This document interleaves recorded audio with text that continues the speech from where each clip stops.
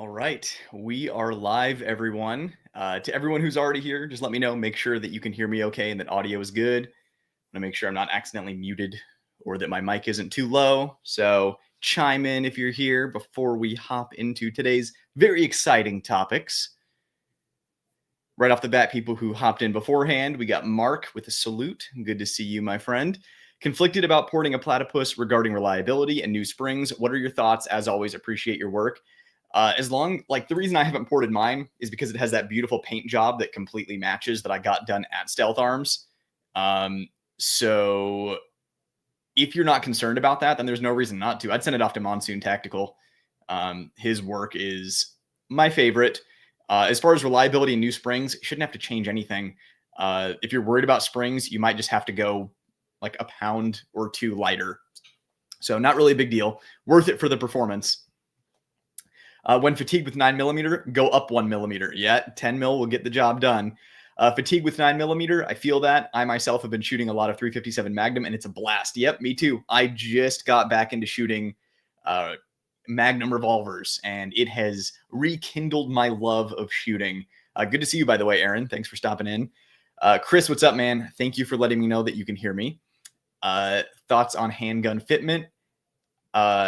For how your hand reaches controls, trigger, etc. Yeah, I mean, it's not particularly complicated. It's just, everyone has different hand sizes, and that is finger sizes, both width and length, actual hand size, width and length, and even width this way, meatiness, different length thumbs, that kind of stuff. So you have to pick the gun that fits you well. You need to be able to reach controls, with the exception of 1911s and 2011s being able to reach the slide stop with your shooting thumb.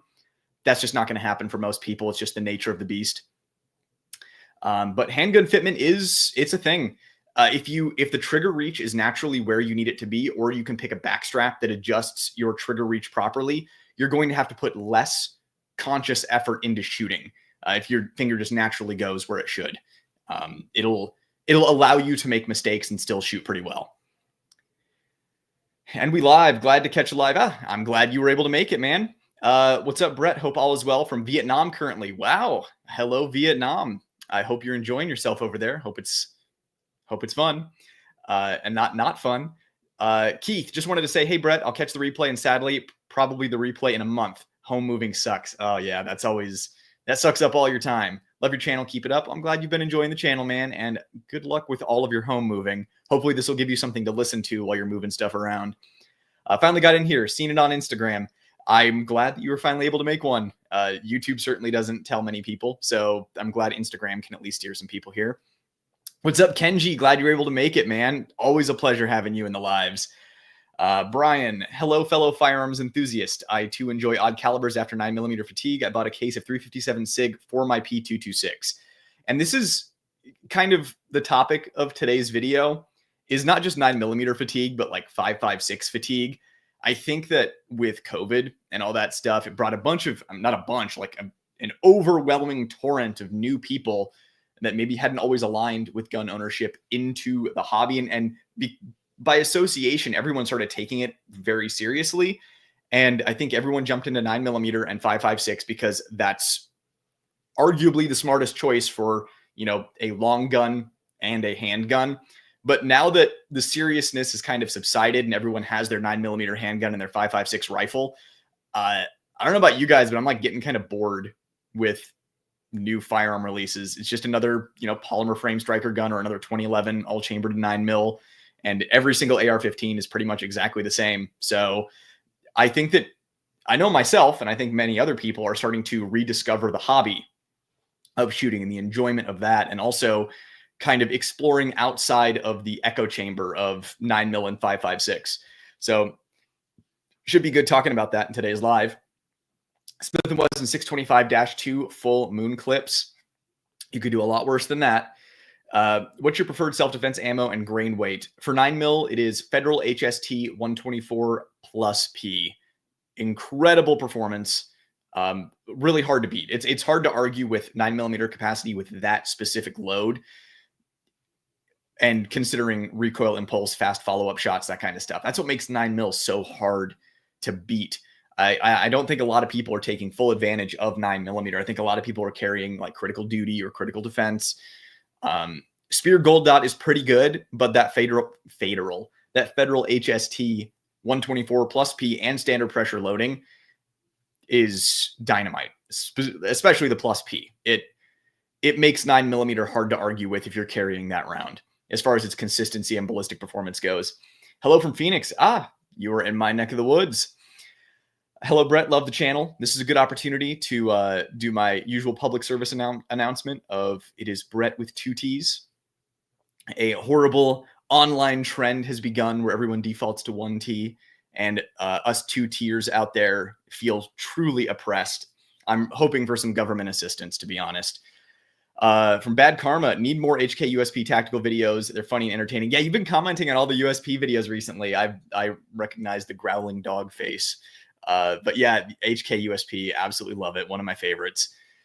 How bad is a Taurus 357 revolver? I want a revolver in 357, but with Smith even being bad nowadays, it's tough to fork up the money. Help me, I'm poor.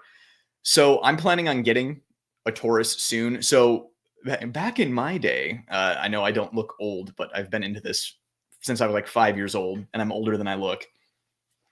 Taurus was awful. It was the worst. It was terrible. My local shop got a, what would be the equivalent of a J-frame Taurus in there in 38 special, 2-inch barrel or whatever. And then there was a barrel sleeve extending out like 8 inches from it. And they shipped it that way in the box. So that was back in probably the early 2000s. So ever since I saw that, and I'd seen some other Taurus issues, I steered clear of them. I think as any, at least a half smart person would. They'd see that and they'd be like, oh, I'm never getting anything from that company. But I've heard Taurus has improved. So I'm going to be getting one of their 357 Magnums with the red dot adapter on there and give it a shot, and then I can let you know. So stay tuned.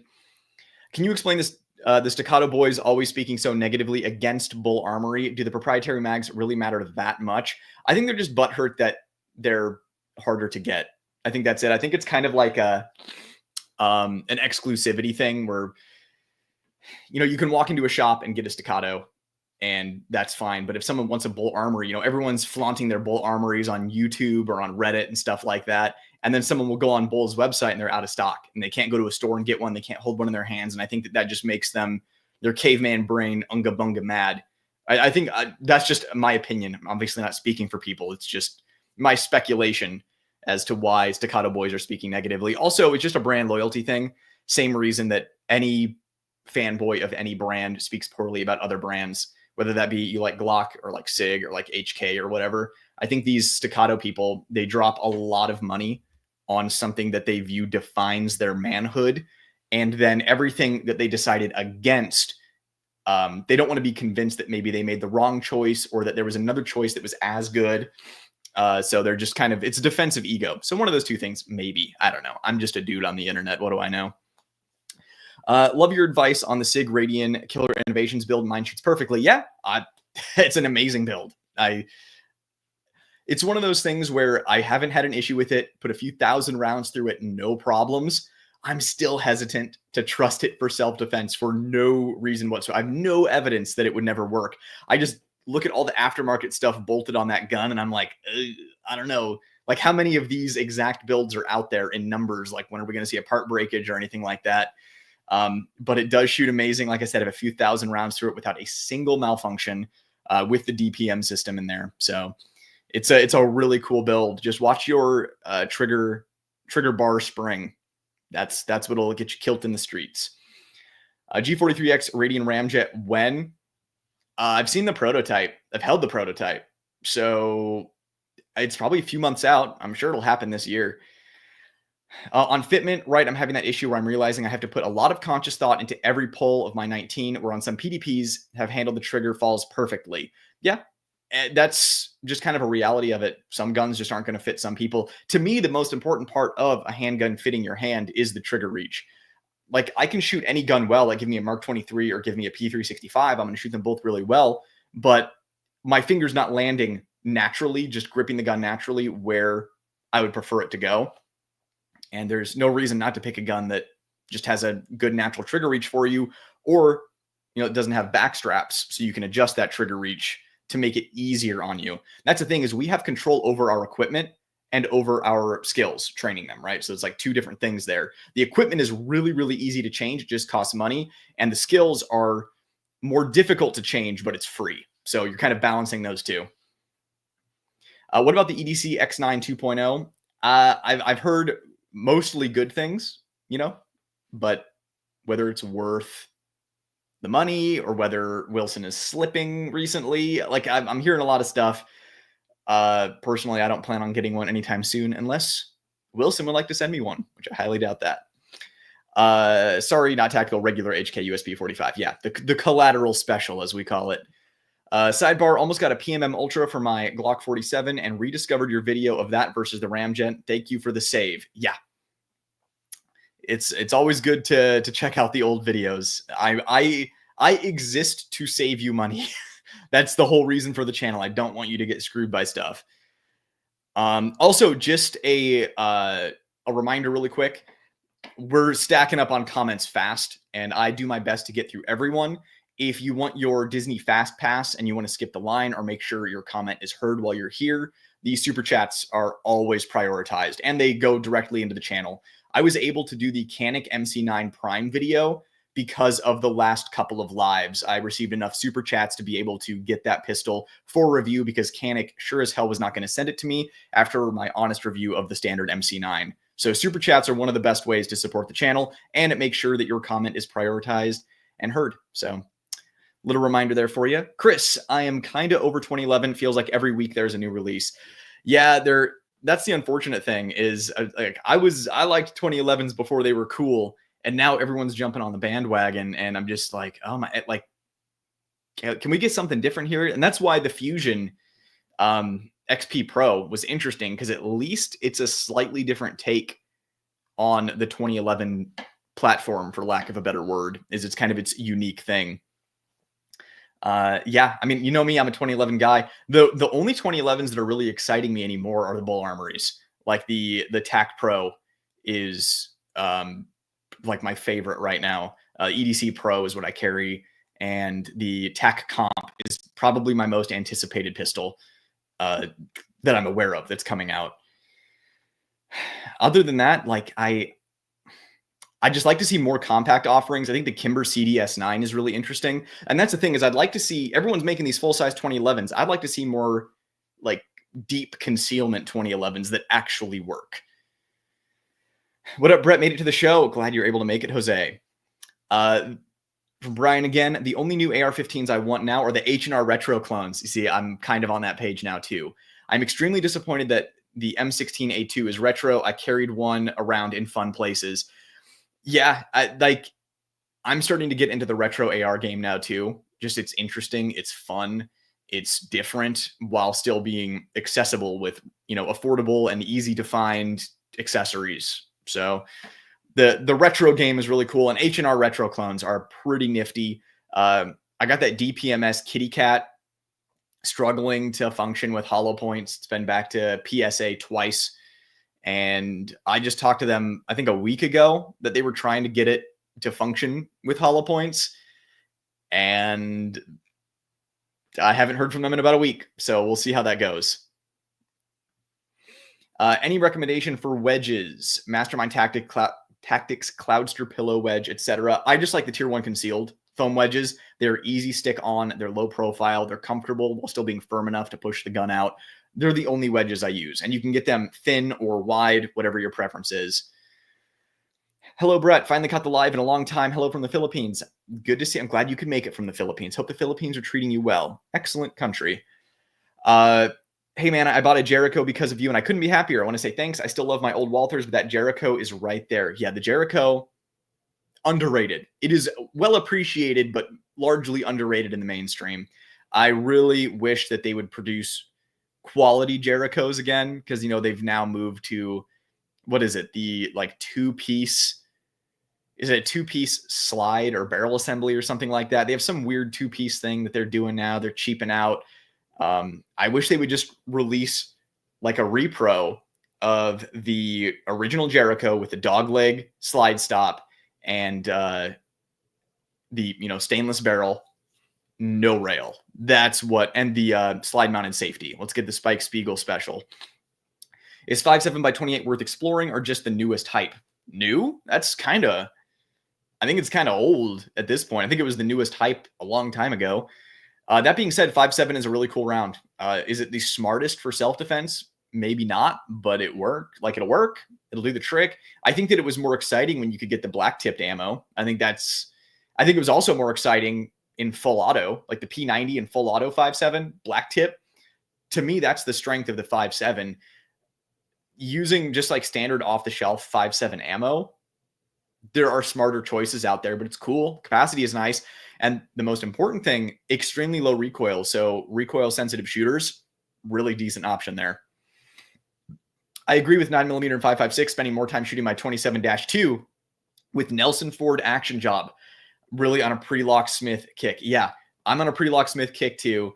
Nelson's work is the main reason I'm buying up these old Smiths. I still need a 27-2. I want either a 4-inch or a 3.5-inch. I have a line on a 5-inch, but I mean, it is mint presentation box. the 5-inch isn't what I want. I like the snubbies. But I just got a 29-2 8 3/8-inch barrel in a presentation case, mint unfired. So I'm really stoked about that. We have a super chat from Jonathan, VP9A1F or KWen. Thanks for your honest reviews. First of all, it did not show me the super chat. Just heads up. So sometimes there's going to be a technology thing. But I appreciate the support, man. I want to do a review on one of these. It's honestly, if I do well on super chats in this live, it would be a complete possibility. I have several review videos in the works, a couple revolvers coming up, but as far as covering new stuff, I don't really have anything on the horizon. So that's something that I think would be interesting. So if you all want to see that, super chat on the live, join the Patreon, that kind of stuff. And we can probably make it happen because HK doesn't send many people stuff, only the big, like, million+ people. So yeah, I'm excited. I shot them at SHOT Show and enjoyed them. I like the K specifically. I think that's an interesting offering. We have another super chat, $10. Thank you, Legend. You are a legend. Hey, it's Legend, pronounced Legend. I've been around the block, and I know how to say, I know elite speak. I was wondering if I should go for a Platypus or a Bull Armory EDC Pro. What do you suggest? So, sorry, if I keep touching my nose, it's because I have pet hair on my face. I was snuggling my babies. So it depends on what you want to use it for. For the range, competition, home defense, the Platypus will do the trick. I've really enjoyed my Platypus still. It's been completely reliable. It's well made, well put together. If you want to be in the Glock magazine ecosystem, I mean, I think it's a no-brainer. If you plan on carrying it at all, I full stop just recommend the Bull Armory EDC Pro. For me, like, one of the big things is temperature of the gun against your skin. If you live in a cold place in the winter, that metal grip on the Platypus can get really chilly, and it's kind of like ice cubes against your skin. If you're like me and you live in the desert and it's the middle of the summer and you're shooting it during the day, and like I do holster reps, I'll set it on the table, like loading it, and it'll sit in the sun. It'll get too hot for me to put against my skin. The grip texture on the Bull Armory, I think, is also far superior for everyday carry, both against your skin and for traction. And the Bull Armory is purpose-built for duty and carry, versus the Platypus is kind of just designed for kicks and giggles. They made it to pivot the company. They had a bunch of 1911 parts sitting around, and they were like, what if we did this? And then they did it, and they executed it well, versus Bull Armory is like, we want to build from the get-go a reliable duty and carry double stack 1911. So if you plan on carrying it or using it specifically for home defense, I'd get the Bull. If you want a range toy, a competition gun, not to say like obviously if you're shooting limited optics, the Bull Blaze is the way to go, and Bull makes better competition driven guns. But the Platypus is a good, like, jack of all trades, fun at the range, Glock ecosystem. You can shoot competition with it and enjoy it and make it your own. The customization is obviously a big deal. So my recommendation between the two is the Bull Armory, but just know you can't make a bad choice. I just prefer the Bull in almost every category. Mewtwo hopping in. YouTube ballistics logic equals pistols poke holes, so the cartridge doesn't matter. However, 380 ACP isn't enough, but 10 millimeter is enough for bears. P.S. Just say your age already. So yeah, this is the tricky thing, right? Is the philosophy is that pistol cartridges poke holes. I mean, it's the whole Clint Smith thing, right? Where, pistols poke holes, or pistols put holes through people, pistols put holes in people, rifles put holes through people, and shotguns take a chunk of someone off of their body and throw it onto the ground. So the difference between 380 ACP and 9mm, if you're looking at just standard loads, is not a lot, especially like you're looking at FMJ. But when you start looking at the heavier loads, like the 124 plus P HSTs from 9mm, the difference between that and a 380 ACP and a defensive loading is night and day. And I think that there's just this balance that we want to have of penetration and expansion, where we want to have good penetration so we know it'll hit vitals, and we want to have reliable and as big of expansion as we can get without, so it doesn't over penetrate, and so that we get a slightly bigger hole, slightly bigger permanent wound cavity, so we have a slightly better chance at maybe slightly nicking something important. And 9mm, when you look at capacity, when you look at the 124 plus P load from HST, it just makes a lot of sense. And again, I think it's the versatility of the cartridge, because you look at 10mm you buy off the shelf, with the exception of like SIG V Crown Elite. You just buy 10mm off the shelf. It's essentially 40 Smith & Wesson. But you get specialty ammo like hard cast buffalo bore or underwood. That's enough for a bear. So I just don't think there's a lot of room for cartridge versatility in something like 380, whereas there is in 9mm, 40, 10mm, 45 even. And then especially once you start looking at revolver calibers, the difference between 38 special and then heavy like buffalo bore 357 Magnum, there's just versatility in the cartridges. So, you pick one of those cartridges that you can go either light or heavy with and then carry accordingly. 380 ACP, that's what my wife carries. I trust her life with a 380 because that's all she can carry on her body. She's, on the petite side. And also, women seem to be more sensitive, seem to have more sensory issues. It's like feeling against their skin, that kind of stuff. So she doesn't like carrying a full-size stippled gun on her body, but she can carry a 380. 380 is good enough. I just think that people get obsessed. It's kind of like in the video game world of people min-maxing their builds. They want to squeeze every little additional piece of damage that they can out of their build. So they're going to reduce their health and then increase their damage a little bit, but then scaling hits diminishing returns at a point. So you only hit that point and then start leveling other stuff up. I think people just get obsessed with what is the best that I can get for my needs. Because there's some people who have the budget to be running 10mm all the time. They train all the time with 10mm and they can handle the recoil of 10mm just fine. Dude, carry 10mm. It doesn't make sense to carry 9mm in that case. But I think for most people, 9mm with the versatility of modern cartridges, modern loadings, it makes the most sense. I don't know. That's kind of my 2 cents on YouTube ballistics. Is that, yeah. I think also people will generalize stuff just because they don't want to sit down and like go full autism for like 3 hours on ballistics. And to sum it up, all pistol calibers are woefully underpowered is the kind of the generalization. And obviously that's not true. I mean, 50 Action Express exists, but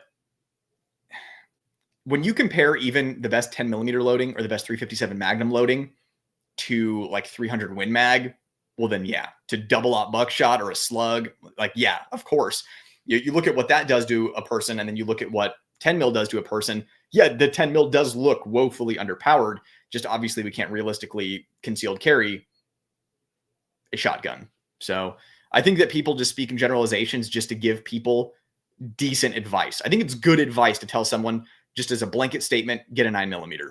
I just think that for the vast majority of people on the planet, that makes a lot of sense. And then you get into the nerds like us where we start bickering over ballistics. That's when we start min-maxing, where it's like, well, this 10mm load from Underwood performs better than that 124 plus P HST, and I have the strength to be able to run it just as fast. Well, then, yeah, go for it. For me personally, like, I'm not going to be burning through 1,000 rounds of 10mm a month. Like, I don't have the budget for that. So maybe when I hit 1 million subscribers, I can just start carrying 10 millimeter all the time. But until then, I'm carrying 9 just because that's what I train with the most and practice the most. And I can get loadings that are excellent for self-defense. Legend again, thanks for the super chat, man. Last chat, when do you plan on talking about the Romulus? I carry the 4 1/4 Romulus, 2,000 rounds, ran flawlessly, but I would like to see your take on it. PS, I wish I got the RMR version. I talked to Alpha Foxtrot at SHOT Show. I was told that they were going to send me a gun for an honest review. And then when I followed up a few times, I was ghosted. So I would say not anytime soon. It's something I would have to get out of pocket. And as I'm sure you could imagine, there are a lot of guns that a lot of people want to see that companies aren't sending me. So I'm doing the best I can there. I'm going to reach out to Alpha Foxtrot again. My concern is that they looked at my channel, saw the honest reviews, even of the stuff that's sent to me, and backed out. It could just be that they're really busy and ghosting me is an accident. I don't know. It certainly feels good in hand. It looks good on paper. And I like that they have an RMR version now. Speaking of funding the channel and helping out. So I'm working on my pistol marksmanship online course, which basically is just going to show you the fastest and easiest way to shoot a pistol fast and accurately. Because a lot of people think in order to shoot accurately, you have to shoot slow, but you can actually do both. Just have to have the right technique when it comes to grip, what your eyeballs see, and then dry fire practice to reinforce it. So I'm working on that. It's very close to being done. I kind of overestimated my ability in getting that out because I had never really done any kind of online course like that before. But I did find a like business coaching program that really helped me steer me in the right direction. And like my course is dynamite. And now I know the technology. I know how to offer it. I know how to boost it out to you guys to give you the best possible product. I put the link in the description of this video. If you have an online business and you need some help or guidance on how to sell your product online, or you need help formulating a course or a digital product or anything like that, the dude's doing a free training. He is like, I've been to a couple of his live conferences, and he's just probably the most knowledgeable marketing guy I've ever seen in my life. So if you have an online business or an online product or service that you're looking at offering, either you want to start it and you don't know where to start, or you've been doing it and you haven't been seeing the success that you want, check out the link in the description because he has free training coming up, and he offers so much value in the free training alone that it's worth your while. So check that out. I highly recommend it. It definitely has helped me out. I was stuck for a long time trying to get that off the ground, and now here I am. I'm building an awesome product to offer you guys that is going to be affordable, accessible, and everything that you need to know to shoot quickly, accurately. I'm really excited to share it with you. I just want to make sure it's the best it can be before I give it to you guys. All right, next up in chat. Let's see here. Todd with 2 Ds. Hello from New Hampshire. Ruger SP101 357 is awesome. My wife shoots 38 special out of it. Love it, but definitely train with it. It's a whole different beast. Yeah, Ruger has been kind of a roller coaster of quality control. Anyone who's gotten a Ruger revolver in the last year, let me know in chat how it's been. I'm just curious if they've gotten their stuff together. I know through COVID and right after COVID, their quality control was trash. I mean, kind of like Smith & Wesson. So let me know how it's been recently. The ones I've held in store have felt fine, but I've been hearing things from people that I know and online that the quality control is still hit or miss. So let me know. Sorry, bud. Hello, Brett. Love the channel. Oh yeah, no, I just give you a hard time about the 2T thing. The grapes I can't get is sour. Harry's holsters got to run, but had to stop in and say, yes, revolvers are awesome. Yeah, anyone who wants the best J-frame holster on the planet, get the Harry's holsters Icon 2.0. It makes me want to carry a J-frame all the time. That's how good the holster is. Like he knows what end users actually want when it comes to holsters. So grateful to have that holster available. Greetings all. Rock on, Brett. Like, comment, you already know. Yep. Appreciate the reminder, everyone. Yeah, if you hit the like button, you leave a chat, stuff like that, maybe YouTube will show this on someone's homepage and we'll get some more people in here. I agree. 9mm and 5.56 just being blah lately. I've been shooting my... Oh yeah, we talked about that. 100% agree. Hey, Brett, I hope your day is going great, man. I'm a left-handed shooter, but I won't be limited myself if I only. Chung Chung. There's a lot of mystery and intrigue in that chat. But I hope your day is going great, and I'm sorry that you're left-handed. Brandon, still wanting to get the compact grip for my EDC Pro. They've been out of stock on them for a long while now. Yeah, the stuff going on in that part of the world, I think, is that like they're doing the best they can through it. I'm impressed that they were able to get like the Ultralight Pro out. They're still introducing a lot of stuff despite how busy they are. So hopefully the compact grips will come back in soon. I think they had that run of Ultralights, Ultralight Pros. Now they have the EDCs coming out with those compact grips. I think their compact grips are just going on complete pistols right now. So hopefully they can catch up because that grip swap was chef's kiss. Is it just me or are the Glock Aimpoint Koas out of stock and perpetually back ordered? My local shop has had a 43X with a Koa for like a few months. That's just been sitting there. But the full size one went pretty quickly. For a first 2011, looking at Bull, what would you recommend? Yeah, if you're not already in a magazine ecosystem, like you don't already have 100 2011 mags that you spent $5 million on, there's no reason not to go with Bull. It's my favorite. They are available now. What? The compact grips are available now. Everybody rush to the US store. Any tips on using the controls on right-handed guns as a lefty? I'd be limiting myself if I only bought left-handed pistols or ambi. Check out Sage Dynamics. He's a lefty, and he like just watch him shoot. You can use the your index finger, like on 2011s, for example, for the slide stop for a slide lock reload, stuff like that. So I would go check him out. I realize not wanting to be gimped by your unfortunate wrong-handedness in this very right-handed world. Things must have just went back in stock. I thought was in stock notification list for them. Okay, everyone, that because of this live, those compact grips are going to sell out. Taurus 605 2-inch or Ruger SP 101 2¼ inch. Which one and why? Thank you. I would go with Ruger. I think that's probably the smart choice. If you have a problem with Ruger, I'm sure they will take care of it. But like I said, I've heard mixed things on their quality control, but I think you're more likely to get a lifetime heirloom gun with Ruger than you are with Taurus. TAC Comp is going to be fire from Bull Armory. Absolutely cannot wait. Would love to see a Mini 14 tactical style build for something different. Yeah, I think one of the guys at Tier 1 Concealed just did a Mini 14 build. That's pretty neat.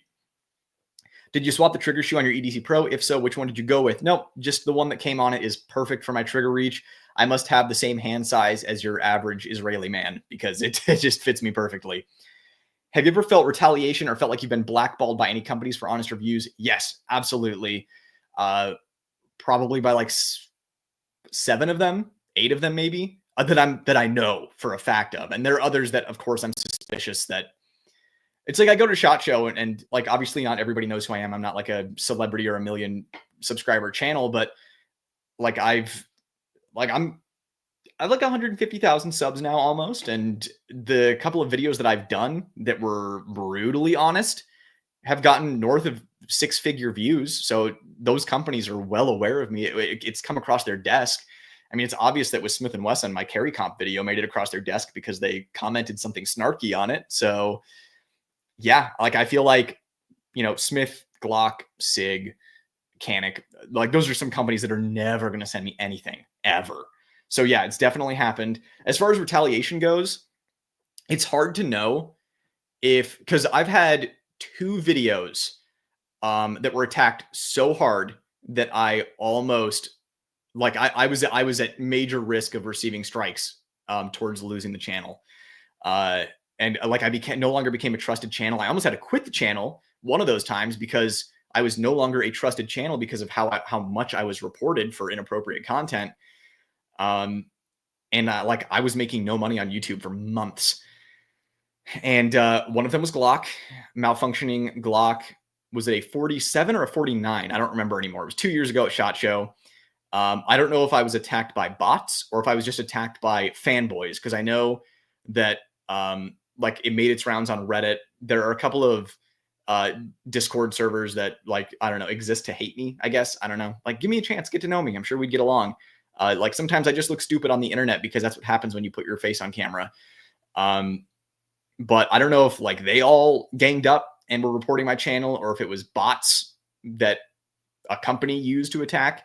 But those are my 2 most disliked videos, the SHOT Show with the Glock malfunctioning, and then the Smith & Wesson Shield Plus video with the 13-round mags malfunctioning when topped off. Those are the two videos. My channel average like rate is 98.2%, which tells me that, most people are enjoying the channel.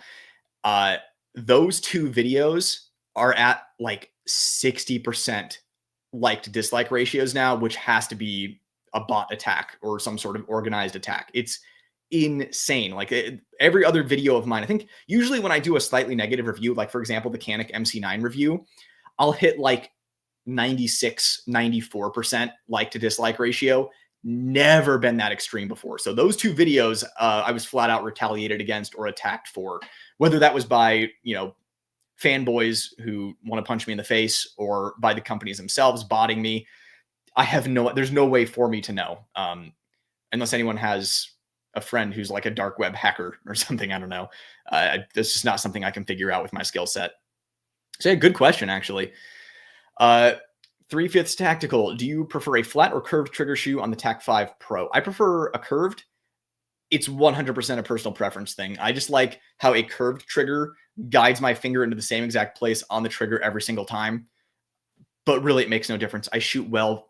I shoot both flat and curved triggers very well. It's just a personal preference for curved for that reason. Mr. Dude, the dude abides. Revolver question. Opinion on modern Colt Viper. So the only modern Colt that I do not recommend, full stop, are the Cobra and King Cobra. It has a known issue where I think it's the hammer sear at some point is going to break. It's not a matter of if, it's a matter of when. They're aware of it. They have not fixed it. They are not interested in fixing it. And it's just because people who buy them don't shoot them long enough for it to break. Mine broke. It was the whole reason I decided to. I made a few videos on YouTube here and there, just kind of as a hobby, just to try it out, to see if, I enjoyed it, to see if it was fun, see if I could, find a community, and always kind of backed away from it. Then when my Colt King Cobra, when that hammer sear broke and I had a problem with it, and then Colt did not have great customer service, I'm like, you know what? Like someone's got to say it. So then that's when I made that video. And then I went kind of all in on YouTube and started actually trying. And then that was a tough time trying to build the channel. Because that was when all of the like the gun tube apocalypse stuff was happening, where they were taking down like KCOG 45 videos. Demo Ranch was having problems. So me trying to be a new channel, then uploading gun videos, it was rough, but I managed to weather the seas, and now channel's doing okay and it's growing fast. And I'm appreciative for all of your guys' support. I'm just really glad you're enjoying yourselves here. That being said, to answer your question, the Pythons, when they came out, had problems. I haven't seen many problems with the Viper. So like, it should be okay. Just be aware that it is a mass-produced revolver. There's not a lot of craftsmanship that goes into it, and it would just be for fun. And that's all I can really say. There are rumors that they, source their steel from India, that it's cheap, mass-produced, overpriced for what it is.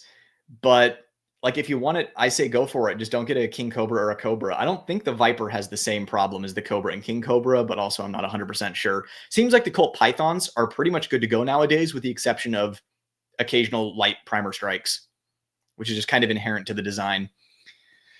Yo, homie, is that my briefcase? One of the best moments in movie history right there. EDC Pro, it's my carry gun. Waiting for a M1 carbine replacement. 5 pounds, cartridges 357 or 44 mag power, semi-auto, large capacity magazine. ARs are close, but not as light or handy. 9mm PCC are often 7 to 8 pounds and recoil a lot. Yeah. I think, was it Ruger that they were making? Oh man, what was it called? Like the Ranch carbine or something like that. It was kind of like an M1 carbine chambered in 44 mag, right? Like, I'm not being crazy. That existed, right? I'd love to see something like that again. What do you think of the Ruger Ram? I think that it's cool and that it's a fun gun. From Scooter, love your channel. Well, I love your comment. So thanks for stopping in here and dropping a chat, man. I get so sad when I hear people talk about cool guns as I sit in California. That is the world's biggest bummer. Imagine a state being able to just completely override the United States Constitution, and there's nothing anybody can do about it. Sorry, dude. What about Platypus versus XP Pro? Both are good for different reasons. I would steer towards the Platypus because it's actually American made, not Turkish made. Not that there's anything wrong with something Turkish made, just a little more consistent quality control with the Platypus. And also I prefer the grip texture of the Platypus over the XP Pro. That's pretty smooth. But both are cool. I think the XP Pro is maybe a more practical gun size-wise and design-wise. But I think the Platypus is just the better 2011. Both are great though. Like, you can't go wrong with either one. From Max, thanks for the super chat, dude. Really appreciate it. I'm looking for a first hammer-fired gun in 9mm, trying to stay in the 3.5 to 4-inch barrel range with a compact grip. Single action or DASA doesn't matter, but I avoid single stack stuff. Suggestions? Yeah, dude, you have a lot of really good options out there. First of all, I don't know what your budget is, but if you kind of don't have a budget, I 100% recommend a Langdon Tactical Beretta, whether that be a PX4 Storm or a 92. I prefer the 92, but the PX4 shoots better. Just, you might have to get it stippled because of the lack of grip texture. I like on the 92 that I can actually get like lock grips, G10 grips that are aggressive, but not too aggressive when it rubs against my skin. My next personal pistol, not, for the channel, my next personal pistol that I get is probably going to be a Langdon Tactical Beretta 92 compact because I have the full size. But the cool thing about Berettas is you get those Mech-Gar magazines where, like on a full-size Beretta, the length of the grip on a full-size Beretta is actually closer to a Glock 19 than you would think. And with the Mech-Gar magazine, you're getting 18 rounds. With the compact Beretta 92, you get the Mech-Gar magazine that holds, 16 plus one in what would be closer to like a Glock 26 length gun. That's probably my number one recommendation is some sort of Beretta 92 Langdon Tactical. PX4 Storm as well. Like I said, if you want a softer shooting gun, just might have to do something about the grip texture. And also, obviously, recommend Langdon Tactical just for like an optic cut. What else? Oh, CZs. Now, granted, I just looked at the CZ Shadow 2 carry at my local shop, and the reset was terrible. So I feel like if you get a CZ, you probably have to send it to either Cajun or CZ Custom, versus you can just order an LTT from Langdon, which is why it's probably my recommendation. But that would be after the Beretta 92 PX4 Storm, CZ like Shadow series, or even like the PO1 or the PO7, and like any of that family of CZ guns are going to be great. You just might want to do some action work to them to squeeze the most performance out of them as possible. If you want the most durable gun ever made, if you're looking for more of a duty gun and you don't really care about the reset, trigger pull, that kind of performance stuff, HK-USP is one of my all-time favorites. So hopefully that helps guide you in a good direction there. Again, appreciate the super chat. All of you guys that have super chatted, really appreciate the support. Let's see here. Where were we at in chat? Got to go to the regular Disney line. We got through all the fast pass people here. I'm in Connecticut, not that much better. Oof. Sorry, dude. No older than 27. Me? No older than 27? I don't know. Some reviewers have reported a hotspot on the EDC Pro. Have you experienced this also? Have you modified your frame? Yeah, this is something that kind of irritates me. I had someone accuse me recently, now granted, just a rando faceless, basement dweller on the internet, but someone accused me of being a Bull Armory shill. Honest Outlaw pointed out the hotspot on the frame. It's kind of that bump area that sits underneath the safety. And I mentioned that in my first Bull Armory review. And I've mentioned that in almost all of them. I think I forgot to mention it in like one of them. But that's like one of my ongoing critiques of Bull Armory. It's not the end of the world. If you have tougher hands, you can actually bite into that hot spot and use it as leverage to control the recoil of the gun. But it's not comfortable when you do it. But yeah, I've mentioned that in almost all of my Bull Armory reviews because a lot of other companies, especially the Turkish ones, are blending that little spot that sticks out on the frame underneath the safety. I've not modified it. I don't see any need to. My hands are pretty tough. I shoot a lot, so I use it as leverage. I would prefer if it was blended, though, for sure. Ruger RXM is super dope. Great bang for the buck. One that I definitely plan on reviewing soon. Ruger's another company that ghosted me. I was emailing back and forth with them post-SHOT Show and ended up getting to their social media person and sent the link to my channel for them to check out. And then I just got completely ghosted. So maybe I'm just too much of a risk or a wild card. Maybe they're not confident enough in their product to send it to me. I don't know. Scooter again. Question. For competition, you recommend Bull Armory Tac Pro or Kimber 2K11 or SIG 226 Legion X5? I'd recommend the Bolt Armory Tac Pro or the Kimber 2K11, just based on whichever one you can find or whichever one you can get. You'd be limited on what disciplines or divisions you could shoot with the Tac Pro because it's ported. Like if I was going to shoot competition with a Bolt Armory, I would shoot like limited optics with the Bolt Armory Blaze, or even just like a standard Tac. Kimber 2K11, also amazing, man. They built that thing right. It is smooth as butter. Both of those are great options. Both of them are also kind of hard to find. So pick whichever one you like better. You can't go wrong either way. As far as the SIG 226 Legion X5, it just doesn't keep up with the 2011s. Both recoil, impulse, and trigger.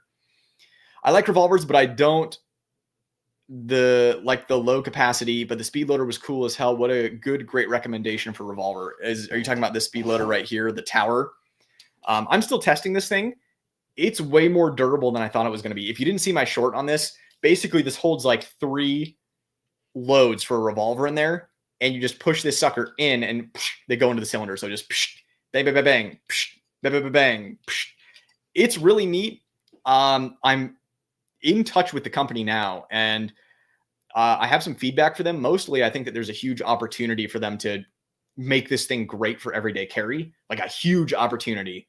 I don't want to I don't want to say anything in case it ends up going through, but this could be revolutionary for revolver carry. I need to test it more though. They also send it with an adapter. So I think you can remove this tower and then just put like a plate back here with a knob, not like a turny knob, but like an ergonomic knob that you can grab easily.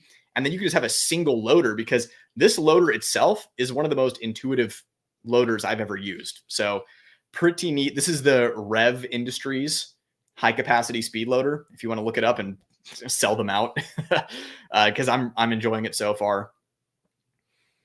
But yeah, obviously low capacity is the issue with revolvers. I carry a Ruger LCP Max with Hornady critical defense. It's certainly better than a sharp stick. Absolutely. I've been on a revolver kick lately, even some gunsmithing on them. Be careful with that gunsmithing. If you ever do something wrong, you can always send it to Nelson Ford. But yeah, I'm on a revolver kick too. I think I've gotten like 3 revolvers in the last couple of months. So there will likely be more. I guess my point is that bullet construction matters more than just the cartridge itself, and people overlook that. Okay. Yeah, from your super chat earlier where we were talking about YouTube ballistics. And that is the strong point, right? Like, for example, something that I mentioned in my revolver video, the Federal HST 124 Plus P for 9mm has almost the same bullet weight and the same muzzle velocity as the 125 Barnes TAC XPD 357 Magnum. But the 357 Magnum expands way more and dumps its energy faster, even though that they're almost identical. You know, they travel at identical speeds at identical weights. And a lot of that is bullet construction, powder used, like you said, cartridge itself. Those are all things to consider. But, you know, the question becomes, you know, you plug someone with a 9mm 124 Plus P, and you plug someone with a 10mm, like an Underwood 180 grain XTP or something like that. You look at the difference between those 2 wound cavities and then compare it to a rifle or a shotgun, and all of a sudden they start to look pretty close to the same, right? But I think a lot of people who carry 9mm are not carrying optimized ammunition for the 9mm. And I think that a lot of the security camera footage that we see, especially on channels like Active Self-Protection, people are not carrying an ideal loading for their 9mm. That's why they're eating like 10 rounds and not going down. But again, there are also loadings for 10mm that are basically 40 that would probably do about the same thing. So there's a lot that goes into it. And I think a lot of people don't think that far. They just buy a 9mm. They're like, I'd like some hollow points. And then they just take whatever they have on the shelf, which is usually going to be Hornady critical defense or critical duty. I think states with magazine capacity restrictions need to be taken into consideration. If I can only carry 10 rounds, I will carry the largest caliber that I can conceal on my person. That's why I have an appendix holster for my 50 AE Desert Eagle. For when I go, although I guess 50 caliber is probably banned in, I think, New York at least. And I know you can't buy, what is it, the complete gun in California, but you can like get the barrel or something. But anyways, like, jokes aside, I realize like a lot of people think that I'm dumb when really I'm just like deadpan joking.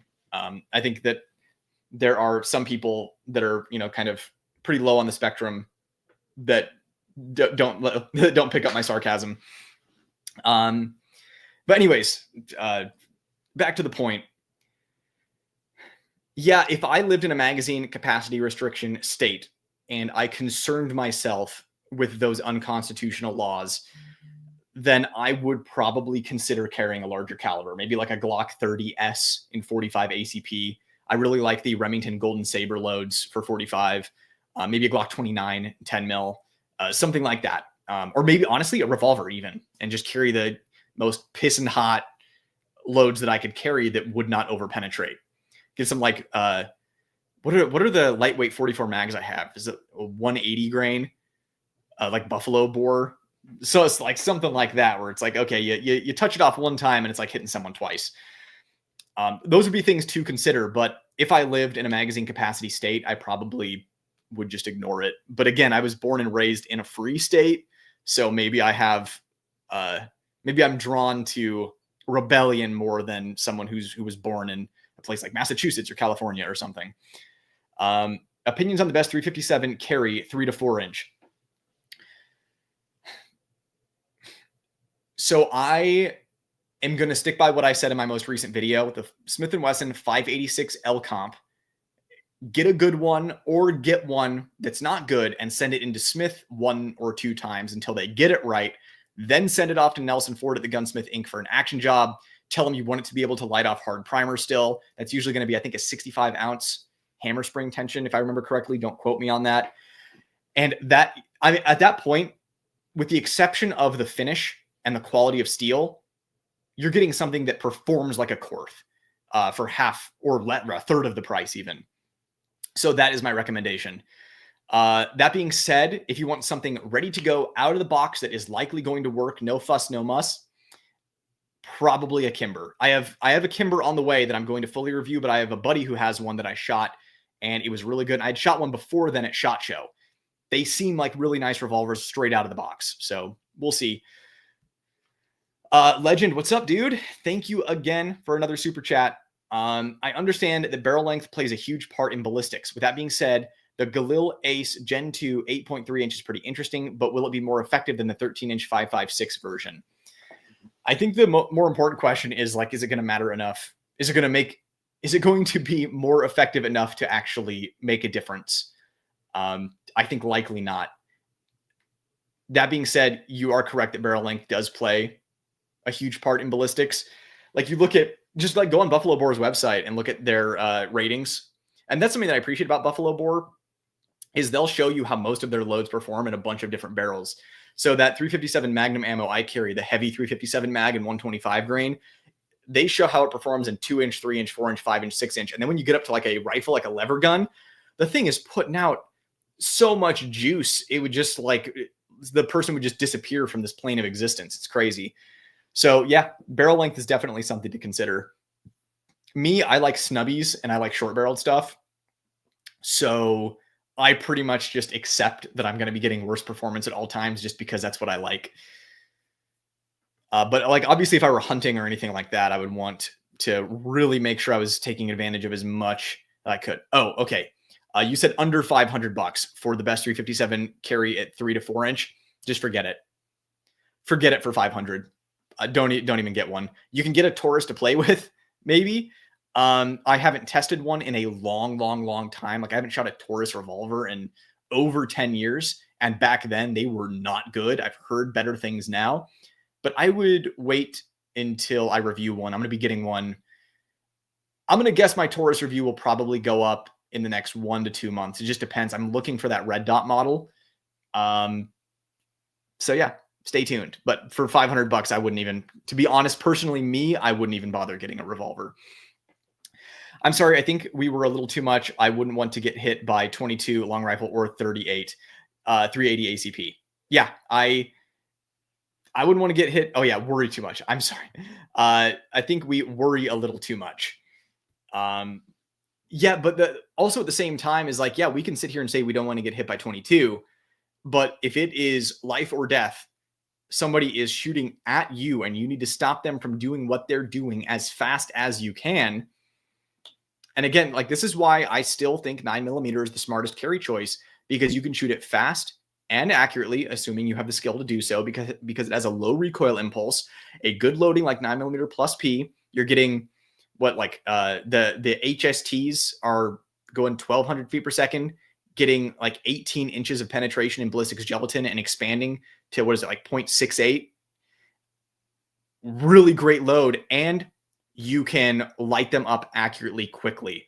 So with 10mm, obviously you're hitting them with more juice, but with 9mm, I mean, let's say I can shoot something 4 times with a 10mm, in that amount of time, it could be 6 times with a 9mm.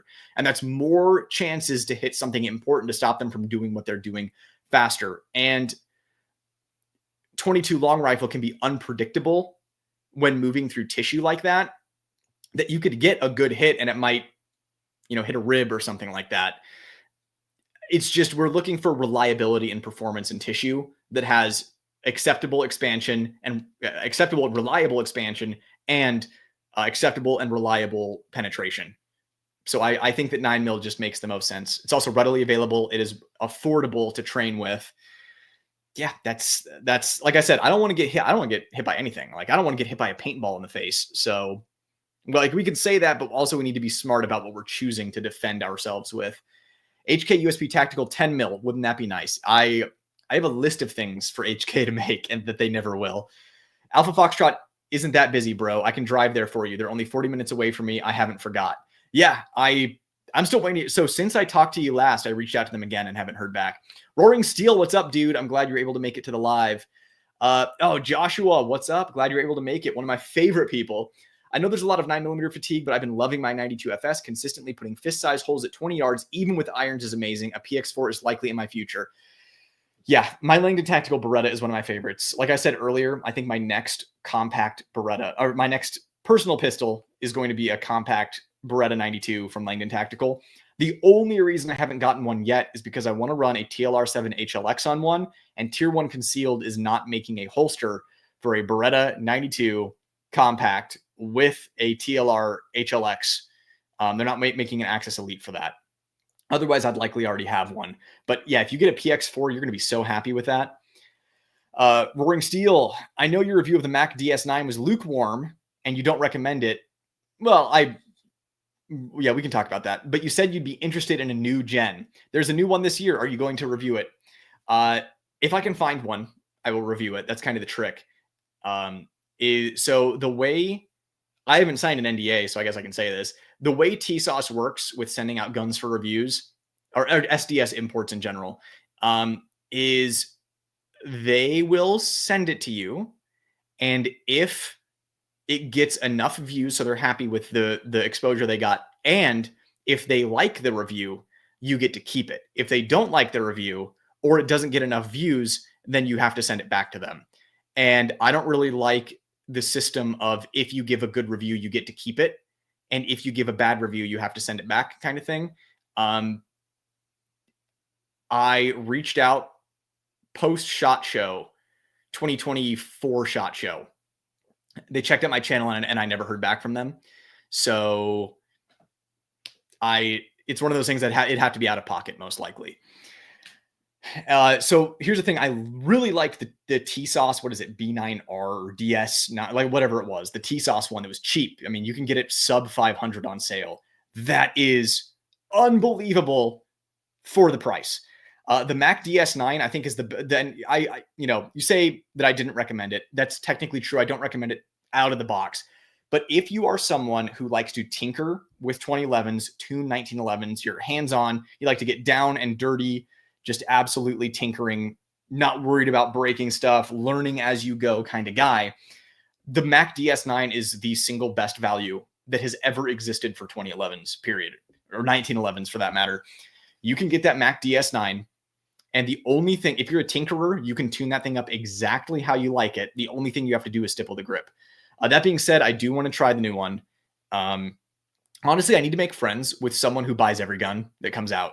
I need to make friends with someone, and then we'll just like loan them to me for the channel. That would be helpful. If you know anyone in the Phoenix or Scottsdale area that just gets everything, and they want to see reviews of it, let me know. DM me on Instagram. My shop has the 2.0 Mac DS, and I'm seriously considering it. Yeah, I have not seen one in person yet. Sorry, this isn't keeping with the topic of 9mm fatigue. Oh, yeah, no, it's a general Q&A as well. Looking forward to your course, Brett. Yeah, I'm excited to offer it. Super excited. Hey now from Lefty. Sorry. Sold the Radiant X Macro, picked up an MR920. Such a better shooter. I will not miss the X Macro. I do agree. The MR920 shoots better than the X Macro. It's just it's a size. I mean, I maybe not that. It just does shoot better. It's just a ergonomic design thing, weight thing, maybe. I don't know. That being said, I realize that the P365 family of guns has the trigger bar spring problem where it'll just break and then, I guess you lose this gunfight. But I've seen far more issues with shadow systems. Like we're up to 4 subscribers now that have sent me pictures of their shadow systems where the barrel just disintegrated where the compensator was mounted. Like literally, I'm talking like Thanos snap disintegrated. But that's why I hesitate to recommend shadow systems. I see that and I'm like, what are they doing over there? That being said, you are right. MR920 shoots better. Donkey Defense, thanks for chiming in, Donkey. I thought I was your favorite sad face. You are my favorite donkey. I just don't know what you're doing in my swamp. But no, you know that you're one of my favorites. I don't know if you're everyone else's favorite, though. You seem to ruffle feathers a lot. From Kieran, first of all, thanks for the $20 super chat. That is super amazing. Going to be able to put that in the fund for gun reviews. So again, if anyone's here, if you super chat, it's your Disney Fast Pass. You skip the line. I answer your question or talk to you right off the bat, and it goes directly into getting stuff for the channel. So definitely appreciate the super chat and the support. Thank you. Thanks for all you do. Would say that you're my favorite gun tuber for your real takes and your love for all things anime and games. Sorry, everyone who's not a weeb. Would you say it's safe to carry 2011 as little ones get grabby, and which 2011 for carry? Yes. So if you have little ones around, I mean, no matter what you're carrying, you should be careful. Like if you were super paranoid, something like an HK USP decocked with the safety on would probably be like the best thing to do. But yeah, 2011s are absolutely safe. I would just, it's one of those things. If it's not on your person, it is locked up. You'd be diligent about that. That's the thing, is firearm ownership is a huge responsibility, and tragedies happen every single day. And like full stop, the responsibility starts and ends with you. That being said, keep in mind 2011s most of them have grip safeties. They have thumb safeties that act as obstacles. If a little one gets that safety off and can grip it, though, then yeah, it doesn't take a lot to set it off. But I think the same would apply to a Glock, right? It doesn't have any manual safeties. They can just pick it up and kind of 2-finger kabang the trigger. The guy who played the original Black Ranger in Power Rangers is missing one of his fingers because when he was a kid, I think he was like 5 years old, he found his parents' Derringer in like a sock drawer or something, and like thought it was a toy. And those Derringers had heavy triggers, and he was able to like pull the trigger hard enough to blow off one of his fingers. So he's been missing a finger since he was a kid. You may have just been today years old when you learned that the Black Ranger was missing a finger.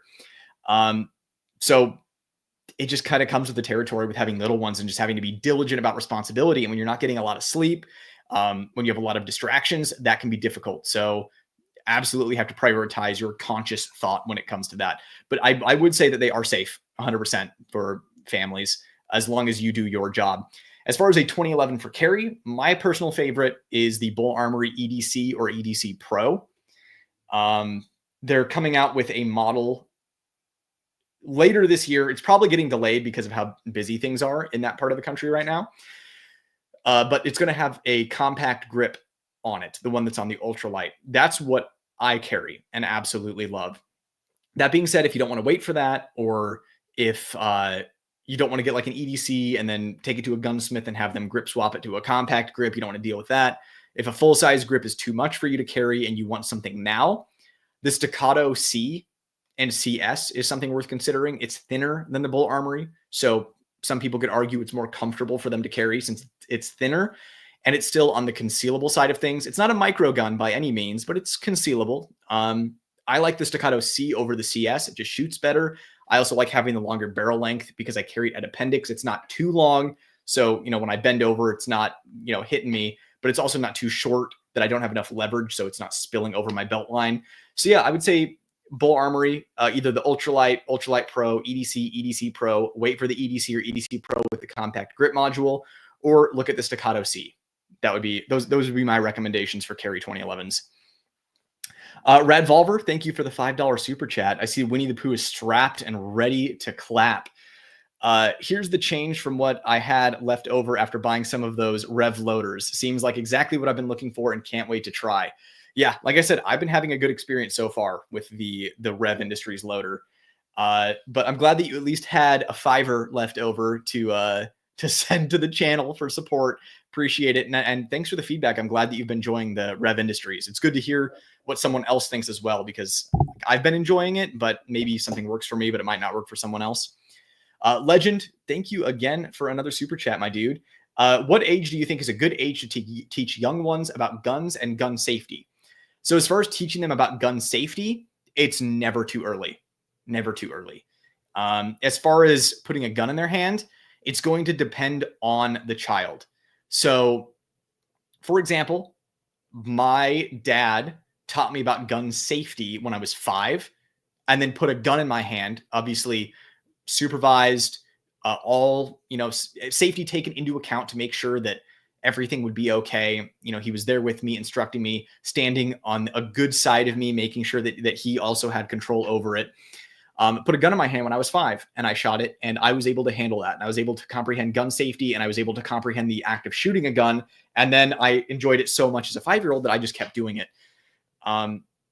But it depends on the kid, because my dad also had other kids, and he did not put guns in their hands when they were 5. So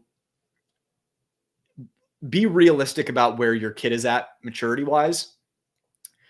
I think any age is important for gun safety. One of the most dangerous things you can do is have guns around and they're a mystery or they're a curiosity, because that, like, kids, as you know, are going to seek it out and find it. I just talked about the Black Ranger blowing off his finger when he was like 4 or 5 years old. It happens. So I think making sure they're not a mystery and explaining that, this is a tool or something like that, and to be safe with it and teach them safety, ingrain it in them. I don't think there's such a thing as being too young.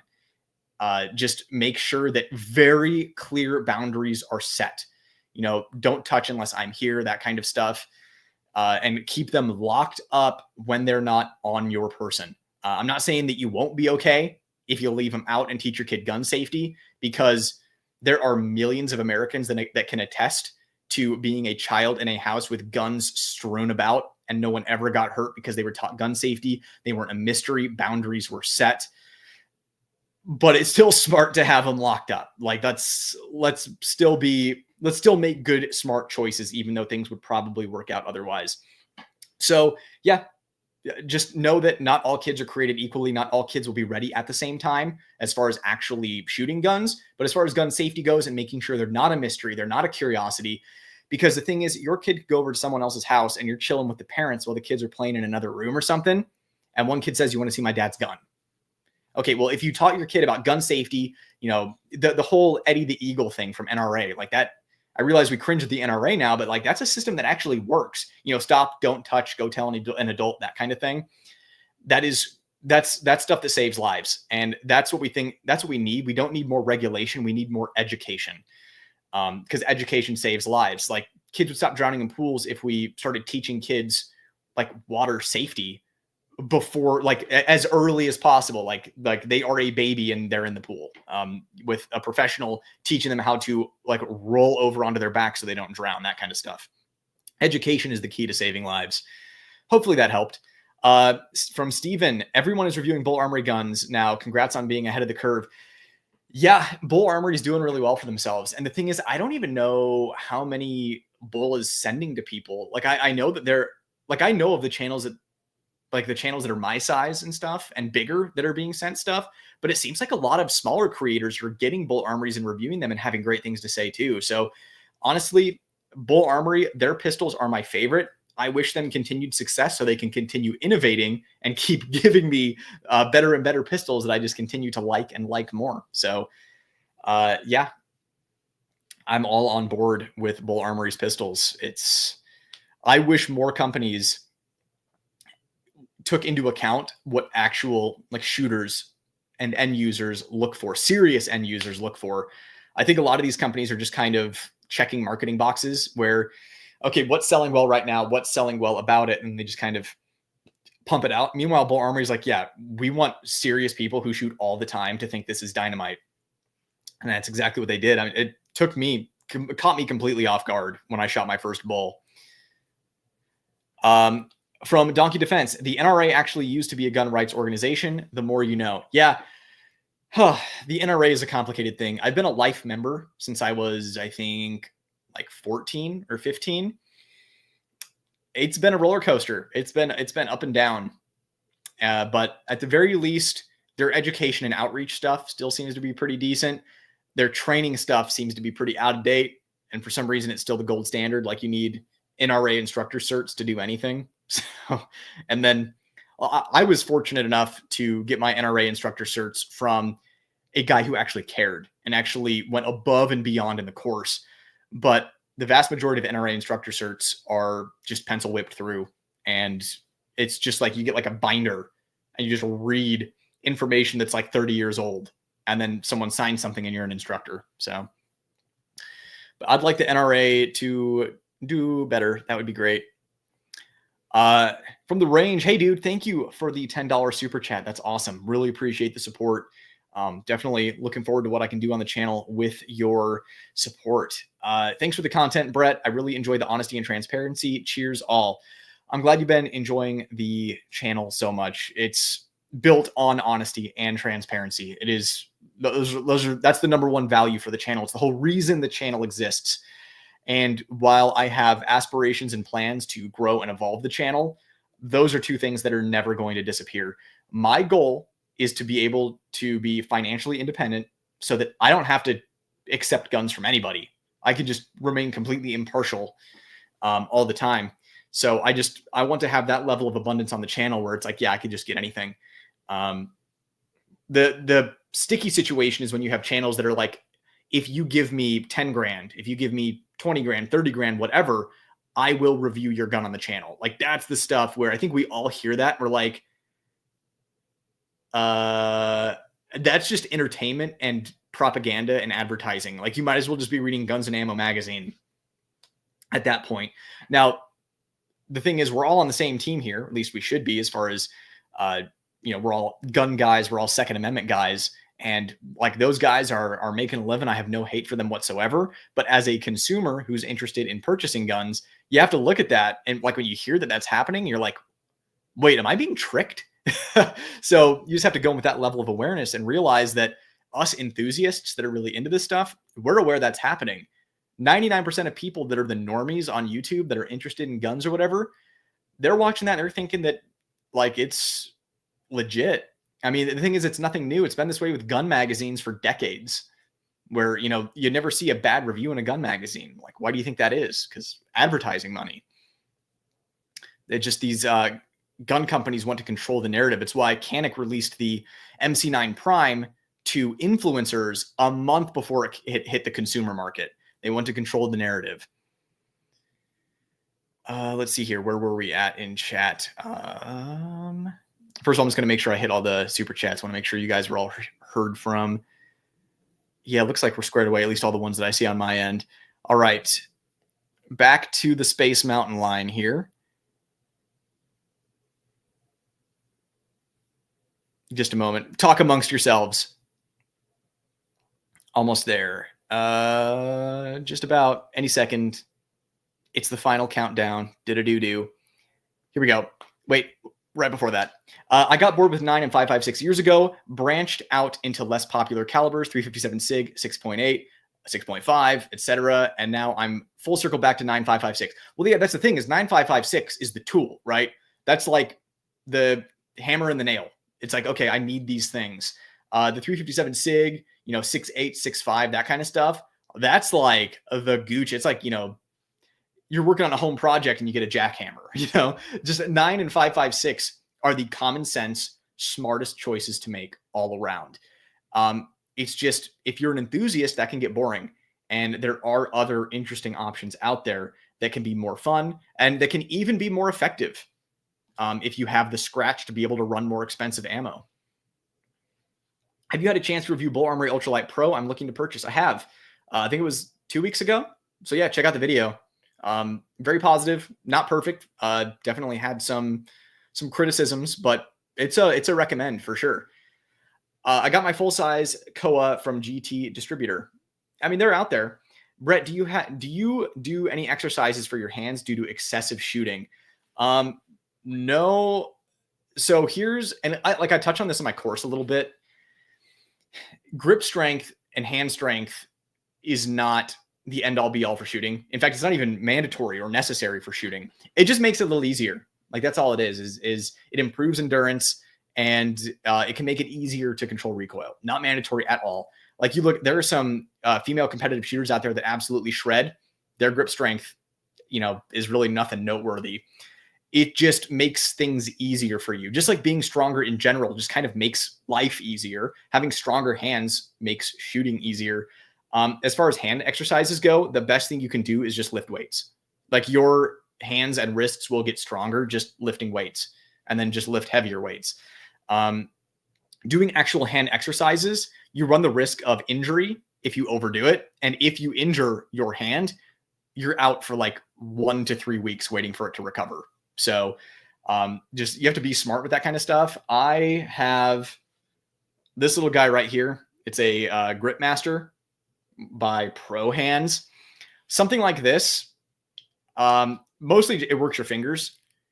It's something that you can't really overdo and you can't really injure yourself on it, but you can just like hold it until failure, that kind of stuff. You can also hold it like this and work your thumb. This more focuses on your digits, your actual fingers themselves. But basically working on this is what really improved my revolver shooting, to be honest. Like, double action pulls are cake for me now. Once I started, I mean, keep in mind, I had the medium one of these for like 10 years. And then I got the heavy one probably like 5 years ago. So like, I was doing this when I was a teenager. So the other one, do I have it sitting around here somewhere? What's this one? Oh, there it is. So this guy right here, this is a Captains of Crush. It's like an iron something. I don't know, but Captains of Crush, if you look it up, you'll be able to find it.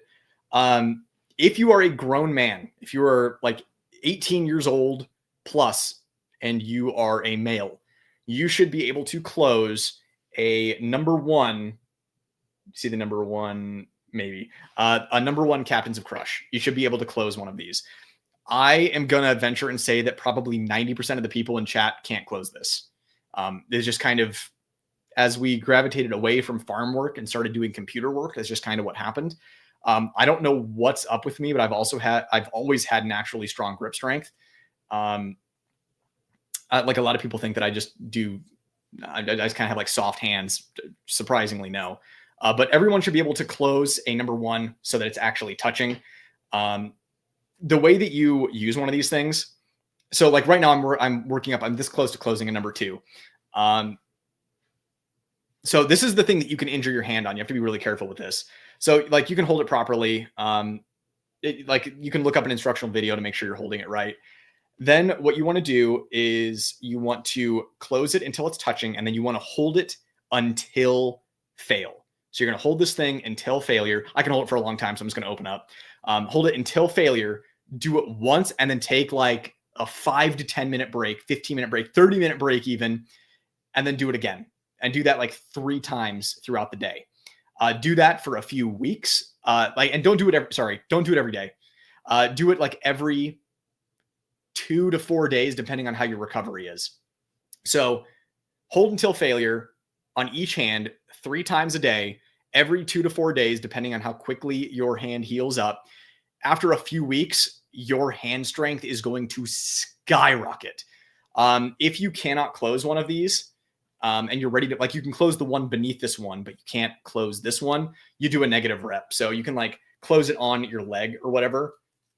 So like, put it down on your knee, put all your weight on it, close it, and then do a negative rep.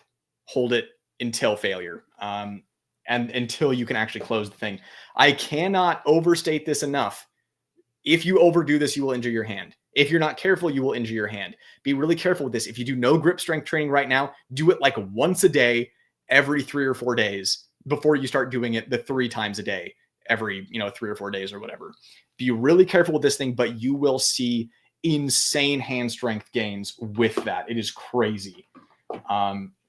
So yeah, Captains of Crush. If I was smart, I'd put like an affiliate link in chat, but I'm too lazy right now. Yeah, so like that's what I do personally, but it's not mandatory. It's not worth hurting yourself over if you are not just like naturally if you don't have the aptitude to do something like that. There are way more important things for you to work on as far as grip strength training. Hopefully that helps. All right, back to super chats here. From Joshua, what's up, Brett? Did you get a chance to take a look at the new Glock patents? Somewhat modular with replaceable grip lengths. Love the channel. Joshua, you are one of my favorite commenters, my guy. Like you got the knowledge. Yeah, I did take a peek at them. They look very interesting. My concern is just maintaining Glock quality control, consistency, and reliability with a new design. It's kind of like, you take a reliable car maker like Toyota, and then they release a new body style for a car, and you're like, I think I'm gonna wait, even though it's Toyota. I'm gonna wait. That's kind of how I feel about this. Is I personally wouldn't want to be an early adopter for something new like that, especially since the Glock 47 and Glock 49 had issues when they first came out. I mean, obviously Gen 4s also had issues when they first came out. Like it happens. They deleted the half moon cutout in the Gen 5 because people were pinching their pinkies. It's like, did you even test this thing? So yeah, I think it looks interesting. I just want to gonna let them iron it out for a bit first.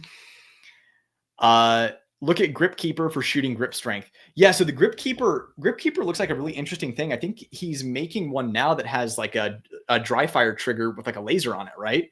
So you like actually grip the gun. It's kind of like this, but it looks like the grip of a gun. You pick it like 2011 CZ Shadow or whatever, and you grip it, and then you can just like grip this thing, and then I think it has like a dry fire, like clicky clicky. So yeah, Grip Keeper, if you want to support 2A gun guy who's doing grip strength training like that, then Grip Keeper is a good place to go. Thank you for pointing that out, Donkey. All right, back to chat. Yeah, I hate how whenever I go to super chat, it just like rolls me down to the bottom. Let's see here. I'm just going to say words until I find where I was at. I went to the medium curved on my EDC, helped a bit. Fiddly install though. Yeah. So you need the right size like Allen key. It's like it's a metric one. I got it on Amazon, whatever it was, and then it's Loctited. So you usually want to hit it with a little bit of heat. But yeah, once you fiddle with it, you can replace it, and then I mean it's easier than swapping a trigger shoe in a standard 2011 at least. Springfield operator for a first 1911 45, or do you have a better option? It depends what you want to do with it, right? Like if you just want a 1911 for the sake of having a 1911, like just get a TSOS and then you'll have one for a couple $100. If you want one that you could actually use defensively, Springfield is not a bad option. Just be aware that like Smith & Wesson recently with their revolvers, you're probably going to get one that needs to go back to Springfield. It just kind of is what it is. But I know a lot of people crap on Kimber. Kimber is another good option in that price category that I've been liking recently. They are doing the best they can to recover their reputation from what happened in the Cohen days. But yeah, Springfield operator would be one worth looking at. I would also, like I said, I would also look at Kimber's, see if there's one that catches your eye. They're not for everyone. Not the aesthetics aren't for everyone. But if you're dipping your toe in 1911s, you're not even sure you're going to like them. There's no reason to not just get a TSOS and call it a day. And then if you like it, you can get another better one. And if you don't like it, you're only out. If you get like one of the GI ones, you're only out like 300 and change. So, and if you get one of like the duty ones, you're only out like 500. So that's kind of my recommendation. My actual recommendation is just get a Dan Wesson. Like that. My recommendation is, hey, you want to get a 1911, get a Dan Wesson, but not everyone wants to drop almost 2 G's on a 1911. So, I'd also say that Colt, not a bad option. So Colt, I'm slipping in my chair. Colt, not a bad option. again, inconsistent quality control like Springfield's. Kimber's been getting better. Kimber might actually have the strongest quality control right now at this moment in 2025 out of Springfield, Colt, and Kimber. But Colt, they're easiest to work on. They're very consistent with their tolerances. I mean, not that they're tight tolerances, but they're the actual parts that they use are consistent in size, so you're less likely to have tolerance issues. You are still likely to have stovepipes and stuff like that, in which case you could send it back to Colt. Springfield's customer service, usually very good. Warranty service, usually very good. Kimber's warranty service, usually really good. Colt's warranty service, kind of hit or miss. Pick whichever one you like best. Know that you're taking a risk. For me, if I'm going to be taking a risk anyways, I would probably just get a T-Sauce. Although their warranty service is very slow. So if you do have an issue, you might be on your own figuring it out, or you might be waiting a while for them to fix it, and they might not even fix it. So they might send you a brand new one that then also has a different set of problems. So, I mean, making a recommendation for first 1911 is hard. I'm just in the camp of buy once, cry once, get a Dan Wesson. Puffin stuff. Ayo, the man is live. Can't believe I didn't see the notification, but I'm home from work, Jim, and I'm here to vibe out. Glad to have you here, Puffin stuff. Yes, more rifle content. On the topic of retro builds, there are much better sources than any PSA brand, and that includes H&R and DPMS. Instead, go with BCM, Fulton, or B Kings. Yeah, it's just the retro, the complete retros are just easy, right? And you get excited looking at it. You don't have to piece it together, and it's just like, oh man, this H&R looks so dope.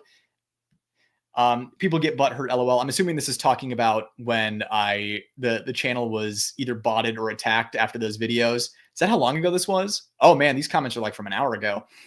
Glock fanboys get triggered easily. Yep. Scored a compact grip from Bull. Hopefully it actually ships. Had them cancel holster order in the past after it went through. Interesting. Yeah, the warehouse, the like Western, the Miami location for Bull, that is basically just a warehouse that they ship stuff from. I don't have much experience with them. Most of my experience is with the dudes in Israel. Although the people that I've talked to in Miami are like the nicest, most helpful people that are awesome. But the only time I ordered something from them, it went very well. But it's not like I order stuff from them all the time. If your kitty cat needed to go back to PSA, that's not surprising. All PSAs need to go back. Not worth screwing with. I'd prefer Sons of Liberty Gunworks, BCM, or many others first. Oh, absolutely. I got the kitty cat purely for retro drip, 100%. Yes, they suck, and I own a Shield Plus and hate those mags. The thing is, the Shield Plus, and the one that I had the world's longest reset, and everyone in the comments was calling me like a liar. Like, what are you talking about? Everyone says the Shield Plus has the best reset of any micro. And I'm like, watch my video. Like, I don't have every Shield Plus on the planet in front of me.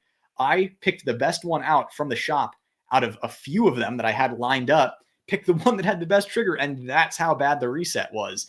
So that's on Smith & Wesson for putting out a product with poor quality control that absolutely sucked. And I had to pay the same amount for it as someone who paid for one that was actually good. And like I said, I picked from several options. I tried to get a good one. We need to stop the Zoomers from dogging on 45 Auto. Such a good round for silencers and its standard pressure, natural subsonic loads. And you can get hot rod, and you can hot rod it up to plus P plus 45 super for large game. 45 kicks ass, dude. Like I really like 45. I wish the ammo was cheaper. Team no notifications. Yeah, I'm not surprised to hear that at all. I really wish that there was a way for me to fix it. I've contacted YouTube in every single way that I know how, including my dinky little rep that I got when I hit 100K. That is, honestly, I think every time I reach out to her, it actually hurts me more than it helps. It's like, oh yeah, we totally missed this with the AI. Let's manually review this now. There's nothing I can do. I have notify people set. I've clicked every checkbox. I've done everything that I can do, and just no one's getting notifications. Not only, especially for lives, but also for videos. It's rough out there. That's why I'm trying to take as much control as I can, but certainly help if YouTube helped as well. Croak, thanks for the super chat, my dude. Yeah, don't want to play the Rendell card, score bowl stuff, get it all retail from Miami. Yeah, And that's the thing is like every experience I've had with Bull Miami has been excellent. Granted, I have not had a problem where I've had to use their warrant. Excuse me, all my voice cracks. I'm 13 years old again. I made it 90 minutes without a sip of water. I have not had to send a Bull Armory pistol back for warranty service ever, so I can't speak to that experience. I've heard people have had great experiences, and I've heard people who, it was either slow or, they were having a malfunction with a certain bullet type and, they were told that they couldn't replicate it or whatever.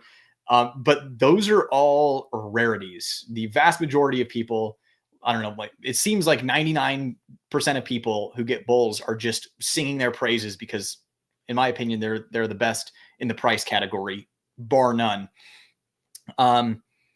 But every time I've purchased something from retail Miami, it got here on time, went very smoothly. There was one time that it got stolen from the mail. I ordered a magazine and I forget what it was, something else. And literally the package arrived and someone had ripped it open and stolen the stuff out of it. But obviously that's not on them. But other than that, it's gone smoothly every single time. I'm still waiting to experience their warranty service so I can speak on that. It just seems that it's a rare occurrence to have a problem with a bull. Oh, I'm just seeing this while scrolling up. The Ruger Deerfield 44. Earlier, I was talking about a carbine style rifle chambered in 44 mag that Ruger made. Thank you, the Deerfield 44. I think my father-in-law actually had one of those and hunted with it. Let's see here. Where were we? Here we go. Also, since we're speaking on rifles, I recently got the 180 upper and fell in love with it. It reminds me of shooting my old Sega 7.62 by 39. That's awesome. Congrats on that. That's really cool. Heard you say that you've been shooting since you were very young, and that makes me wonder, what's your father's favorite firearm? Love your channel. Well done. So he carries a Glock 19. Really basic. He carried an officer's 1911 for probably 12 years. And then switched over to Glock. It was purely a capacity thing. And then 2011s are just a little too bulky for him to carry. And plus he doesn't really like carrying $2,000+ guns and sweating all over them and clunking them into stuff. He carries at 3:00. So he's always clunking into doors and walls. But I think if I were to guess what his favorite firearm is, it would be either he has a slab-sided Ruger Mark II, obviously 22 pistol, and a Smith & Wesson Model 66-2 4-inch 357 Magnum. Probably those two would be his favorites. He also has a Draco AK pistol that he is inseparable from. So those would probably be his top three if I were guessing. I don't necessarily speak for him, but that's my guess. From Live Free Print Guns, Nightwood out, more like Nightwood Live. Put on the shades, Q. Won't get fooled again.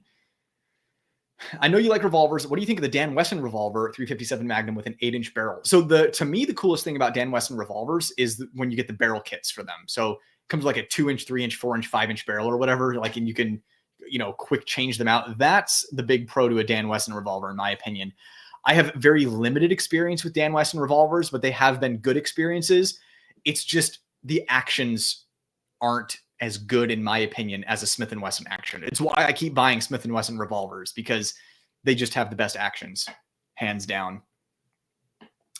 My EDC shipped to Colorado last year, and I got that guy's axe at my FFL here in Florida. Took a bit of time to clear up. Feces occurs. Gotcha. Yeah. So, but again, not too bad. Thanks again for the super chat, by the way. You guys are being so generous with your super chats today. Like I said, this all goes directly into the getting product for the channel to review fund. So every super chat you guys give is another gun that I get to review. Let's see here. Really great. What question was that? Oh yeah. Yep. That was a good question. Recently got a Python and it has light primer strike. See, guys, I'm not BSing you. I know what I'm talking about. I was literally saying earlier, the only problem with the Pythons is you get light primer strikes, and it's just inherent to the design of the new Python. Recently got a Python and it has light primer strikes. So does my 500 mag performance center. Kind of scary. Man, can you imagine waiting for that big kaboom on the 500 and then it goes click? You're like, But yeah, that is a problem, just an inherent design issue with the new Pythons. And it's funny because Nelson Ford of the Gunsmith Inc., when the Python first came out, he had a couple of guys. They might have been writers for a gun magazine. I'm trying to remember that. He tells me so many stories. I try to remember them. But they brought in the new Python when it first came out, and he literally took it in his hands, handled it for like 30 seconds, and was like, "This is going to get light primer strikes." And they were like, "What are you talking about?" And he's like, "Just the way that this is designed, it's going to get light primer strikes." Sure shit. When they took it out to shoot it, it was getting light strikes. So just inherent to the design. Thoughts on the Smith & Wesson 627? That is the stainless 8-shot 357, right? There are several different versions, right? So there's the Pro series that has the 4-inch barrel. There's the Performance series that has the 5-inch barrel with the brass bead or gold bead front sight.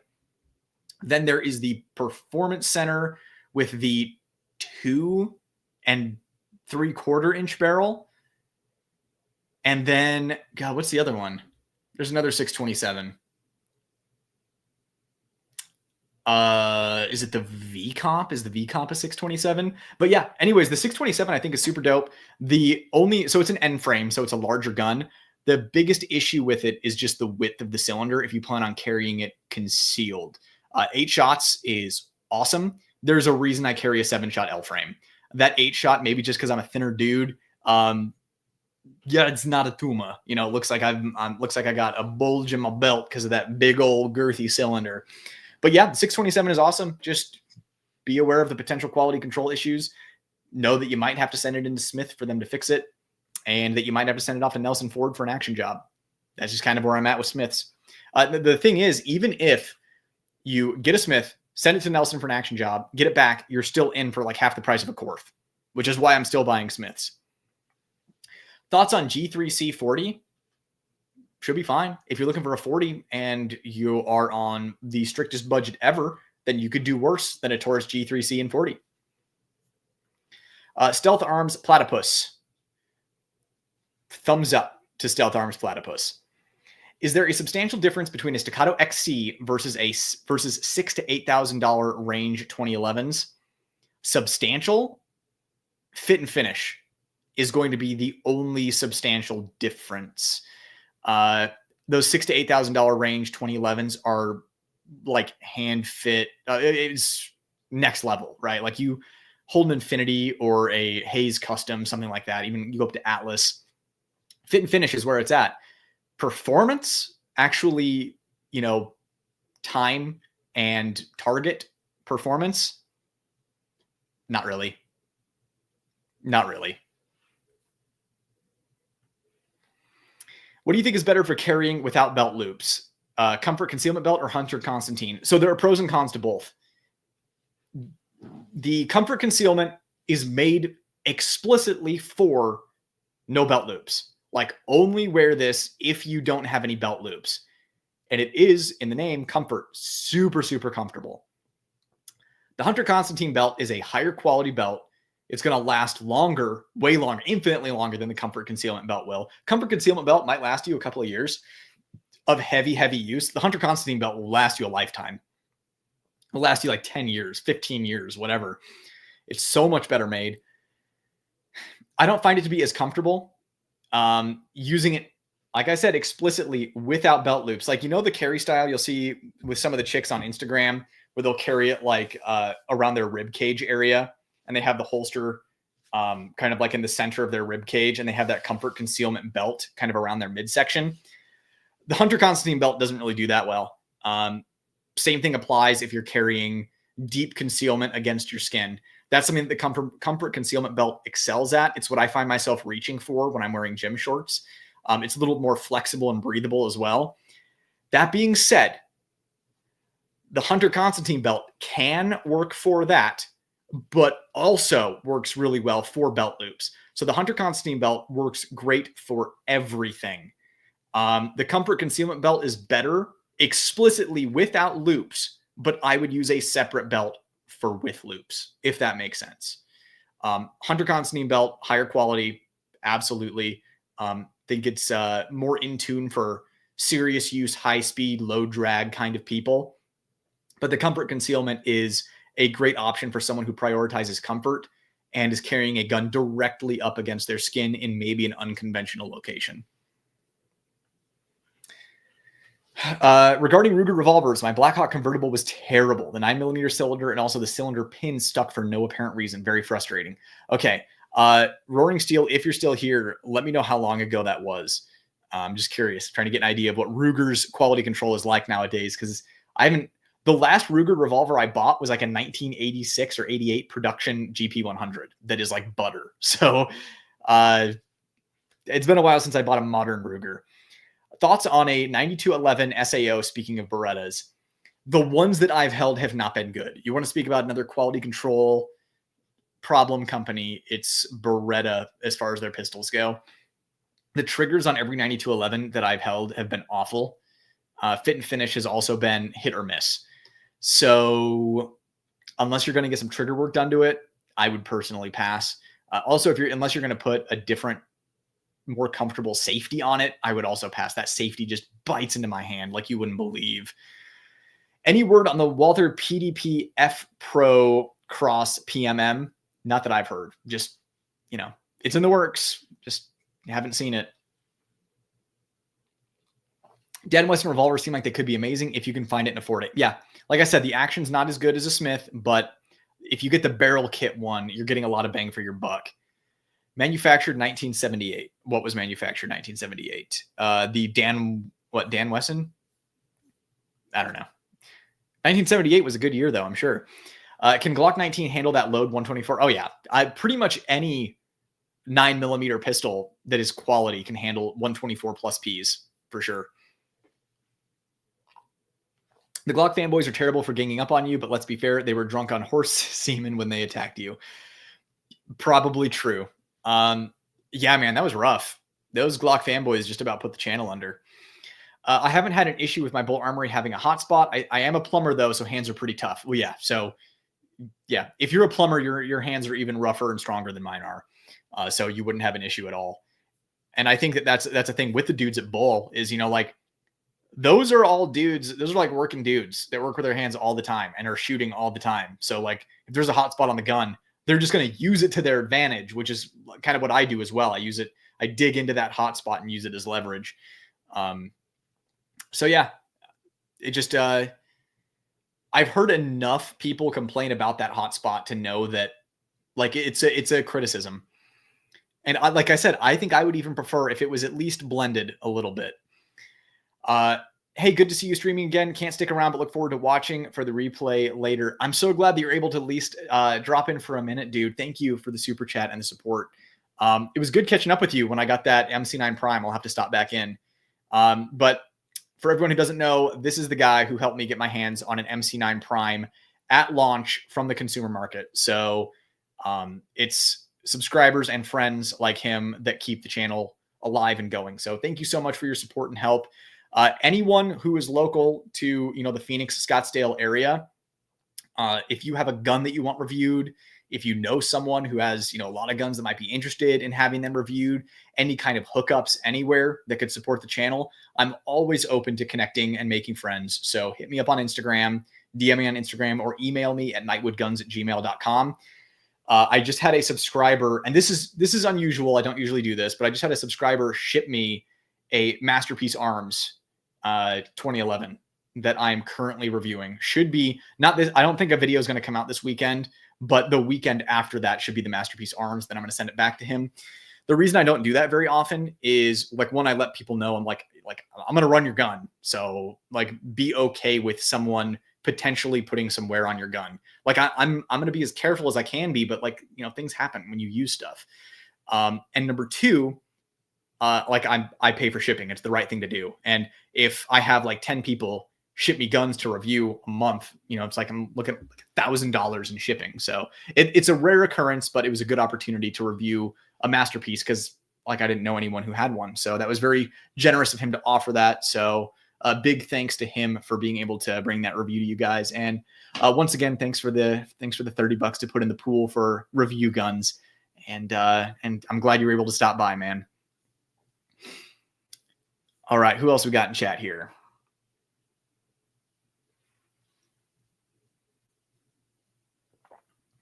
Never noticed the hotspot on my Tac Pro. Maybe I need to grip it harder. Yeah, maybe. Or the thing is, it could also be your hand placement too. Not everyone grips a gun the same way. Weird. I didn't have any problem with that hotspot. Did have to take some fine grip sandpaper to the undercut area to smooth out that mold seam. Yeah, I've never noticed that mold seam being a problem, but I could see like there's obviously a seam there. I could see how that could be an issue. Also, I have no feeling in my middle finger knuckle. It is just 100% callous with zero feeling. So the only thing that will happen is it will split if it's a particularly bad undercut. Question, just tried the new Colt Python double action shot well, but the rare single action shot, I pulled the hammer and then it would lock. Couldn't pull the trigger. User error. I reset it, but took fiddling each time. I think that happened with Hickok 45 too, didn't it? In one of his, I think it was the Colt Python Elite. Was it the 3-inch barrel with the G10 grips, like those gray laminate G10 grips? I think that was happening to him too, wasn't it? Something like that was happening. I'm not surprised to hear that. Yeah, interesting. I totally forgot that was something that was happening. And then, of course, the biggest issue that I have with the Colt snake guns is it has the world's longest reset, and it's not jumpy like a Smith & Wesson is, so it's easy to short stroke the trigger. You can get revolvers cut for moon clips too. I think Smith & Wesson Performance Center centers come that way. A lot of them do. Like my 586 L comp is cut for moon clips. You mentioned Springfield does MIM parts wrong. I have a Prodigy and now I'm concerned. I would be, the first thing I would do is replace your ejector. That's the part that's breaking on everyone. Ejectors, probably the most common MIM part breakage on Springfields. So I would do like an EGW ignition kit and get like a new ejector. Some people have had thumb safeties break too, but it's mostly the ejector that's the problem.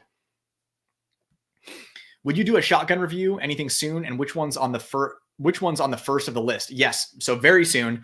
Again, I'm one dude and my wife will hold the camera sometimes. But the Benelli M4. So I just had to send, so I have two. I have an M1014 and a Benelli M4 14-inch entry model. The entry model just had to go back to Benelli because it was hanging up even after a 500 round break-in. So not the first Benelli that's ever had to go back for warranty, but anywho, yes, the Benelli M4 video will be my first shotgun video. I also have an old, like circa 2006 Remington 870 Marine Magnum that I got for my birthday when I was a teenager. I'm going to be doing a video on that too, but the Benelli video will be first and it will be pretty soon. I think I have 3, maybe 4 videos before that one, but it's going to be very soon. Not talking go to war. In civilian personal protection, a revolver will likely be adequate. Yeah. Honestly, a revolver will likely be adequate because you likely won't have to pull the trigger.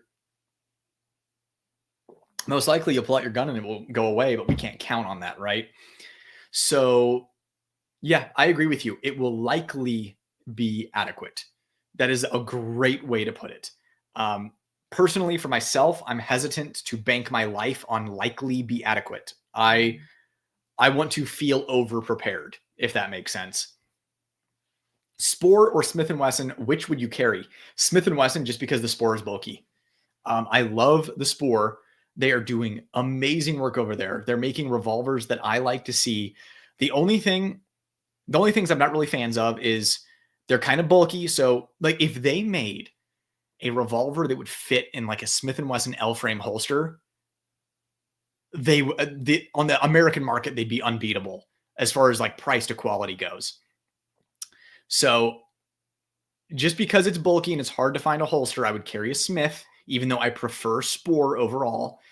The other thing with Spore is instead of a flat, like a leaf hammer spring, they have a coil hammer spring. And while it's cool that you can tune that thing to change, the ignition power to, change the trigger pull, it's not as smooth of a pull as a flat, like leaf hammer spring. The coiled one, it kind of like stacks pressure as it compresses and then uncompresses, right? So you're not getting a butter smooth trigger pull like you can get on a Smith. Other than that, Spore is better in every single conceivable way.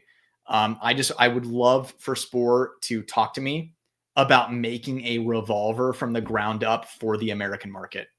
That would be they'd be printing money as far as I'm concerned. Gary, thank you for the $20 super chat. Much appreciated. That goes directly into the fund for gun reviews. Definitely appreciate the channel support. I do not see a comment attached to this, but I will look to see if your comment came through separately, because sometimes that happens. Let me just see where we're at, and then I'll scroll down and see if I can find something. All right. So I don't see anything. If this is just channel support, Gary, I greatly appreciate you, man. I'm glad you've been enjoying the channel. I really appreciate the support. If you comment something, I will 100% be sure to answer your question or talk to you, or whatever. I'll scroll down every once in a while to see if you pop something down there, but really appreciate the channel support. For those of you who weren't here, check the links in the description below. If you have an online business or are looking to start an online business and you don't know where to start, or your business isn't performing the way that you want it to, the business model that I'm using for my course that's going to be coming out, I was aimless. It was sloppy. I wasn't happy with it. And then I found this program completely changed things around, gave me direction, and I'm able to craft a course that is going to be such an incredible value for you guys. If you're in that boat too, check that link in the description below, because he has a free training coming up, totally free. I think it's like 3 lessons. There's so much value in just the free training that it's worth the time. So check that out. Might be up your alley. I know it definitely helped me out. Whenever I find something in general that helped me out or I found to be useful, I like to share it with you guys. So be sure to check that out if you're in that boat. Let's see here. Where were we? Scrolling through good old chat. Talk amongst yourselves. If you have any karaoke song requests, I can sing a little tune, maybe some video game soundtracks. I've been playing Claire Obscure Expedition 33. I can hum that if you'd like. Let's see here. Almost there. Talking about moon clips, Spore Smith & Wesson. Boom. Buffalo Boar is goated. I've been watching the Buffalo Boar dude's YouTube channel. I don't know if you guys have been doing that, but like a lot of his philosophies are a little outdated, but there's still some truth to them. I just appreciate his know-how when it comes to like ballistic performance and his testing, because he's done so much testing and he is like a no nonsense, no BS guy. So I've been enjoying his channel. Roaring Steel, thanks for the $10, dude. Really appreciate it. Earmarked for the new gun fund. You have to use this for a new gen Mac DS9 or a rifle. All right. I will set $10 aside to go towards one of those two things, probably the Mac. If I see one, $10 of it, $10 from you is going towards it, and I really appreciate it. So look forward to it. Now that you've super chatted me, I'm like kind of committed to reviewing one, so I will keep an eye out for one. If I see one, I'll pick it up for the channel. You've convinced me. I've been peer pressured. But no, in all seriousness, I think it would be cool to check out the Gen 2. So thanks for the push in that direction. Okay. Random, what's your favorite Space Marine chapter? Oh, I'm going to have to think about that. That's too hard making me pick, because I'm not a huge Warhammer dude. I'm not like super immersed in the world. I'm just like Warhammer light, just a very light overview of things. So I'm going to have to noodle on that. I'm going to ask you, what's your favorite Space Marine chapter? But yeah, I'd have to narrow it down from like 10, because they're so cool. And there's just so much lore involved. Scott, thank you for the $10 super chat, dude. Really appreciate it. Just to thank you for always answering my questions in here and Instagram. Listen, I'm just happy to help. I just try to be, the helpful person that I would want someone to be to me. Obviously, I can't get to everybody. I do my best, but like I'm one dude. I have a life, and it's like I make as much time as I can to help you guys out and to answer your questions, at least steer you in the right direction. But I'm happy to at least try my best to help. So I'm glad that I've been able to help you out, and I appreciate the support. From Sean, appreciate the $5 super chat, Sean. Why don't we see threaded revolvers with suppressors? So one, that'd be really cool. But the big problem with suppressing revolvers is cylinder gap. So basically there's still a lot of noise exploding out of the gap between the cylinder and the forcing cone and coming out the sides. Like even if you look at the thumbnail for this live, right? Like you see the flames coming out the side of it. That being said, there are certain revolvers that as you pull the trigger, the cylinder actually moves toward the forcing cone. When it goes off, boom. And then when you release the trigger, the cylinder rotates, it will come back. So it kind of looks like this. You can kind of suppress those. I'm going to be completely honest with you. I think that someone should make a modern version of that. That would be super cool. While we're on the topic of that, I would love for someone to make a modern, sturdy top break revolver that can actually handle long-term use of magnum loads. So top breaks and suppressed revolvers would be like amazing. But yeah, that's typically why you don't see them. And I don't know how much of a market there even would be for those. I just know that like I would get one. Roaring Steel, thanks for another $10. Earmarked for Solaire and Tuna's snack fund. Don't let me catch you wasting this on a Canic or something. Do not worry. Yeah, because I think you gave me a super chat last time for Solaire and Tuna's snack fund, and it went directly to them. They got some very yummy treats. Solaire is now 12 years old, so I got him a little pate in a tube that is a senior cat formula, and he enjoyed it very much. So he's going to get more of that. Yeah. So just keep in mind the super chats can go wherever you want. They can also go to the Solaire and Tuna Snack Fund, which is they certainly greatly appreciate it. I'll get them like a pack of deli meat. Croak, thanks for the $5, dude. Blood Ravens, just because I was a designer on the DOW franchise and GW let us create our own chapter. That's awesome, dude. That is a really cool. Congratulations on that. That's really neat. I feel like I'm in the presence of a celebrity. But Blood Ravens that's the cool stuff right there. It's good. From Glenn, thanks for the $10, Glenn. Appreciate it. Single action lockup was on the Python 2024, 4.25 for your information. Got a Kimber K6XS for possible carry purposes coming. We'll let you know how that goes. We'll wait on the LComp due to QC insanity. Thanks, Chief. Gotta go. Well, thank you, Glenn. I know that we've chatted a bit, but I really appreciate the support. Appreciate the donation to the Gun Review Fund. Yeah, good to know that it was on a 2024, 4.25. Because I think that I don't remember when Hickok 45's review came out on that Elite that was having the similar problem. But I have a K6S and a K6XS currently on the way. So I will be reviewing both of those revolvers. Let me know how you like yours, and I will let you know how I like mine. Roaring Steel again for another $10. Thank you so much, dude.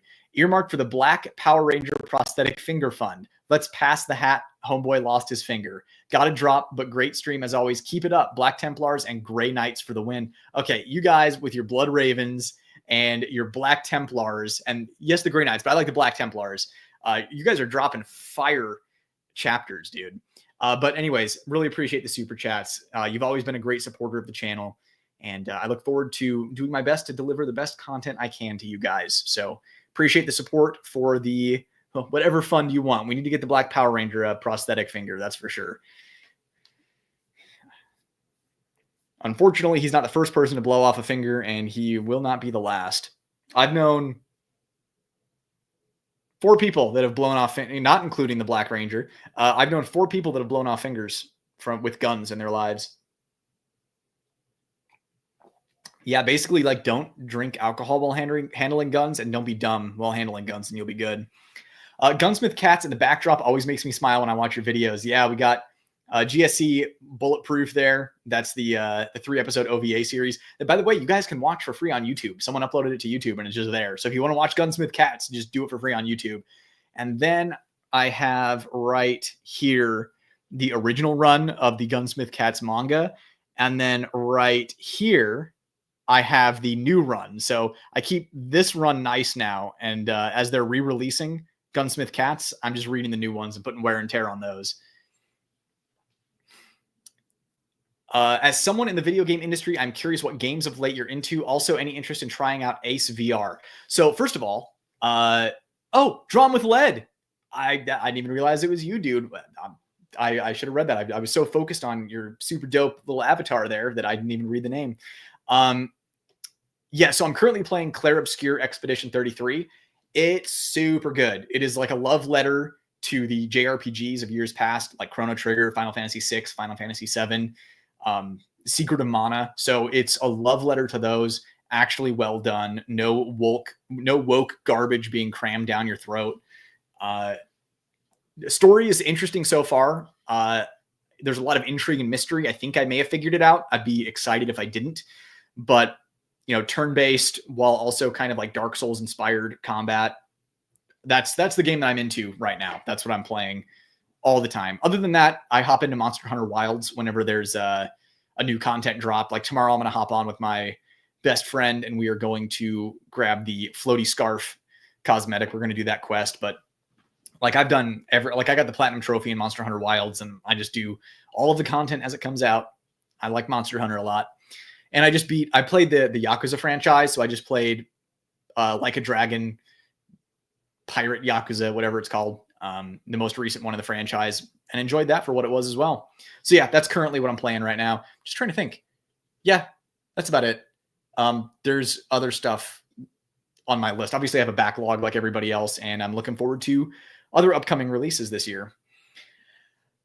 Piggybacking off that question, do you think porting actually affects ballistics? I think it does. I think that it depends on the porting and it depends on the bullet. You're definitely losing some velocity, not as much as you'd think. In a worst case scenario, you're bleeding 100 feet per second, but it's usually closer to like 40 to 70, depending. How the ports are done is also a big deal. If the ports are not done well, they can have sharp edges and shave off enough jacket to kind of send the bullet off path. So yeah, it can certainly affect ballistics. If everything's done right, if porting is done right, if you're shooting quality ammo, it doesn't have any kind of meaningful impact on ballistics whatsoever. Askable Armory, when the new ported and comp pistol is coming out, I think it's the TAC comp. My guess, and keep in mind, this is just a guess, do not hold me to this, is it's going to be end of year. I think that they're a little busy over there right now, and it's going to be end of the year. That would be my guess. They are going to be at GunCon, though, and I am probably going to be going to GunCon as well. Probably. I'm leaning toward like 80% chance I'm going to GunCon. So I'll have more information for you if I go to GunCon. Longer is always better, up to 20 inch on a 5.56, unless you really need it to fit somewhere like a pack or in a small compartment of a car. I get the 13 inch between the two, 14.5 inch and 16 inch good in between. So basically I like 7.5 inch suppressed because it's hilarious. But practically speaking, I like 11.5 and 16 and then 20. Those are kind of like my top three. I like 11.5, 16 and 20. 16 is just kind of like a jack of all trades. 20 is like, okay, you want to rip a hole through the heavens. And then 11.5 is kind of like the handiest without sacrificing too much. No 327 PC love. So here's my problem with the 327, because that's the Scandium one, I believe. I've seen too many issues with frames cracking at high round counts on those Scandiums. And not just the Scandiums, just the alloy Smiths in general. Like I even had a 86. I had an 86 J-frame 38 that the frame cracked. Like the gun had, I think, one cylinder put through it ever. And I put like 3 bore cylinders through it and the aluminum frame cracked. So, well, I think that they're likely fine for any kind of normal amount of shooting. I shoot a lot, and like it would suck. So right now there's a 327 on, I want to be careful what I say on the live. I don't want to get in trouble, on G Broker that has been one of my grail guns. Very expensive because they do not make very many of them. It's a 327 variant. Wait, no, it's not a 327. It's the 7-shot L-frame Scandium. Anyways, I'm concerned because I put a lot of rounds through my guns, and I like to I'd hate to be trying to word this eloquently and failing massively. I'm just concerned about frames cracking, so I'm just going to stick to stainless steel because I don't mind the weight. Like I will carry a full stainless steel gun. My Core Essentials belt can handle anything. I forget I have it on me, so I don't really have a need for a Scandium. But like the 5-inch 327, I think is a really handy gun, especially with the rail segments. I think it makes a great home defense option. Just for home defense, I'm grabbing a 300 Blackout or a 12 gauge. or a 5.56. Like that's what I'm not going to grab a 357 Magnum for home defense over those other things. So yeah, I like it just fine. Those are just my concerns with it. Why I personally don't have one. Is the CDS9 still running good? Seriously tempted. Mine is, yeah.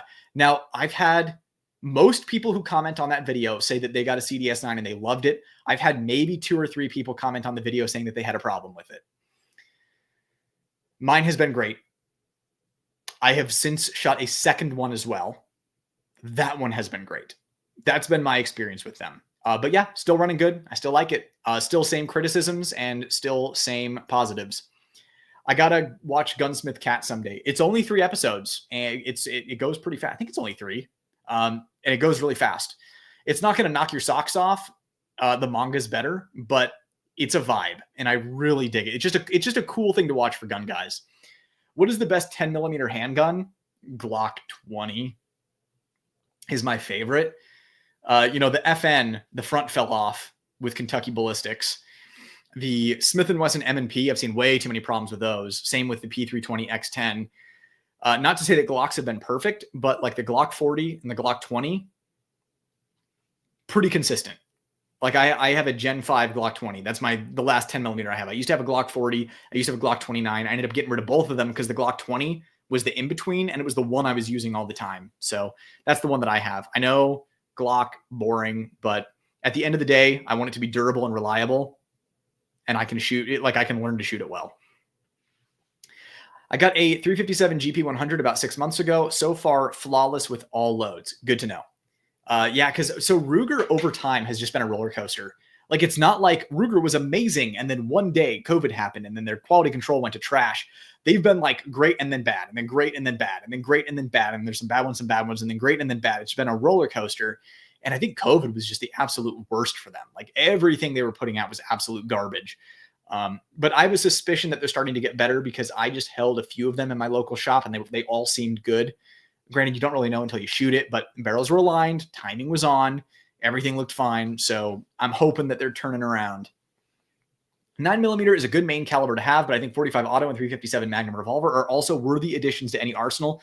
Couldn't agree with you more, man. Honestly, I want one of every caliber, just because I think they're fun and they're cool. I like both 45 and 357 Magnum. I grew up shooting 1911s in 45 and revolvers in 357 Magnum, probably why they're my favorites, because they're very nostalgic for me and they have a history of being effective. I can shoot the wee off an ant with my staccato. Yeah, staccatos are pretty easy to shoot well. Have you reviewed the CZ Shadow 2 carry yet? I have not. So I was thinking about getting one and then I passed on it. Like it's hard for me to drop 14 hundo on a gun that I know I'm not going to like. Cause I mean, I could drop 10 G's on guns to review for the channel. So I have to be really selective. It has to be something that interests me unless it's either sent to me or unless there's a ton of demand to see it on the channel. At least that's how things are going for now. Like I said, my goal is to hit the point where I can just get everything that I want and review everything and be fine. And then just like anything that I don't want to keep, I just trade in at my local, shop and eat 50% of what I spent on it. This is a tough business model when you're not shilling and companies aren't sending you stuff along with checks. I mean, just sending stuff is great, but when they send a check along with it, like, okay, now we're talking actually making a really good living and all you do is shoot guns. That's just not, I personally, like, as a consumer and as a GunTube viewer, those videos don't interest me. So I don't want to make those videos. I want to make videos that I'm interested in. Anyways, the CZ Shadow 2 carry, I looked at it at my local shop. The reset on it was way too long for a double action, single action gun. The trigger itself wasn't great. So I'm like, okay, so I have to drop 14 hundo on this Shadow 2 carry and then send it off to either CZ Custom or Cajun, be without it for a while and drop even more money on it. And then I'm looking at like 2 G's for a Shadow 2 carry. And that's the thing is if I'm going to get a Shadow 2 carry, I'm getting it because it's going to perform better than, other cheaper offerings. And I just don't see that happening with the Shadow 2 carry. I also shot the Shadow 2 compact a little on the snappy side. And same thing with kind of the trigger and the reset. Like they're fine, but there's a reason they're kind of a hipster and niche thing. It's just because there are kind of better, smarter options on the market. Unless you are in love with the ergos, which I am. I love the CZ ergos. And it's like your number one, like oh my God, I have to carry a CZ because it's my absolute favorite. So I'm going to send it off to Cajun, or I'm going to, Cajuниze it myself or send it off to CZ Custom. And you're willing to pay that much more money for it. I just don't see how it's worth it over other options, personally. John Hinckley Jr. wounded 4 people with 6 shots from a .22 revolver. James Brady permanently paralyzed. President Reagan almost killed from a ricochet, and 2 Secret Service agents. Here's the thing. I agree with you, but that was also an ambush assassination attempt, right? Like, I'm talking, there is someone pointing a gun or holding you at knife point, wanting what they have from you, or saying, I finally got you now. The aliens aren't going to take me alive, and I'm taking you with me. And you need to shut this person down now. Like, it's not like, that's the thing, is it's about stopping a person from doing something. This person was an ambush assassination attack. They couldn't see where the shots were coming from, so they just rushed everyone out of there. Nobody was actively fighting him. That's the difference. So yeah, .22 long rifle sucks to get shot by. I'm not going to count on it to stop someone from attacking me as fast as possible. It's just not the smartest choice. Is it possible? Absolutely. Is it better than a sharp stick? 100%. Would I take it over, if it's a lethal threat, would I take it over pepper spray, over a knife, over a baton or a blackjack? Yeah, every single time. I would take a .22 over all of that. That being said, I don't have to make that. I don't have to make that choice. It's not my only option. I'm going to make a smarter choice. From Josh, hey Knightwood, love your content. I would enjoy seeing more Revolver content. Some Ruger videos would be great. I don't know if you know this, my very first video on YouTube was a Ruger revolver. It was the 454 Alaskan. So if you want to see what I looked like 6 years ago, again, I think I uploaded maybe a couple videos ever. I'm surprised that Ruger Alaskan video did so well for my first video ever. I honestly should have just kept with it. I just didn't really have the time or the money to have a YouTube channel. I just was kind of playing around. But I do have a Ruger GP100 that will be on the channel very soon. And don't worry, more Revolver content is coming. I am Revolvers are like a special interest for me now. So you're going to be seeing a lot more of them. Probably a SIG P220 and 10mm, or Nighthawk 1911 and 10mm, depending on what you prefer. As far as the best 10mm ever. Yeah, I'm glad you brought up the 220, because the 220 and 10mm is actually good. Nighthawk, I'm hesitant. So here's why I like polymer frame 10mm, because the polymer frame helps flex and absorb a little bit of recoil. They shoot a little better versus something like a 1911 or like a P220 that has a metal frame. It kind of has a sharper impulse. Also capacity as well. Obviously Glock 20 holds double what a 1911 or a 220 would.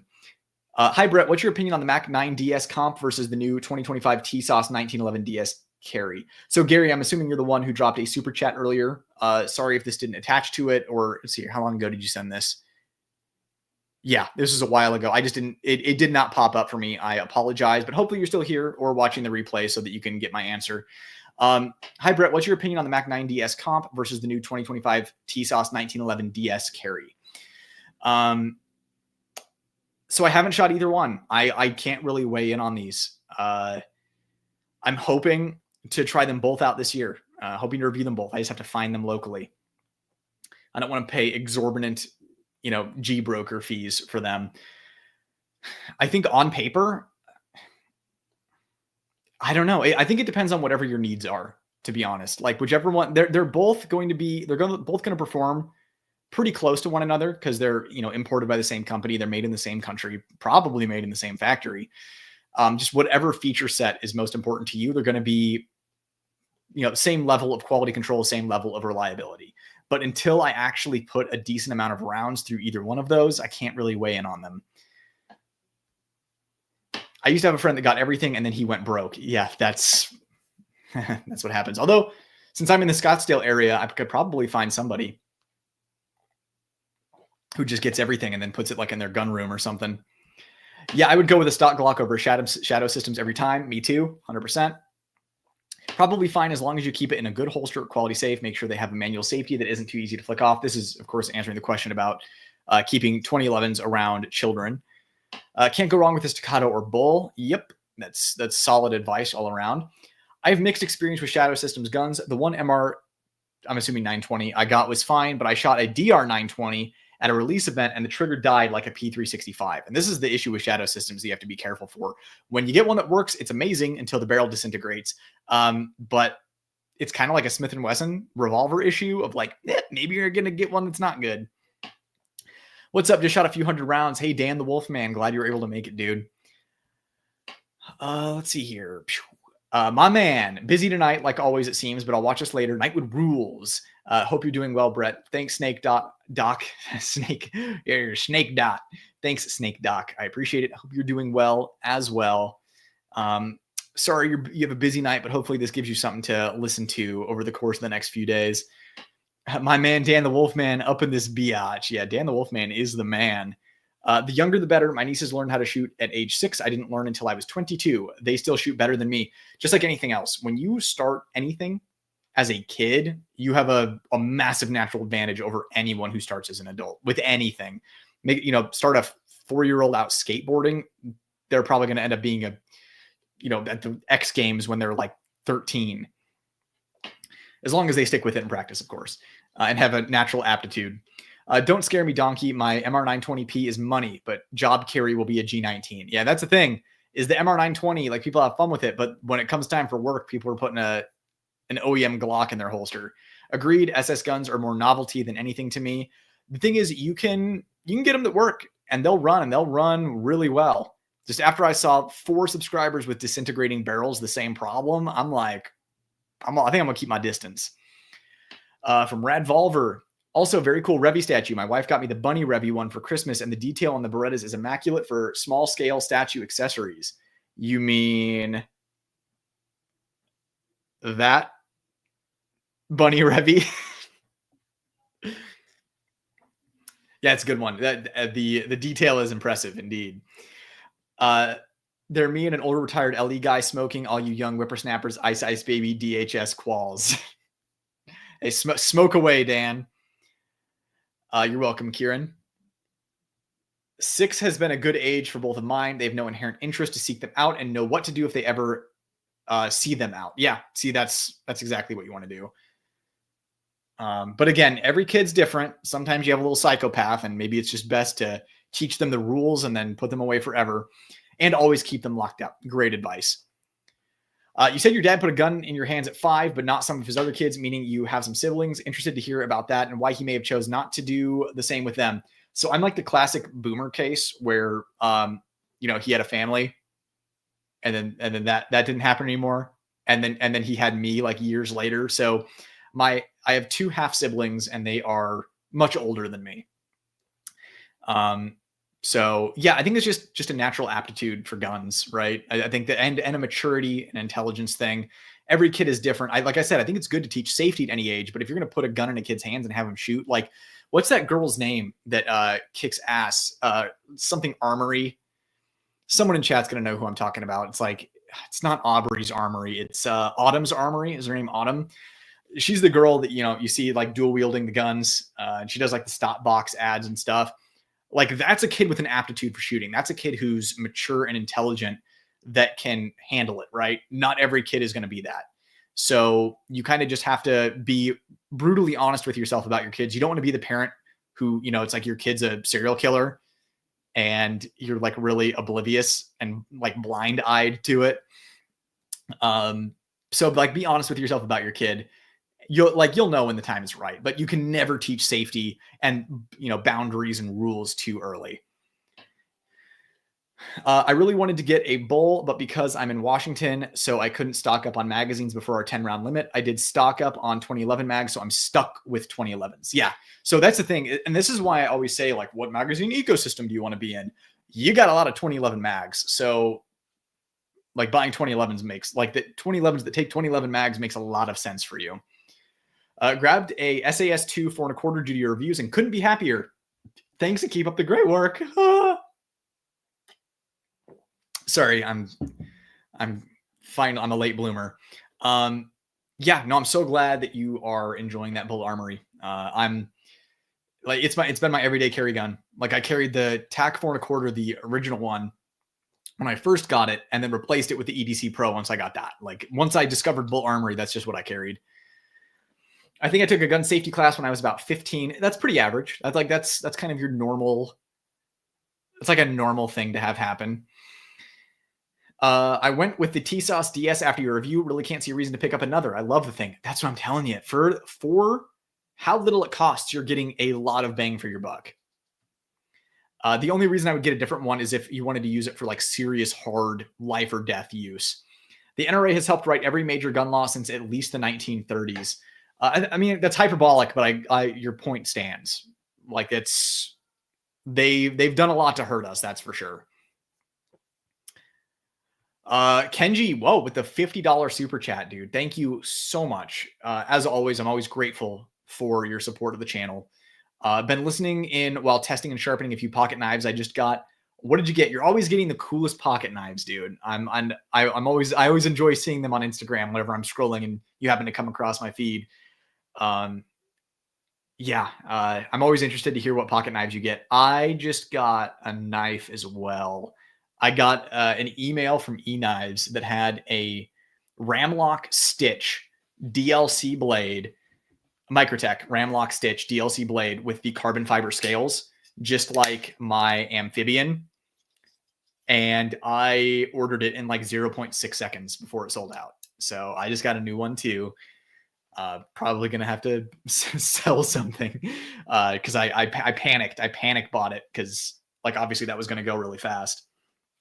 But yeah, thanks for the support of the channel. You have been one of the largest supporters of the channel.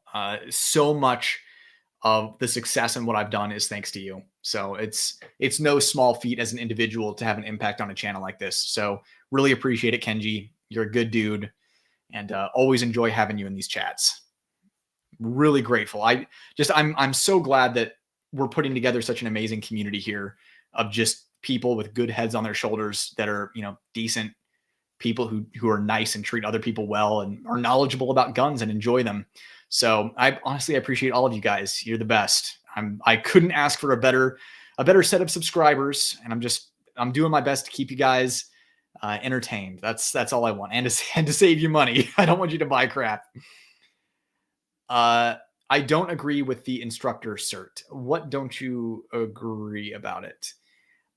Glad to see a young man like you enjoying revolvers and well-informed in the firearms community. We need more people like you in the firearms communities. I appreciate that. Normally when I release a revolver video like that, we'll hear from a couple people saying that I'm really stupid. I'm an idiot. Usually the YouTube filter catches them because they use the R word. I don't know if I can say it on here. Otherwise I would. This is not a free speech platform, but yeah, they call me stupid and uninformed and my opinion doesn't mean anything and all that kind of stuff. And listen, I'm just a guy. I have the knowledge that I have. I share what I can. I'm going to be right sometimes. I'm going to be wrong sometimes. But I do appreciate the positive feedback too, because people are more apt to share their hate for me than they are the appreciation. So just know that I appreciate your comment. Appreciate the kind words. It motivates me to keep going. I'm glad you guys are enjoying.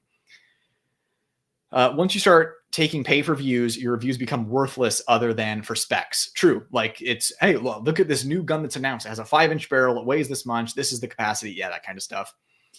These reviews make you chase the hotness, guilty as can be watching them, only to come back to my Glock 19 over and over again.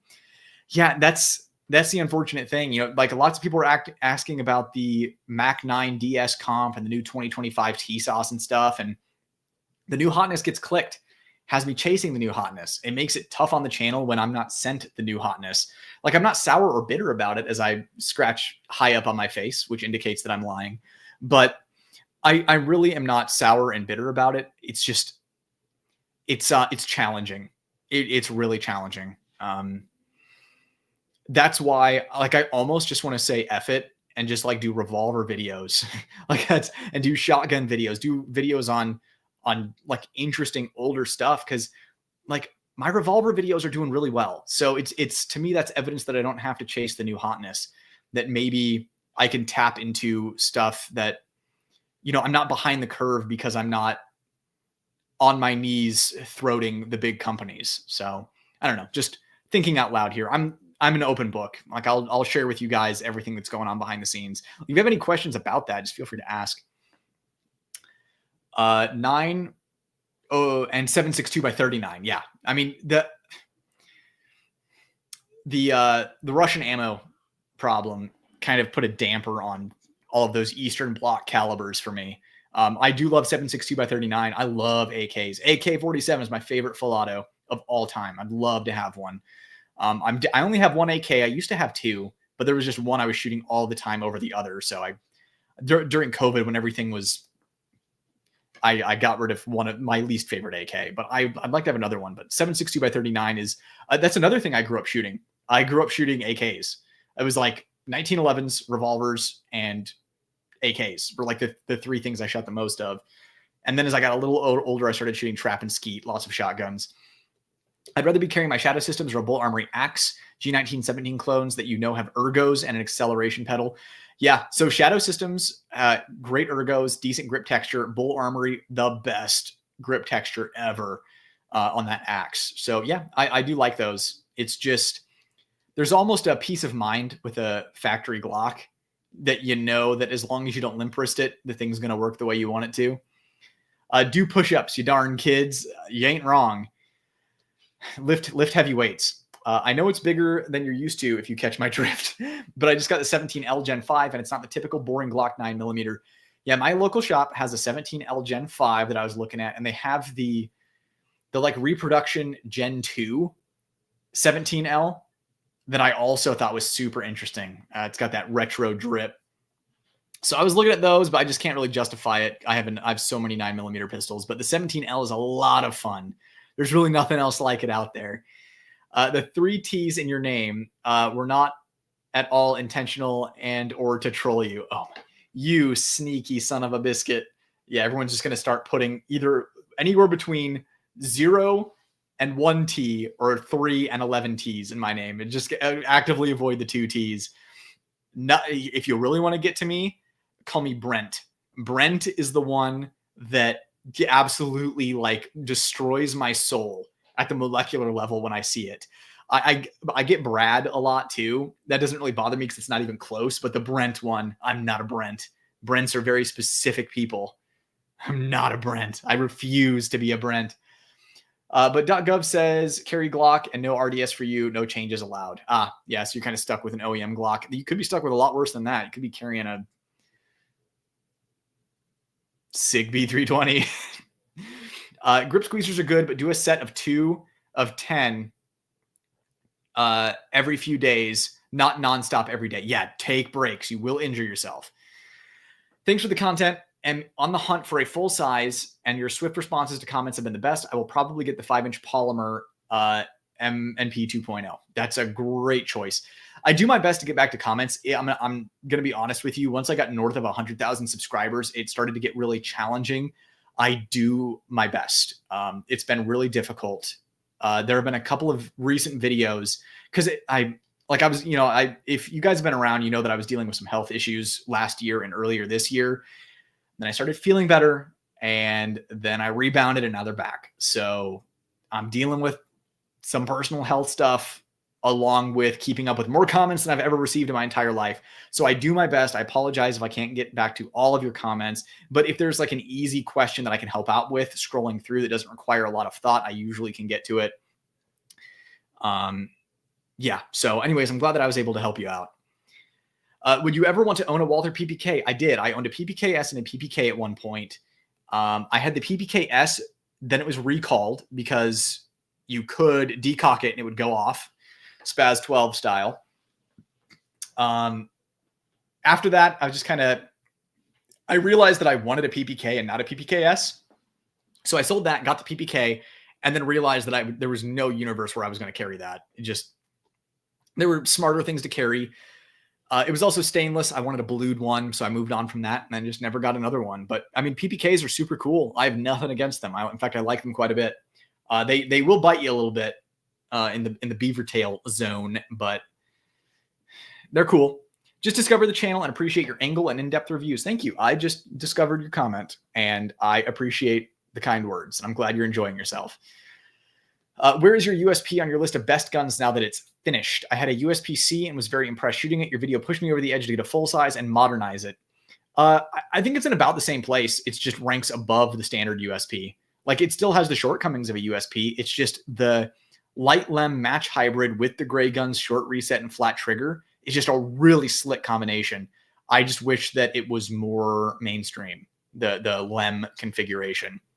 So yeah, I'd rank it just above your typical, like, was it V1 variant, like double action, single action with safety USP. I'd rank it just above that. Yay, another live. Are you planning to pick up, review the Aimpoint Koa? No plans to. At the end of the day, it's a Glock with a red dot on it. I don't know. I just, I can't pick everything up. I kind of have to be picky and choosy. So I'm doing my best.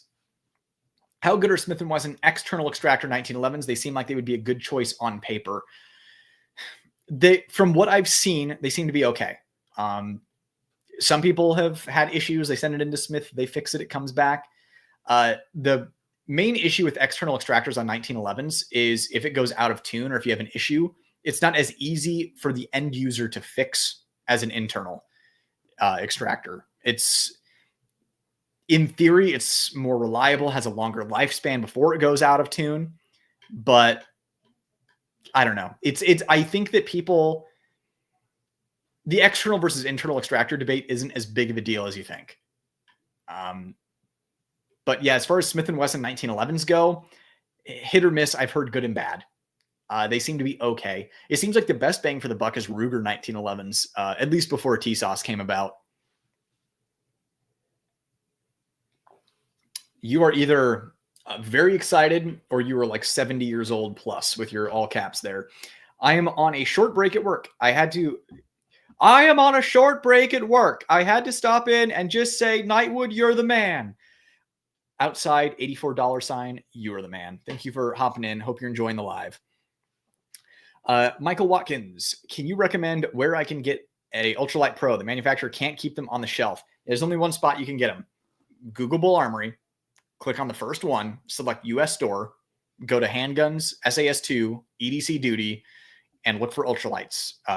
If it's out of stock, then you are going to just put in your email on the notify me list and you'll get an email when it's back in stock.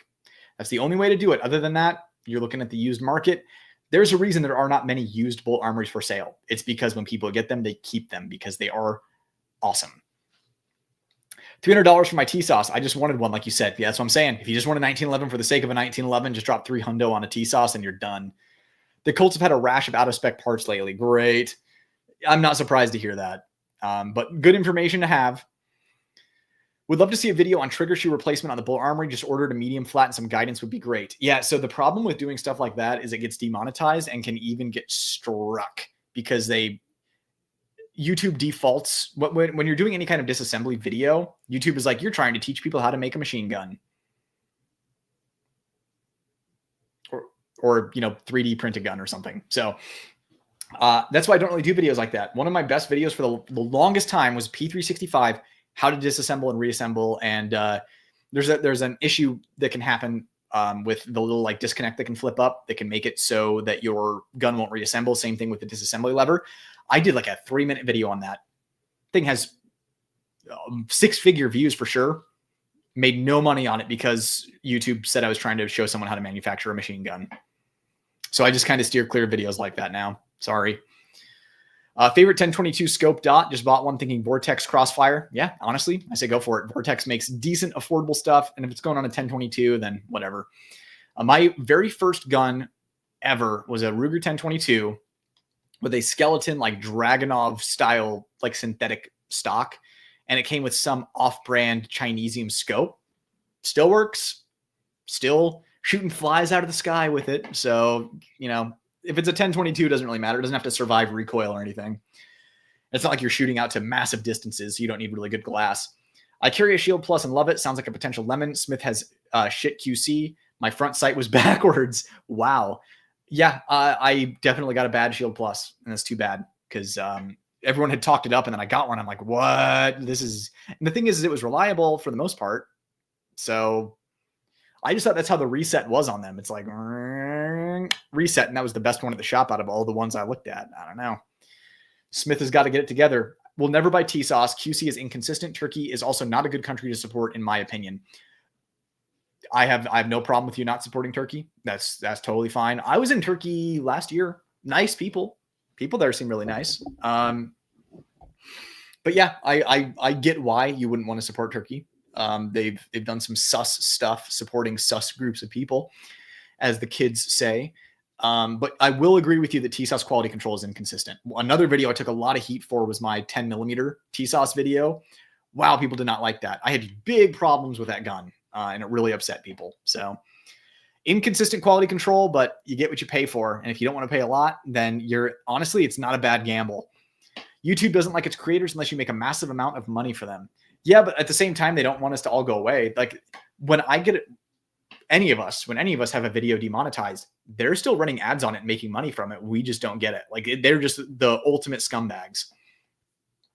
You should do a review of your cat. Yeah, I mean, one of them, Solaire would get a 10 out of 10, and Tuna would get like a 9.8 out of 10. So I think it would be a little biased.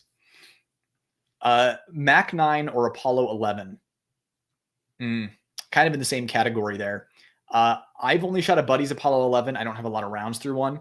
That's another one on my list. And this is what I'm saying, guys, is like, I can't drop like 10 G's on guns for the channel.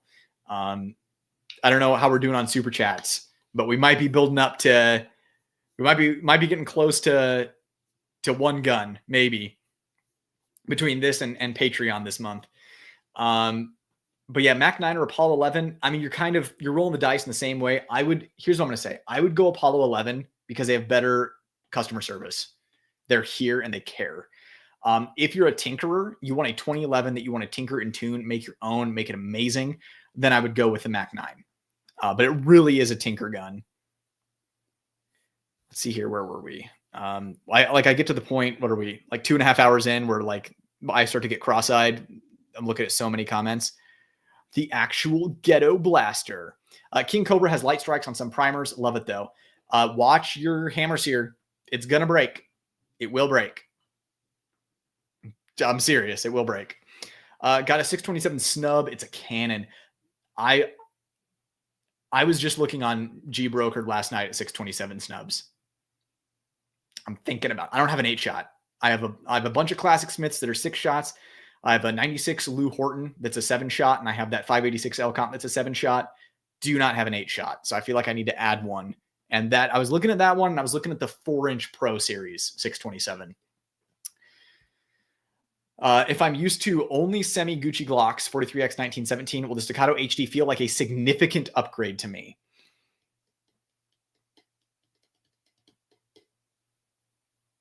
I don't think so. Let me ask you this. How good are you with your Glocks? Like, rate yourself on a scale of 1 to 10. If you're an 8 to a 10 with your Glock, you're not going to see a huge upgrade with the Staccato HD. If you rate yourself at kind of like a 5 to a 7, you might start being like, okay, the equipment's making a little bit of a difference here. The trigger is better. The recoil impulse about the same. I don't know. Here's the thing. Yes, it is an upgrade. Like, I don't like, people are going to take me out of context here. Yes, the Staccato HD is an upgrade over semi Gucci Glocks. Is it $2,500 versus like $500 or $600 for a Glock? Is it a $2,000 upgrade over a Glock? It is not even close. You are getting, I don't know, 15% performance upgrade, maybe. You'd get the Staccato HD because you like it. That's pretty much it. Because you want a 2011, you have Glock mags, maybe you're in California, Staccato HD. Hopefully that helps. My bad Blackhawk convertible was just this year, January 2025. I bought it new, not sure when it rolled off the assembly line. Gotcha. Okay, so Ruger's quality control, hit or miss. Good to know. That's kind of what I've been hearing, but it's good to hear it from someone that I trust. It breaks my heart that Beretta and Smith & Wesson are suffering from QC problems. It breaks my heart that almost everybody is. The most consistent in quality control seems to be Glock and HK right now, at least from where I'm sitting. Those seem to be the most consistent. I'm trying to think if there are any others. Because like I've seen Staccato put out some lemons. I'm gonna have to noodle on that, see if there's anyone else that's really consistent. So many gun companies let their customers be the QC department. It's pathetic. Yeah. But the thing is, this is also nothing new. Like, here's the difference though. So Smith & Wesson, for example, Smith & Wesson was always improving, right? So they have the different dashes. So like model, there's like the pre-27, then there's the 27, 27-1, -2, -3, -4, -5. There was a point in time where they were improving with each dash, right? They were striving to make a better gun. So you buy the Smith & Wesson 686, no dash, right? When it first came out, had some issues. So then they create the -1, has some issues. Create -2, has some issues. -3, I think that one may have had the most issues. And then -4, they nail it. They absolutely nail it. That's before they had MIM parts, all hand fit, forged. They endurance, all that kind of stuff. They created the perfect 686 with the -4. Then they start cutting corners to save money to keep the cost of the gun down, and so that they're still profiting. They're still hitting their profit margins on the gun. And then they start to involve politics and lawyers putting the internal lock in the gun. They start making decisions like that. So then each dash revision was kind of like, the gun is now cheaper, the gun is now cheaper, the gun is now cheaper. But keep in mind that back, even when they were good, each revision was an improvement. So at some point, you can't know whether or not something's going to be wrong with a gun until you get thousands of them out in the hands of consumers. You just kind of do the best you can. Here's the issue that I have nowadays. With the technology that we have to produce the amount of guns that we can, and robots being able to manipulate triggers and stuff like that. Like you see the Glock like lineup where they're cycling slides on what Glocks. They have the machine that does it. They have so many more tools at their disposal to avoid these kinds of issues, and they're just cutting corners and depending on us. And the thing is, they make more of a profit doing that. I mean, it started out in like the car industry, right? Where it was, we know that there's this problem, and we know that if we sell it with this problem, it will cost us less, people sending their cars in for warranty service, for recalls, than it would if we fixed this problem across all cars right now. You think SIG didn't know about the trigger bar spring on the 365? They knew about it. They also knew that so few people shoot their guns at any kind of significant round count that it's rarely going to happen. So it's a profit over people thing. That's where I start to have an issue with this kind of stuff. And also, how do you take care of it, right? SIG, did they recall for trigger bar springs? No. Did they recall when there was actually documented drop safety issues? No. It was a voluntary upgrade program. Unless you're an enthusiast who's in tune in this world. So right now there are, over 100 people in here. We all know about this stuff because we're all immersed in this world. We're immersed in this world right now as we speak. What about the normies out there that, just bought a gun because they needed a gun? They didn't know about guns. They did their research. They're watching, the shills talk about SIGs, and they get a P320. They get a P3, and then it sits there, right? And they have no idea that there was a voluntary upgrade. Like that's crappy. That's profit over people. That's not wanting to take care of people. That's not caring if people are going to get injured due to your poor design that you clearly knew about. So yeah, that's me on my soapbox. What ammo is the best for my TAC 5 Pro? Anything that is not plated. And the most common one is Blazer Brass. So shoot any common ammo but Blazer Brass. So PMC Bronze is good. Buffalo Creek is my ammo sponsor. That's been good. Scorpion Ammo is a local company to me that makes great ammo. That's good. MagTech, perfectly fine. S&B, great. What else? I think Fiocchi's fine. Like that kind of stuff. Federal should all be fine. As long as it doesn't say don't shoot through ported barrels, or as long as it is not plated, it'll be fine shooting out of a ported barrel. If you want defensive ammo, then just Federal HST 124 plus P. Rotten Corpse, what's up, dude? Glad you're able to make it. Crazy. Thank God all my pistols and shotgun have no issues whatsoever. Smith & Wesson, Ruger, and Beretta. And that's the thing, is it's not like every single gun Smith is putting out is bad. It's not like every gun Ruger or Beretta are putting out are bad. It's just enough of them are bad that it's getting people's attention, right? Like when you have 10 people buy a Smith & Wesson revolver and 5 of them got bad ones, yeah, you're getting attention. But if 100 people bought one and one person had a problem, which is, you know, kind of the issue of older Smith & Wesson when they were making revisions, not as big of a deal. Like that's something that can be dealt with. But when you have a problem at that scale, that's when like you're a scumbag if you don't fix it. Find out in like a week or 2 on Donkey Defense. Oh, about the is the Staccato HD a significant upgrade over a Glock? Yeah, Donkey Defense is working on that video. I'm actually really excited to see it. It's going to be a super dope video. So make sure you're subscribed to Donkey Defense because that video is going to be worth the subscription alone. From Steven, I have a LTT 92X, G19 Gen 5, and 47 Gen 5. I want to get one 1911 for range use. I'm between the EDC Pro and TAC Pro. Which will be more enjoyable to shoot? TAC Pro, full stop. Get the TAC Pro. Don't even think twice. TAC Pro. If it's for the range, TAC Pro, TAC Pro, TAC Pro. Let's see here. MPA, literally 30 miles from me. Good pistol, but the safety's a little stiff on a couple live shots. Safety's good on the one that I'm testing, but I'm actually really impressed by MPA. Really impressed. What's your process to see if a revolver is a good buy for functionality and timing? It'd be easiest to show you, but I can't show guns on a live. I will be doing a video on it though, so stay tuned. But basically, slowly cock the revolver, slowly cock it on every single chamber. Make sure the cylinder locks into place. If you slowly cock it all the way back, and then you can move the cylinder and click it, it's not in time. Do the same thing in double action. Slowly pull it. Make sure the cylinder notch is going into the little cylinder slot. The cylinder latch is going to the cylinder notch on double action before the hammer falls. You can also check for barrel alignment's a big one on Smith & Wesson's. Like, holy crap. Look to make sure the barrel's on straight.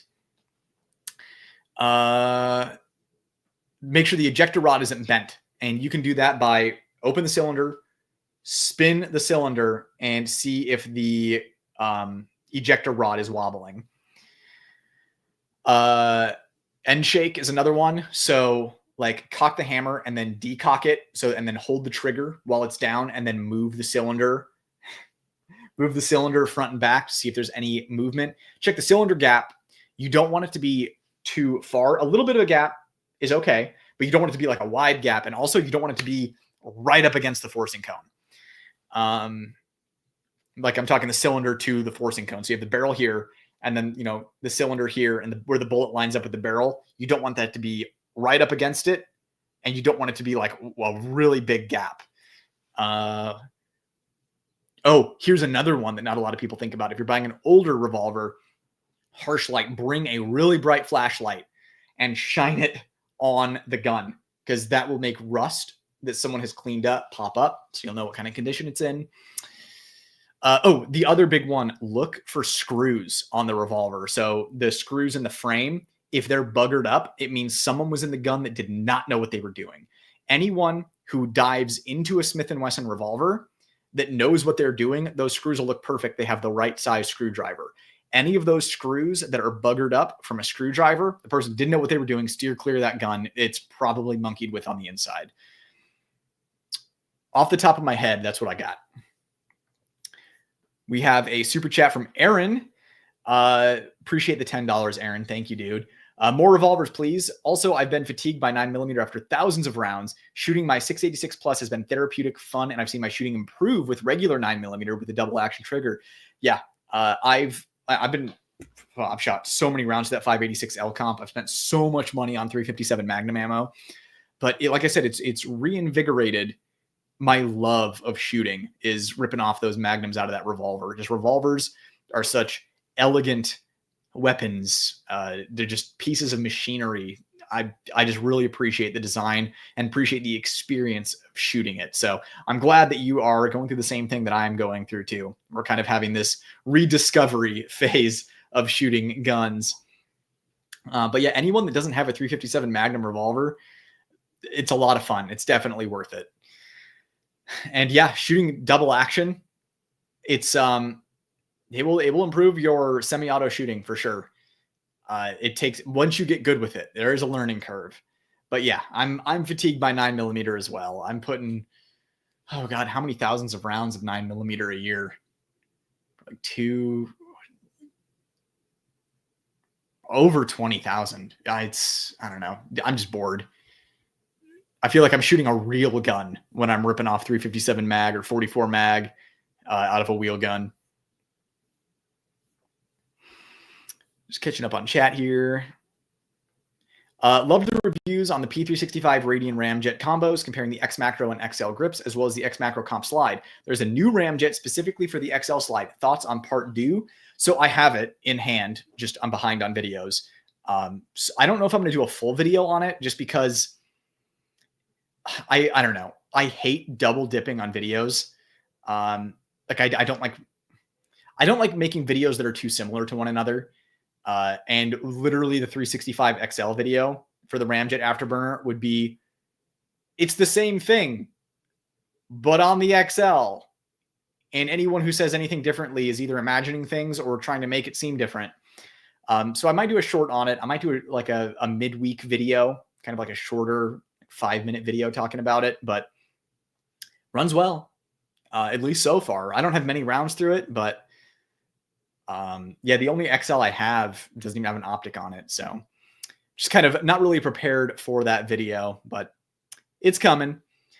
Just really, excuse me while my tongue falls out of my mouth. Starting to get hot under these lights. Just recently found your channel, because now that it's summer here, just about in Arizona, it's like, oh boy. Just recently found your channel. Really good content, and it's great to see young people like yourself with an interest and affinity for the old school revolver platform. Keep up the good work. I appreciate it. First of all, it's a miracle you found the channel. I'm really glad that it came across your feed.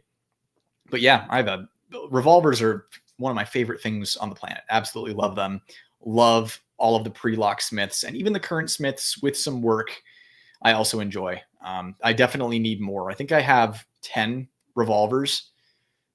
And I need to bump those numbers up, as they say. Pistol Pete, what's up, dude? Normally when I come on chat almost 2 hours in, I'd think I'm late. Nah, I'm early. Yeah, today you're early. Just make a revolver that takes Glock mags. That would actually be pretty neat. If you shoot a bunch of different guns, do you find yourself changing hand placement, pressures, etc., depending on the platform? Oh, that's a good question. The only thing that will trip me up is if I'm shooting a 2011 and then I go over to something like that Canik MC9 Prime. Just two completely different trigger systems. I'll get trigger freeze if I don't do some dry fire reps between them to kind of get used to it, and I'm running it fast. If I don't take it slow, if I hop right in from like doing drills with one, doing drills with the other, I can get trigger freeze. As far as hand placement pressures, the fundamentals apply to pretty much everything. Maybe a gun will have a weird obstacle on the grip that I need to get around, but for the most part, it's all the same. I don't put too much thought into it. I will say that, so the principles of grip are that's what's important.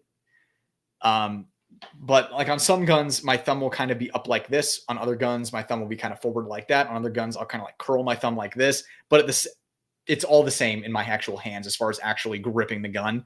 It's just maybe my wrist is in a slightly different place just because of a different geometry of the grip or grip angle of the grip or whatever. But I don't even think about it. I just, put my hands where they need to be on that gun and then grip it the same. Doom the Dark Ages flopped. It's too easy, caved into journo difficulty. Yeah. I'm also just speaking from me, I am just not interested in a medieval Doom. I want huge guns and lots of executing demons. I honestly wasn't even the biggest fan of Doom Eternal, to be honest. I just didn't really like the whole, like, you're locked into this square map with a grappling hook kind of gameplay. I like the OG, like Doom 2, Doom 64, that kind of stuff. Even like Doom 2016 was good fun, but Doom Eternal wasn't really my cup of tea. That didn't help my interest in the Dark Ages. But like I'm into Doom for, blowing demons apart with guns, not you're whipping a mace and a shield around. At least that's just my personal lack of interest in it. Have you seen the 18 round revolver speed loader yet? Some company called Rev Industries. Yep, got it right here. I did a YouTube short on it. Really good so far. Review in progress. I'm enjoying it. I do have some feedback for them, but it's pretty cool. Super chat. Appreciate the $5, man. Thank you. What are your thoughts on the Chiappa Rhino? I'm not a massive revolver guy, but I have a few, one of which is a Rhino. Definitely my favorite to shoot. So I did a Rhino review years ago, maybe like 3 or 4 years ago. So go check that one out because my opinions haven't really changed. So it's good. The trigger is a little, like kind of on the heavier side compared to my Smith & Wessons, but it shoots really well. I think my only hangup about the Chiappa Rhino is that it's such a weird design on the internals. Like I don't know how it's going to hold up over time. So like, I don't know if I would use one confidently for defense, one that I was shooting a lot, just because it's kind of an unknown. How many people are putting thousands of rounds through Chiappa Rhinos so we know what fails and when? But I do dig the Chiappa Rhino a lot. I think it's super cool. I think it's super innovative. It is, the cousin of the Mateba Unica 6 designed by the same dude. I really would like to see the Mateba Unica 6 come back. I was talking to the company that imports spores, trying to get them on board with Mateba to try to get some more Unica 6s imported. It might be a dead end, probably a dead end, but at the very least, I did what I could do. But yeah, Chiappa Rhino, interesting gun, cool gun. I just don't know if I would trust it for serious use. You kind of know what you're getting with a Smith revolver or a Ruger revolver. Not so much with a Chiappa Rhino. I don't know how many people are running those for defense, and the people who are running them for defense, how many rounds do you actually have through it? So, and at a large scale. It's so much fun to shoot though. Jose, appreciate the $20 super chat, my dude. Wow. Going into the gun review fund. Definitely appreciate the support. Do not see a comment attached to this, but I will keep my eye out. Because usually when that happens, either it happened separately or it got detached or something like that. So I will look for that. But in the meantime, appreciate the channel support. Definitely going to be able to review some good stuff because of your super chat. So thanks for the support. Always glad to have you around and have you in the lives. I'm just going to take a little scroll down peek to see. Oh, there we go. Damn, 20K 9mm a year. I mean, I do 1,000 round reviews and I do a lot of them. And honestly, Buffalo Creek, the real one. Like that's the unsung hero of the channel. I barely do 1,500 and 400 slug a year. Definitely gotten better with my 45 ACP, 250 a year, maybe jumping into 10mm and others soon. And the thing is, you're even shooting a lot for your typical gun owner. That's still a lot, but I only started shooting this much because I was probably shooting like 12,000 rounds a year, maybe 10,000 rounds a year until Buffalo Creek hopped on board with the channel. And now I'm able to just absolutely shred. They are the reason that you guys are getting 1,000 round reviews to make sure that these guns are running through 1,000 rounds. It's because of Buffalo Creek. So if you want some of their stuff, Nightwood 5 will save you. And I get a choice with a lot of these companies that give me codes, or the few that do. And it's either I get a kickback or I get you guys a discount. Every single time I pick the discount for you guys. So Buffalo Creek, Nightwood 5, if you want to support the company that's given us 1,000 round reviews. But Jose, really appreciate the super chat, man, and the support. Like I said, the last couple of lives was the whole reason I was able to do the Canik MC9 Prime review. So the support is much appreciated, and it brings us some really awesome content. Let's see here. Where were we at with comments? Use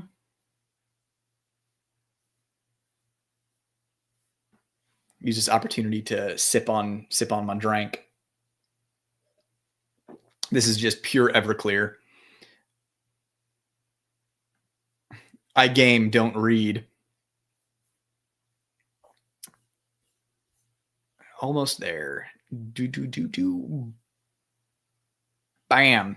What's crack lacking, you handsome devil? Um, Not much. I'm lacking crack. I can tell you that. Um, I've not been doing any of that the crack cocaine that all the cool kids are doing.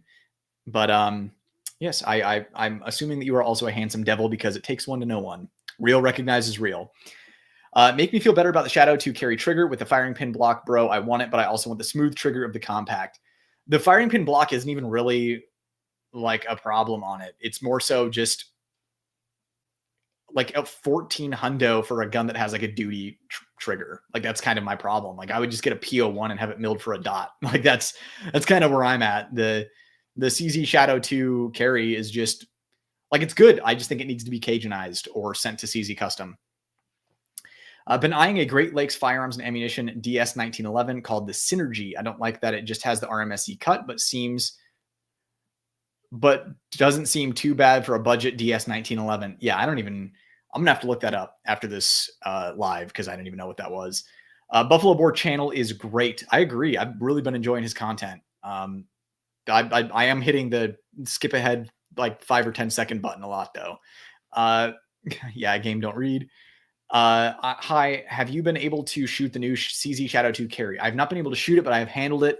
I mentioned earlier in the live that it just kind of has a duty trigger, like it has a longer reset. Not great. It's hard to justify for 1400 because I would want to send it off to Cajun or CZ Custom anyways. So like, why wouldn't I just get a PO1, send it out and have it cut for the red dot and then Cajunized, and then you have kind of the same thing for less. Been eyeing the GLF and A DS 1911. Oh yeah, it's called the Synergy. We just talked about this. But yeah, I haven't even heard of that. Only the Nagant and Reed Knights modified Ruger Redhawks could be suppressed. There also was a modified 29 that used special ammo for the tunnel rats in Vietnam. This is all true. I forgot about those Reed Knights Rugers. But yeah, the Nagant is the one that everyone knows about. Oh, we have a super chat from Rookit for $5. Appreciate the super chat, man. Thank you. Have older Staccato C single stack. The thumb safety is a tiny bit loose. It's easier to switch off than a new safety. Anyone in Phoenix that can fix this? So my go-to recommendation is Right Armory, WRIGHT, because they do like everything. They are not like 1911 pistol smiths, but they do everything, and they could probably fix that. It might not hurt to reach out to Nelson Ford at the Gunsmith Inc., because he does Smith & Wesson revolvers and 1911s. So that's probably something that he could help you with. Since the Staccato C is not a 2011, it's a 1911, it's a single stack. So might be able to help you with that. But my default, just for anyone who has any issue, I just recommend going to Right Armory locally, because they have the best track record of not messing my stuff up. Let's see, where were we? Right about here. Shout out to Chiral Defense, now making a much thinner design without the rubber insert. You mentioned that would be a good idea. Very happy with it, as my trigger finger now has more reach. That's good to know. I'm glad. The dude behind Chiral is a nerd like me. Like, he is obsessed with making the best thing possible, getting the best performance possible. So I'm not surprised to hear that he's already rolling out new offerings based on feedback. So that's good to hear. Shout out to him for sure. I still like that Chiral backstrap. I got some heat for reviewing it because people are like, I just chopped my factory backstrap. And I'm like, the grip angle adjustment is significantly more on Chiral's product than it is just chopping. Because people were chopping the OEM backstraps mostly to keep from getting slide bite or to increase trigger reach. It will change the grip angle on a Glock by a couple of degrees. The Chiral is adjusting it by like, 10 degrees or something like that. Like, it's a much bigger difference. So people were kind of beating me up over that, but I stand by it. It's a good product. Dumb hands forgetting words. No worries, dude. My dumb brain and mouth forget words all the time on videos, and people, I never hear the end of it. I've been trying to be patient, waiting for the blaze, but should I just go with a Kimber 2K11 instead of waiting? I'm just trying to get out of open division, so I want a really good open gun, or limited, I'm assuming. Yeah, so if you're feeling impatient, You can get the Kimber 2K11, dude. It's great. And don't they have a new one out that has a polymer or plastic or something grip frame that has really good texturing? That might be worth looking into. The Blaze is going to smoke the 2K11, but the 2K11 is really nice. So it would be my advice to hold out for the Blaze. That being said, the Blaze could come in stock and be gone like that. So really, it's up to you. I wish I could make the decision for you. The Blaze is the better gun for competition, but the 2K11 also is nice. So Gunsmith Cats makes me want a Beretta 84. You can find them, man. They're pretty easy to find. But yeah, Gunsmith Cats makes me want a lot of guns, to be honest. My GP 100 4-inch I bought 6 months ago has been flawless. That's good to hear. And this is kind of what I was suspecting about Ruger, is that they're still kind of a bit of a roller coaster. Like they're going to be good and then bad and then good and then bad. When you do the class, I'm definitely going to sign up. But in the meantime, any tips on helping to stop pulling shots? I know it's grip, but is it support hand or too much tension in firing hand, etc.?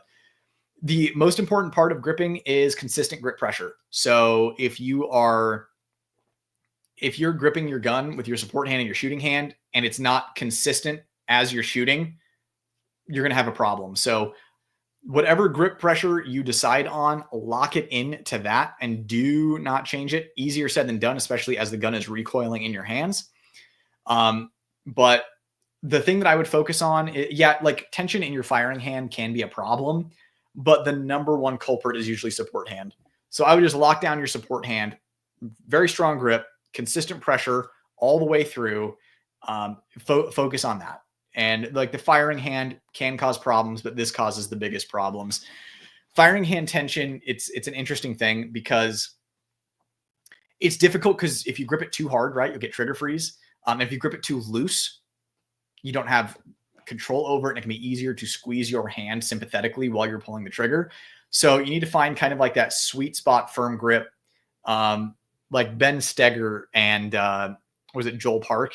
They talk about, grip the gun in your shooting hand as hard as you can, and then like remove a finger and then bring it back down. And that's the grip pressure that you want. That's probably the best articulation that I've ever heard. When I heard that, I'm like, oh my God, that's the exact grip pressure that I grip with. Like they just nailed it. That being said, once you're there, it has to stay there. So you're, moving your trigger finger, it's really easy to sympathetically start squeezing or to sympathetically loosen when you're resetting the trigger. You have to lock in and be committed. And same thing over here with, 100%, 95%, 90%, whatever strong grip pressure over here that you're not, shaking doing it, lock it in like a vice and just maintain that grip pressure throughout. In my course, I go over tricks on how to train yourself to do that, but that's a little tidbit that might help. Are you going to review Radian Ramjet on G48, G43X? Super curious. Probably. Most likely. Any chance the Bull Ultralight will release in stainless like the TAC Pro and other models? I don't know. Maybe not because it has an aluminum grip. But two-tone would be cool. Stainless slide. Buying my first 45 on Friday, leaning HK USP. What you guys think, dude? Yeah. If you're getting a 45, it's got to be either an HK USP or an FNX 45, or a 1911. Like that's it. It's got to be one of those three. HK USP, I think, is the coolest. So why not go that way? Thanks for all you do from Georgetown, Texas. I would want to see more pistols and 22 Winchester Magnum. Okay. I'll keep that in mind. If I see any around that are cool, I'll pick them up. But I'm glad you've been enjoying the channel. Absolutely ECP. For the USP, absolutely. Oh yeah, for sure. Wait, the Black Power Ranger shot his finger off? The OG Black Power Ranger? Yeah, when he was like 4 years old, he blew his finger off with a Derringer. I wish I could have been around for the great days of surplus when it was cheap. Yeah. Oh man, I wish I would have been older. That's the thing is I even think about YouTube. Like if I would have been my age now in like 2008, 2009, would have been amazing. But same, also, can we talk about like pre-86 with NFA items? Like if I was my age now, I would have so many personally owned transferable NFA items. It'd be ridiculous. Mine is for Warhammer chapter. relatively new to the lore. However, I didn't know that Shadow Systems have so many issues. I have an XR 920 with about 3,000 rounds, ramjet, and 0 issues. Yeah, that's the thing is the Shadow Systems, they're good unless they're not, kind of the thing. I don't know. No one really knows what the percentages are. It's just kind of perceived percentage in my mind, in which case it's like, it seems like Shadow Systems are like 90% fine, 80% fine, 10 to 20% have issues. That's just what it seems like on my end. That is not scientific by any means, just perception. But yeah, Shadow Systems are mostly good, but seeing disintegrating barrels really has me hesitating. Only 7 thumbs up. All right, there are 101 people in here right now. Everybody, 105 people in here right now. Everybody hit the thumbs up button right now.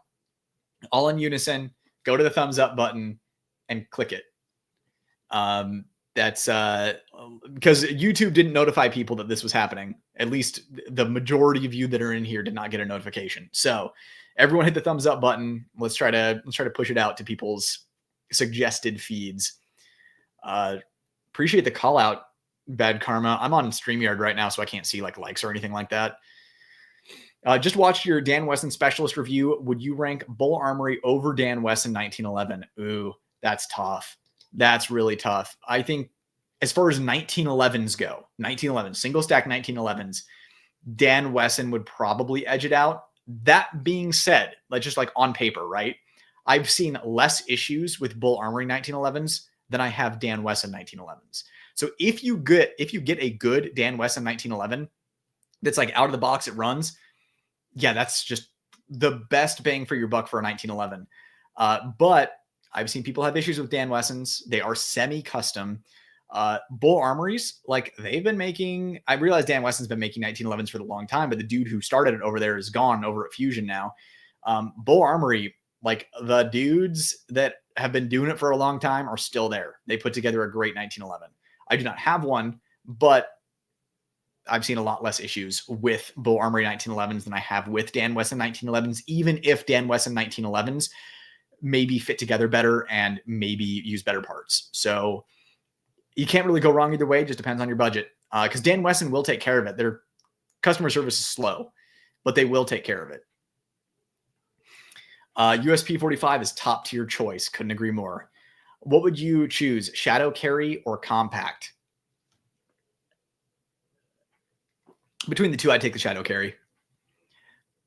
Oh, I guess I read it wrong. What, the 7 thumbs up? Okay, there are more than 7 thumbs up. Thank God. I was like, man, we're slipping here. It's like this. Channel's not doing as well as I thought it was. Looking at a platypus or a bull, which would you suggest?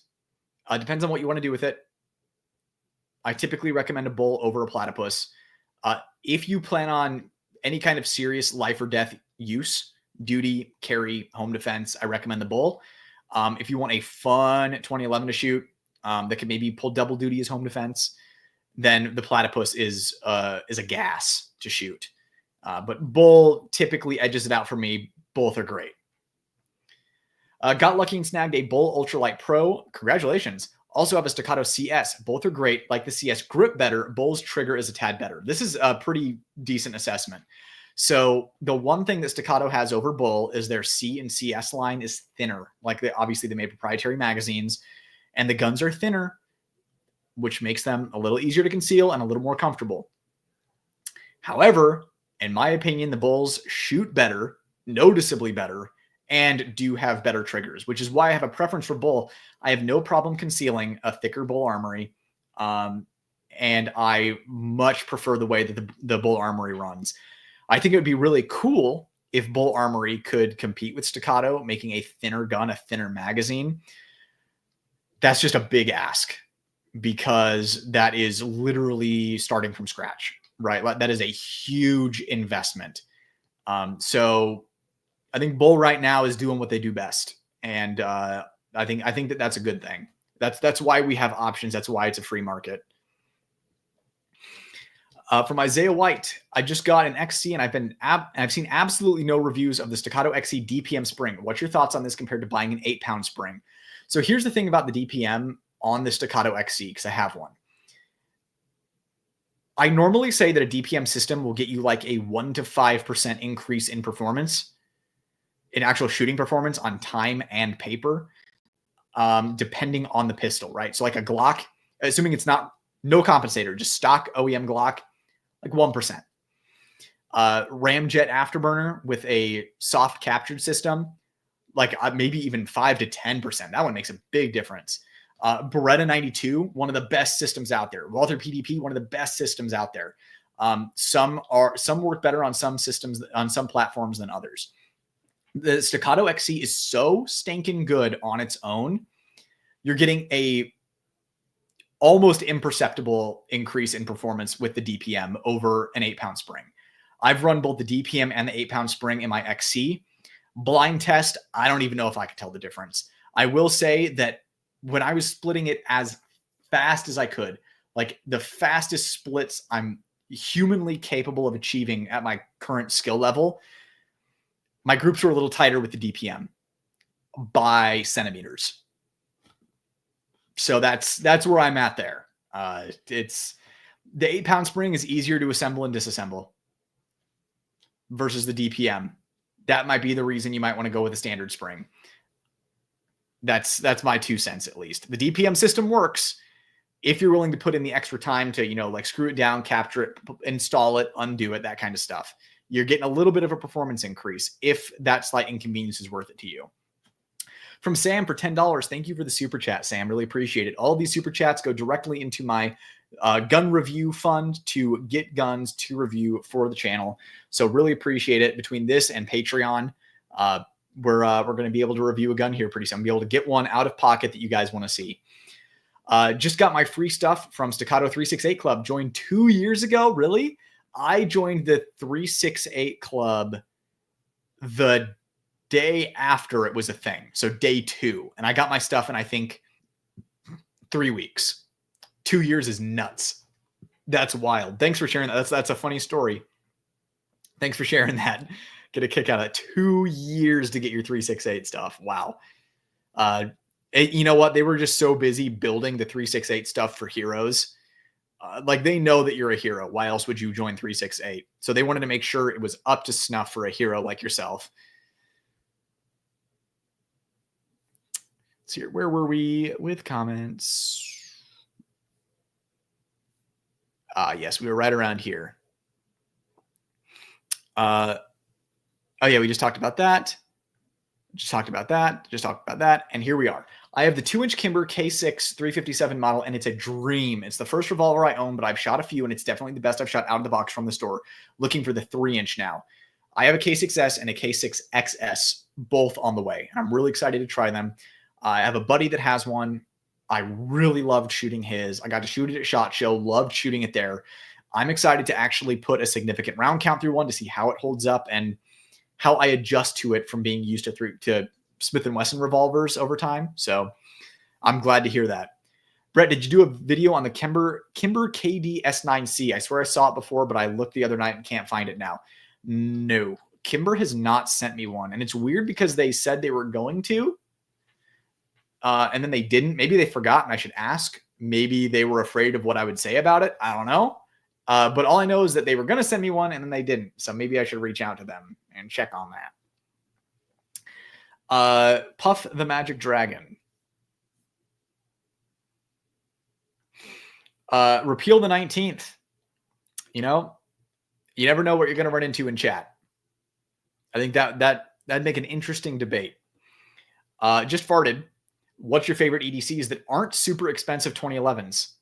Glock 19. Done.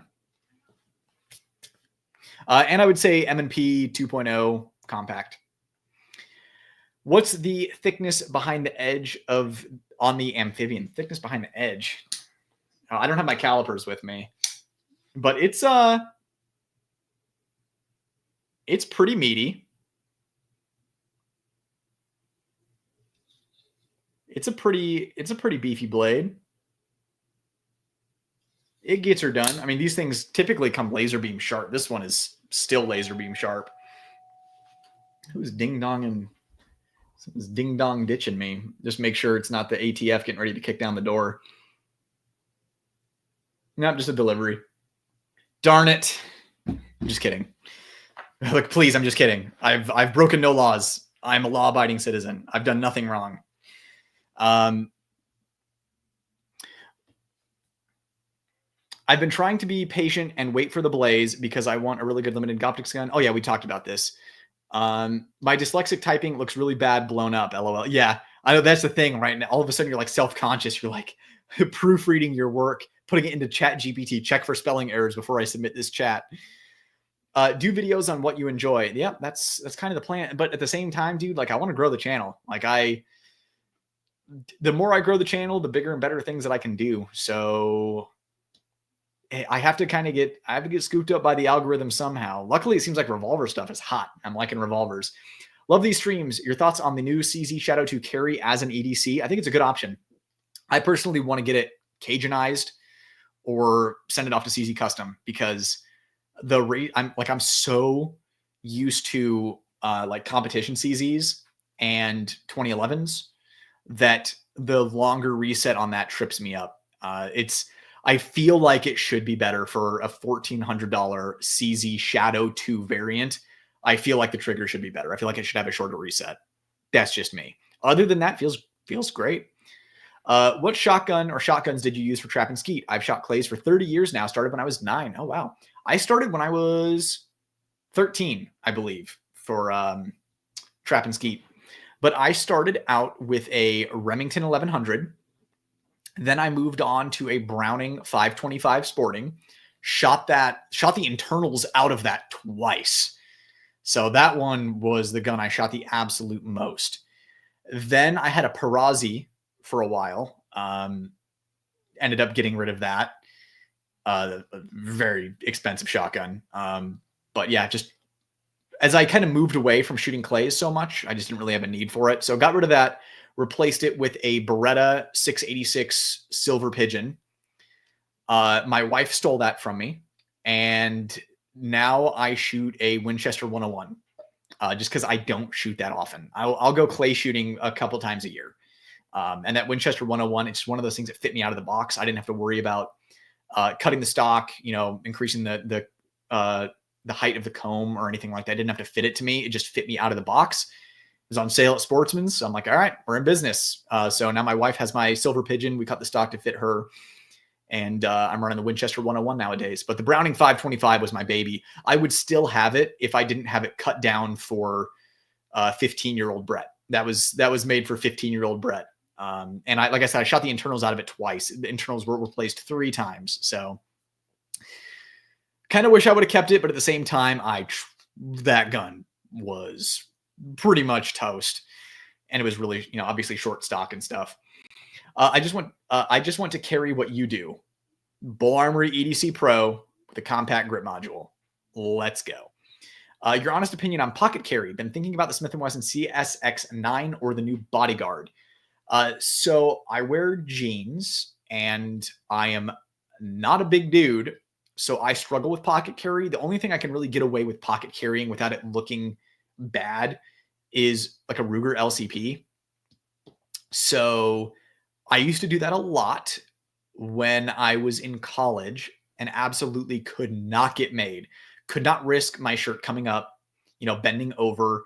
I skateboarded in college to class. Didn't want to risk falling off my, some girl on a bicycle crashing into me and, my gun goes flying or whatever. So I pocket carried a Ruger LCP and 380 in college. If I was wearing like cargo pants or something, which I didn't wear, but if I were to, I probably would have carried a J-frame instead. That being said, as long as you have a good pocket holster and it conceals well, then I think it's viable. Just like, don't be dumb about it. Like there's that video of that dude in that fast food place and he's fingering his gun in his pocket and it goes off in his pocket into the floor. It's like, as long as you're not dumb, I think pocket carry is fine. I think it's a slower draw, but I think it's better than off-body carry. So yeah, I have pocket carried when I absolutely had to. With the technology that we have nowadays, being able to carry more discreetly, like under the pants with, there's like, the underwear and stuff like that. But I like the comfort concealment belt. I probably would have carried that way back then. But back then, a pocket holster with a 380 was kind of my best option. Also, I didn't have a lot of money back then. So in your opinion, is it worth it to trick out a polymer striker fired gun or just skip all that and get a Staccato 2011? I would just skip it and go to a Staccato 2011, because once you start tricking out a polymer striker fired gun, you're putting aftermarket stuff into it, you're tuning it, problems could pop up. Like, I don't like troubleshooting. I don't like dealing with problems. So I would just get something that works out of the box. That's just me. Because by the time you're done tricking out a polymer striker fired gun, you're just about at a Staccato anyways. Just be aware of the manual of arms of a 2011. Know that you're going to have to get used to a manual safety, get used to a depressed grip safety, that kind of stuff. But I think that is the easiest way into getting into a gun that performs really well out of the box. Any last update about P320 issues? Nah, man, same stuff. Getting a lot of haters in the comments on my SIG video, that's for sure. Other than that, nothing noteworthy, at least.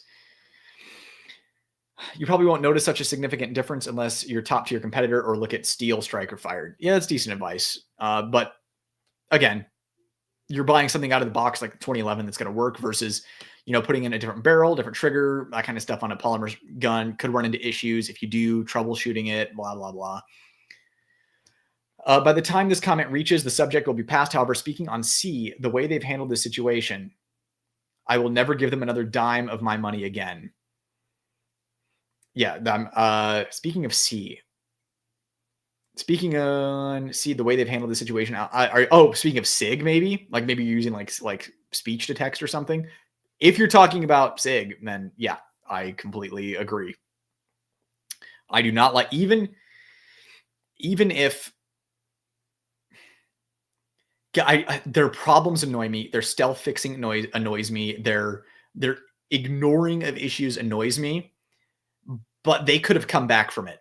After the way they handled the situation, I'm not interested in giving them money. I used to say, yeah, 229s, 226s, 220s, great. I don't even care anymore. I'm just not giving them a dime. I will buy used like West German SIGs, and that's about it. Appreciate the $20, Todd, going into the gun review fund. Best content in this space. We'll watch the second half tomorrow. Check out the new AAA free-to-play Gunzilla games Off the Grid. Big guns. My 16-year-old son loves it. Well, if a 16-year-old loves it, it's right up my alley. I will check that out. Thank you for the recommendation. Thank you for the super chat and the support of the channel. Definitely helps me get these guns out of pocket that you guys want to see that companies don't want to send me. So really appreciate the support. Appreciate you being here. Always enjoy you being in the lives. Glad you were able to catch the first half live. And when you get to this point in the second half tomorrow, hello from my past self and hello to your future self. Appreciate it. I will check out Off the Grid. I feel like Off the Grid should sponsor the channel now. Let's see here. You see that test where LFD research made a 320 discharge without a trigger pull? No, is that recent? I'm going to look it up after this. Like I once you start making content in this space, like, I don't know, maybe it's just me. I'm like so distracted actually producing stuff. I kind of fall behind consuming stuff. So I rely on you guys sometimes to keep me up to date with some of this stuff that kind of isn't getting picked up by, big channels that come across my feed, at least. I've also like ruined my feed by looking at gaming stuff. So it's like half video game stuff, half gun stuff. So it's not like a full overload of gun stuff anymore. I had started using this account to watch everything. I have a LTT 92X. Oh yeah, I think we talked about this earlier. Yeah, TAC Pro for sure. Harry's Holsters, what's up, dude? How long ago were you in here? Oh, we're starting to catch up. We're getting there, like 45 minutes behind now. I see a ton of people open carry the M17, M18 in my area because the military has it.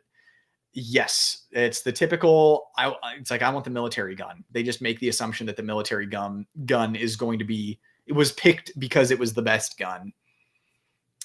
Tale as old as time. Only seeing like half the comments you're reading, Brett. Don't know what's up with YouTube chat. Oh, interesting. Well, at least you're hearing them. But I'll have to report the issue. Thanks for letting me know, though. That's the thing, is like there's literally no way for me to know unless you guys tell me. So I appreciate you letting me know of any technical issues that are popping up. Harry's Holsters, I've had 3 Ruger SP101s come into my local shop for me. All their barrels were canted identically. One was a 38 2¼ inch and others 327 Magnums. I think they're fixed or worn out. Yeah. Oh yeah. They're yeah. I know what you're saying. But yeah, I'm glad to hear. Well, I'm not glad to hear that, but I'm glad to hear your feedback about that, because I haven't purchased a Ruger revolver, a new one, in a few years. So other than ones that I've held in stores, like I haven't had a hands-on like shooting experience with one. But wowza, that all of them came with canted barrels. That is nuts. Thanks for letting me know. Yeah. Revolvers are awesome. Will make people a more well-rounded shooter. 100% agreed. Harry's holsters. You know, when it comes to revolvers, you know your stuff. Yeah, Ruger's been indexing barrels crooked for decades. It's nothing new. They know and don't care. Yeah, just like many other companies nowadays. Good night, kiss moi. Oh yeah, you. It's getting to be your bedtime. Recently bought a Staccato P with the Vulcan Ignis port that has the reverse tux CRN coding for 4K.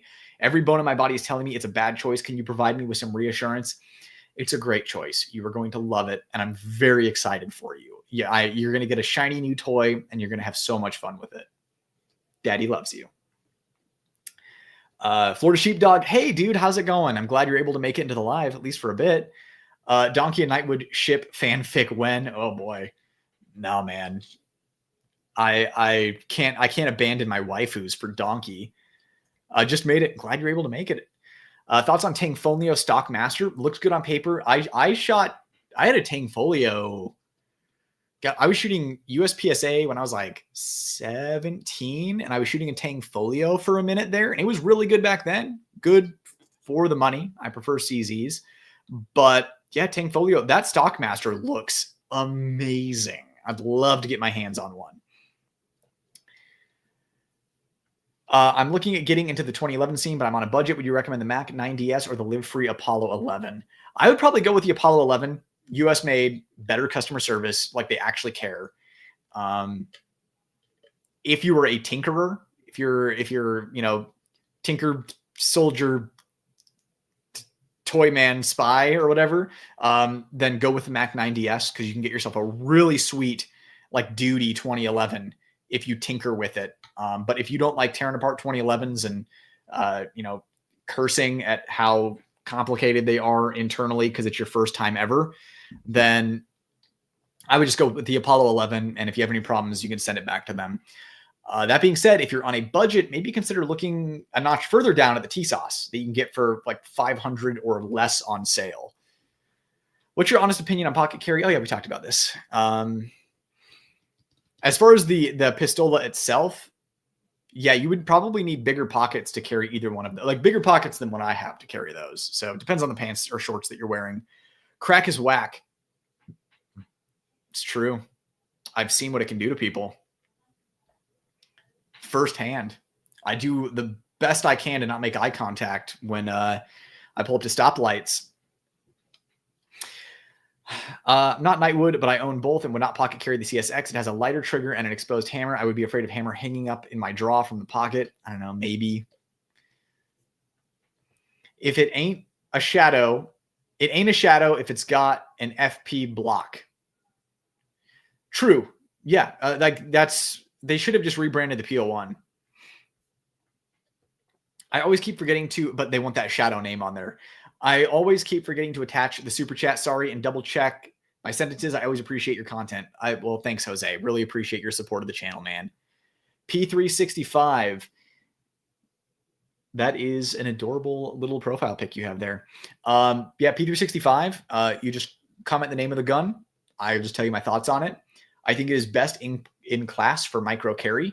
Trigger bar spring breakages are a thing, and it's randomly. Like, I thought that it would happen every, like, you know, above 2,000 rounds.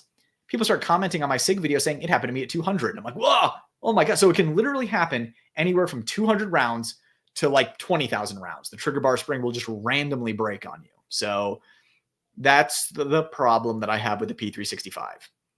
And when there are so many other options in the market, why put your life at risk?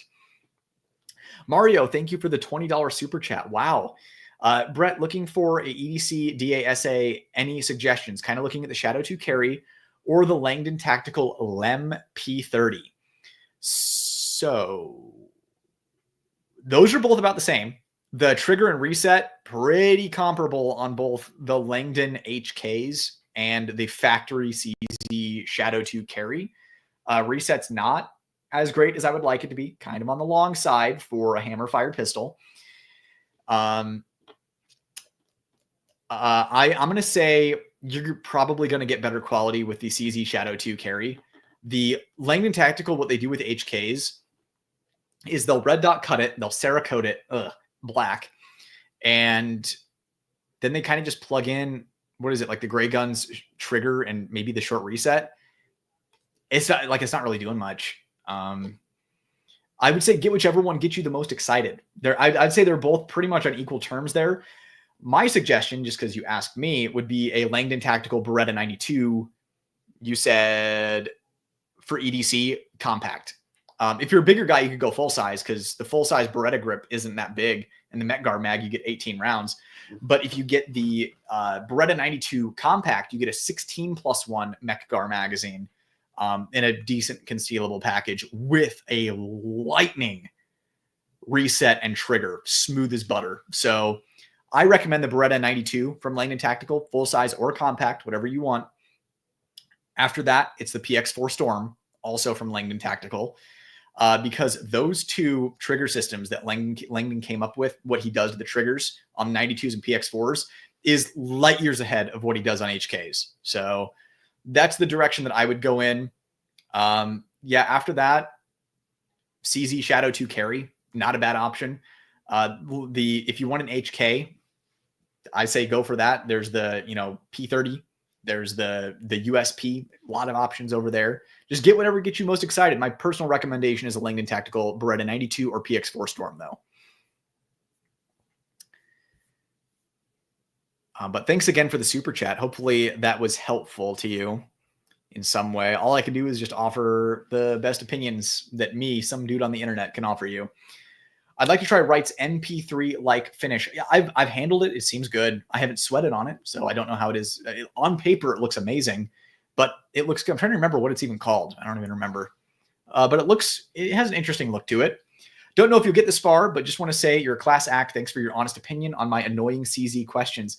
Never annoying on the questions, dude. Unless, the only thing that annoys me is if someone puts words in my mouth. That's probably my pet peeve in the comments. Someone will do quotation marks and then say some hyperbolic thing that I didn't say and say, wow, what an idiot. I'm like, that's not even what I said. Listen to the words that I say, dude. That's the only thing that ever really annoys me on YouTube. Other than that, I'm always happy to answer questions. There are people out there that know way more than me, but I'm somewhat knowledgeable, and at the very least, I can help out people just because I've put my hands on a lot of guns and I can shoot okay. So I kind of know at least what to look for on the consumer end of things, what makes for a good shooting gun, what doesn't, and just some advice because I've made some mistakes and I can help you avoid those mistakes. So I'm glad that I could be helpful at all. So never annoying, just here to help. I bought 2 new Smith & Wesson revolvers this January. Both went back for repairs 3 times each. Wow. And they have finally agreed to replace them both. Horrible experience. I would say that is a horrible experience. The worst part of it is how long you've been tied up with that. That DPMS kitty cat that I have that I had to send back to PSA twice. I got that at the end of December. So I've been struggling with it since January. It's just thinking can I break it in? Can I try different magazines? That kind of thing. And then sending it in and then it's sending back and then testing it again and sending it in. So I know what it's like when you drop that much, because you said 2 Smiths. That's 2 Gs plus that you tied up and stuff that you have not been able to enjoy. Sending them in 3 times each and they have to end up replacing them. This is what I'm talking about with Smith & Wesson's quality control. Unacceptable, ridiculous. You are a paying customer. Their guns are not cheap. I'm mad for you, dude. I'm ready to go off like a volcano for you. Thanks for sharing your experience, though. People need to see this. But this is also why I'm going to do a video on what to look for when buying a revolver. Probably next week. I want to do a midweek shorter video on what to look for when buying a revolver. because we can avoid stuff like this if we reject the guns at purchase, which is what I've been doing. That's what I did with that 586 L comp. I rejected so many of those over the course of 3 years until I found one that was an acceptable baseline. Because the thing is, Smith will eventually take care of it. I don't want to deal with it. I want to start with one that's decently okay. Lin, what's up, man? Hey, brother, was looking at getting a 2011 for my birthday. Happy early birthday, my friend. The Accuracy X build I want is a 12-month wait. Should I get something more available? I would. 100%. If I were in your shoes, I would get something else. I don't know what your budget is, but there are so many, and that's the thing, is it's not like there's a lack of 2011s out there. There are so many amazing 2011s on the market. You can find something out there that you can get for your birthday. Your birthday is precious. Your birthday is special. It is a celebration of life and, you know, a remembrance of the people who are no longer with you that couldn't see their next birthday. You should be able to have your beautiful 2011 on your birthday, not have to wait a year for it. That's just my opinion. I'm very passionate about birthdays. Let's see here. Where else were we? But thanks for the $5 super chat, by the way. Really appreciate that. Always glad to have you here in the lives. You always ask good questions, good comments, very helpful. I only ever heard of issues when the CR920 first came out and thought they fixed that fast. Yeah, that was with the butt barrel, right? The barrel that looked like a butt crack. But that's the thing, is it's not, that was a design issue. Quality control issues still exist across all of their offerings. That's pretty much what we're talking about. I hit it over an hour ago. What did you hit over an hour ago? I'm like scrolling up to find out what you hit. I'm desperate to find out. The mystery and the intrigue in this comment has me dying to know what you hit. Did you hit it? Quit it over an hour ago? Thoughts on agency arms, pistols, and custom work? They're pricey. I don't know if you're getting that much of a performance gain out of it, but they make cool looking stuff. And like, it's not like it's a slouch, like it's quality stuff. I just don't know if it's worth the money personally. Probably hitting the like button. Got it. No notification. Yeah, no one got notifications for this. Ugh, so frustrating. What would you recommend for the fastest, flattest shooting compact, subcompact EDC setup? That's a mouthful, but I get this question a lot.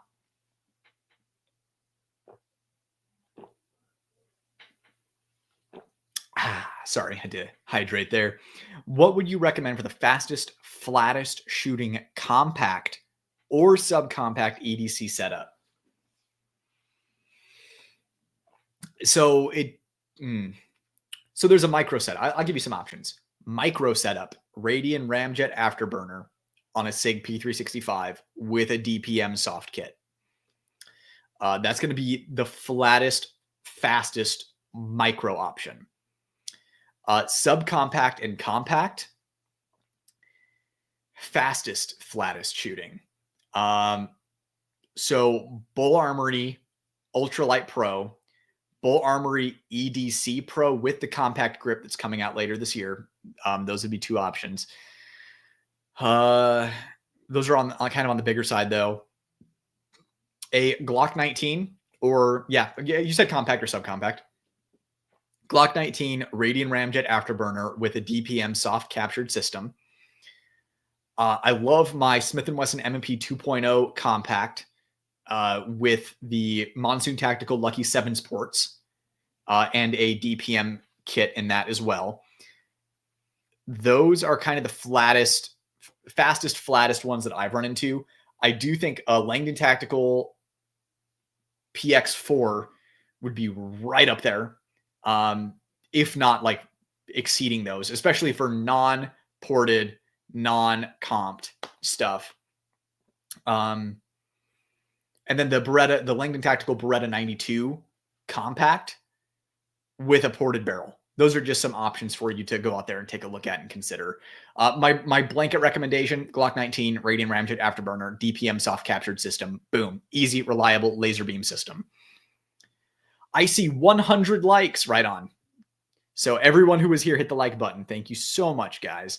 I don't know if it helped Maybe it did. Staccato or bull? Depends on what you are looking for. So here's the thing. I like the bull armory pistols in every single way over staccatos. However, staccato is amazing still, right? I have personal preferences towards the bull armories, from grip texture to the actual shooting performance of them, engineering, non-reciprocating weight. Like, they get really nerdy about how they distribute non-reciprocating weight on their guns, and their grip texture. I also prefer like slide serrations, all that kind of stuff, right? Like, I have preferences for bull armory. Staccato is no slouch. Staccato also has a lifetime warranty. If you do not modify it, do not disassemble it past field stripping, and if you're the original owner, that lifetime warranty is what you're paying for with a staccato. Any issues you have, as long as you do not modify the gun, or take it apart to a gunsmithing level, you have lifetime care, and it's premium care, probably the best customer service in the industry right now. On top of that, the Staccato CS and Staccato C are thinner options. So if the thickness of guns is your problem, they have an answer for that. So I prefer the way bull armories shoot. I prefer the feature sets that are on them. But it's worth considering that this, and they're less expensive. It's worth considering with staccatos, the lifetime warranty and the thinner options that they have. So based on your needs, pick what you want. And then we have some anti-Semitic stuff going on in here. Why give money to, I don't want YouTube to flag me for anything, when they actively hate you. Staccato equals none of them. So listen, like I always say this, my YouTube channel is as much of a free speech zone as YouTube will allow it to be. I will allow people to say whatever they want. I think that, I'm a First Amendment guy and a Second Amendment guy. Just because I'm showing something doesn't mean I agree with it. So just want to say that, not my opinion. Free speech zone, though. Someone can be, hateful or have different opinions or whatever. Does the compact grip work? And it doesn't mean that I hate that person either. It doesn't mean, like, honestly, I don't really have hate for anybody, except for the person who puts words in my mouth in YouTube comments, accuses me of saying something I didn't say. That person, special place in hell for them.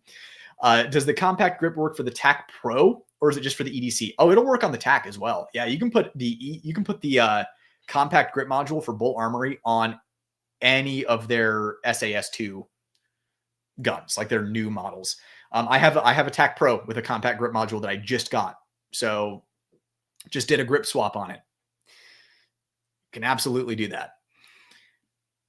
Oh yeah, this was about you getting the Staccato 368 Club stuff 2 years late. I remember when I was a kid going to the gun store with my uncle, and the full auto version of everything were on the shelf next to the semi-auto version for like $100 more, and the NFA stuff. I know. I was born in the wrong time, man. I do have a friend whose dad did what I would have done pre-86. Got it all. Has everything. MP5s, M60. He got everything. M16s. Oh God, just born in the wrong time. Any recommendations? And guns were cooler back then too. Come on. Like, now we're all clamoring for the semi-auto clones of those guns just because they were cooler. Any recommendations for a DS 1911? 9mm has to be reliable and features, and be reliable and features. Second, looks eye of the beholder. Price. If I was willing to save for my Ed Brown M&P, would be willing to do that for a great double stack 1911.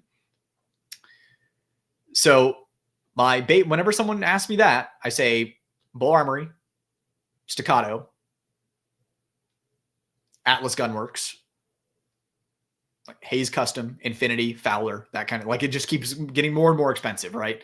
But as far as reasonably, I know it's a lot of money for it's a lot of money for me. The Staccato and Bull Armory, kind of the top two, with my personal preference and recommendation going to Bull Armory, but an acknowledgement that Staccato has the best warranty in the industry. So, hey, bud, just wanted you to know I'm in the shower and your vids are great. It's okay. You don't need to get my back.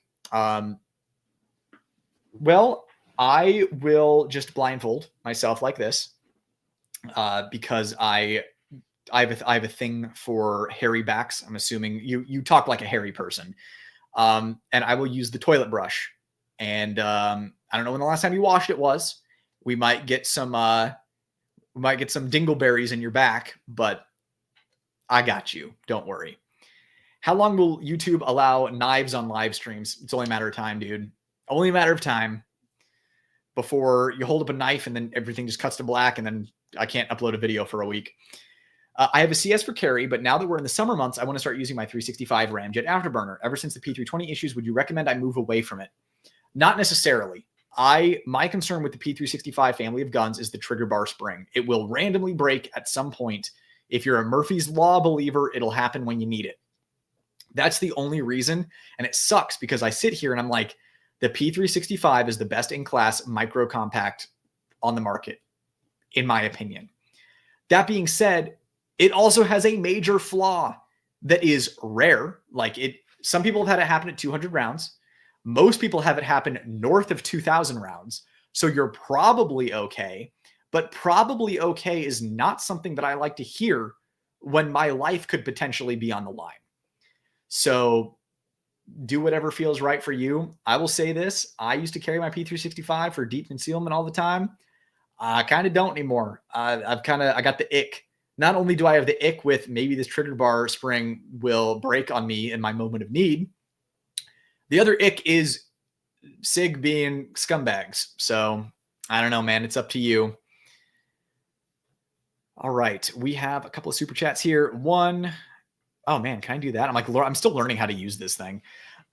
Speaking of failures, just had a brand new Holosun 507K after 2 mags went crazy and would not respond to buttons. Tried changing battery and still was not responding to buttons. So first of all, thanks for the $10 super chat, Mario. Much appreciated. Goes right into the gun review fund that will fund guns that I have to buy out of pocket for the channel. So you're bringing yourself some awesome reviews. That being said, Holosun is my current favorite red dot manufacturer. They're not perfect. At the end of the day, they still have quality control issues. And I used to beat them up about this, but their quality control has improved. And Trijicon and Aimpoint have their own quality control issues. So it's one of those things where you say you had a 507K with a problem. I got spooked when I had an RMR with a problem and then an SRO with a problem. The only one I haven't really had a problem with, I had an RMR HD that I don't know if it happened with me or in transit shipping it to the person, but somehow one of the buttons got warped on the RMR HD.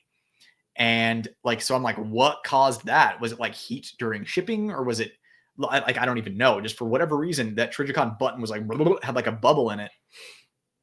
The only one I haven't had an issue with is the RCR. So Trigicon's having problems. Aimpoint obviously had problems with the Acro and the Acro P2, even with water and moisture getting in there. So I'm like, okay, if everyone's having QC issues, then why not just go with Holosun and pay half the price? They're still when you get a good one, and which you will, it's their quality control has significantly improved. You're getting a quality, durable dot that can survive round counts, can survive being dropped. It's been used in combat. Thing works. Why not? So that's why Holosun has become my go-to, even though occasionally you will have a quality control issue like this. They will take care of you too. So it's a rare occurrence. I'm trying to think. I think I have 12 Holosun 507 comps. Had an issue with one of them. I don't even remember what the issue was. It was a minor issue. I'm going to have to go back and look at my email to them to figure out what it was, but they replaced it. I think it took 20 days. But they still took care of it. Trijicon would have taken just as long, but still I have all of those other Holosuns that are running just fine. So I have no issue with Holosun. You just have to be aware that occasionally they'll have quality control issues. Trijicon, you didn't used to be that way, but they certainly are now. There was a period of time there, obviously, with the Trijicon RMR Type 1 that had connectivity issues, but they fixed that with the Type 2. But then I had a Type 2 that had problems recently. So I was kind of no winning across the board. So I just go with Holosun. But appreciate the super chat. And Kieran, thank you for the $10 super chat as well. Also going into the gun review fund. Much appreciated. Helping keep the channel alive here. Saw your vid on comps and ports. What led you to lean towards the pro, knowing the drawbacks of personally experiencing shrapnel in the arm? Also, Expedition 33 Game of the Year. So first of all, I am about 30 hours into Expedition 33. I'm doing everything though, like exploring every nook and cranny, doing all the side content and stuff. So I still have a ways to go. But so far, it's the best game I've played this year. I hope that it can keep it together through to the end. Secondly, so here's where I'm at with ports and comps, because people ask me this because obviously in my ports versus comps video, I was pretty harsh on ports. I think with good reason.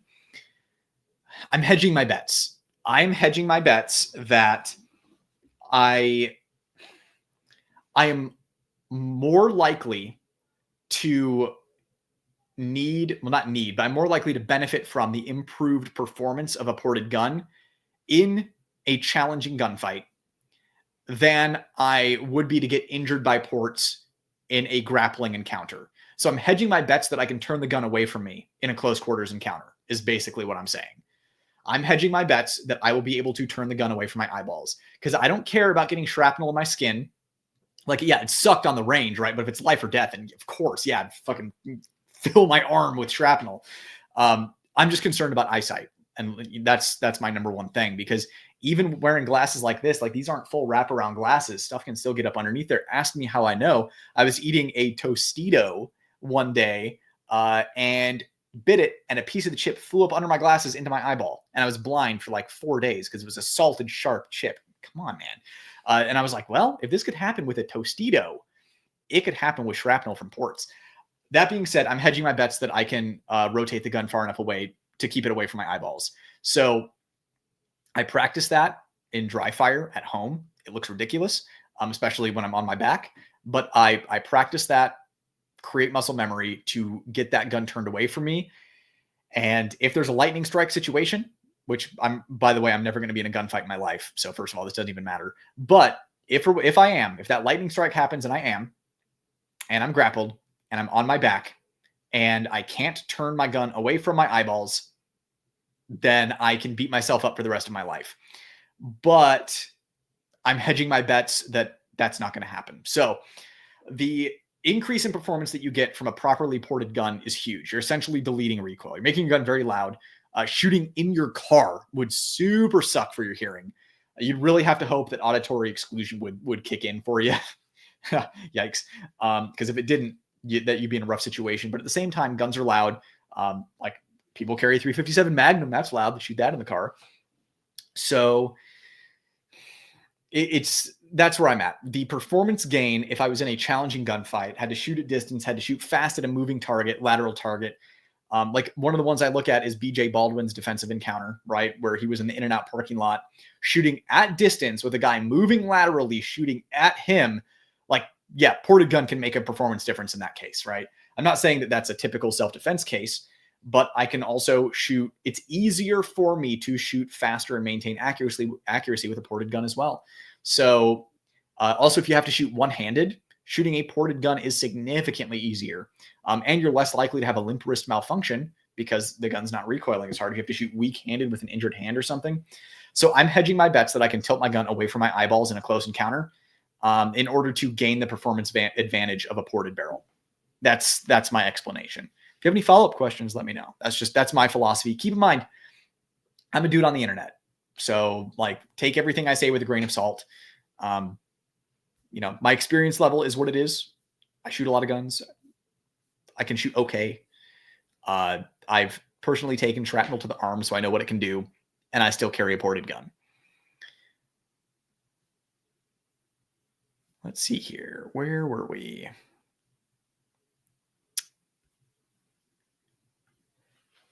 Here is a fun fact from totally real person Bella Strawberry 69. May is National Touch Yourself Month. That is all. From Harry's Holsters again, dude, I'm glad you're chiming in on the revolver stuff. Any plans to play with the 32 caliber revolvers, 327 mag, 32 H&R, etc.? So first of all, I don't know if you're still here. I think this is probably a while ago, like 30 minutes ago or so. I want to have you as a guest on a live talking about revolvers and nerding out with you over revolvers. I have not forgotten about that. Don't worry. Just been busy. I'm sure you get it. I have not hit the point of being interested in 32 caliber yet. I'm still having a lot of fun with 38 through 57, 44 special, 44 mag. I'm still having fun with those, but you better believe that once those start to wane on me, 32 is next, starting with 327 mag and 32 H&R. So it's one of those things. I'm having fun right here. And then when that gets boring, I'm going to come over there too and probably start playing with other revolver calibers as well. I had all my fun when I was a kid with 500 Magnums, 454 Casuls, that kind of stuff. So I kind of got that out of my system when I was a kid, but that kind of stuff, maybe I need another like 5 or 10 years on me. And then the 32 caliber is going to tickle my pickle. Aces High 93. Thanks for the $20 super chat, dude. Really appreciate it. Again, this all goes into the fund to pick up guns for review for the channel. So it goes right back into the channel. Good morning from Guam. I don't think I have many subscribers in Guam. Hope Atlas Gunworks sends you products to review. Never in a million years, my friend. Like, I realize never say never, but it'd be cool. I'm gonna have to find someone who has an Atlas and would be willing to let me run it on the channel. I'd love to see you shoot the XC against the Artemis, aka the best looking pistols ever created. I have both and shoot the XC with less muzzle flip. Yeah, I'm assuming the XC probably would perform better, but the Atlas, the Artemis, better fit and finish all around, I'm sure. But yeah, I would love to. I've only ever shot an Atlas at events like SHOT Show. So I would love to actually put a proper round count through one. That's just that's outside of the channel budget right now, and I highly doubt Atlas is going to send one my way. But it's thanks for the comparison on your end. I would suspect that the Staccato XC would shoot better as well. But I hope you're having a great morning in Guam. I wish you a great day moving forward, and I hope you get to shoot your XC and your Artemis soon. Those are guns that deserve to be exercised regularly. Are gun laws pretty okay in Guam? I don't even know. I'm not even familiar with gun laws and regulations in Guam. I'm assuming it's probably similar to a place like the Philippines, but I don't know.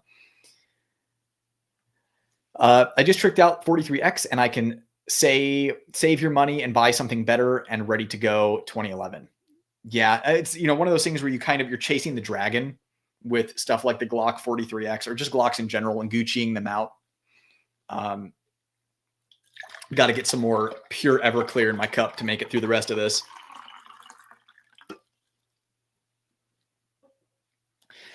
Yeah, so you kind of chase the dragon Gucciing out these striker guns when you could just get a 2011 and you're good to go.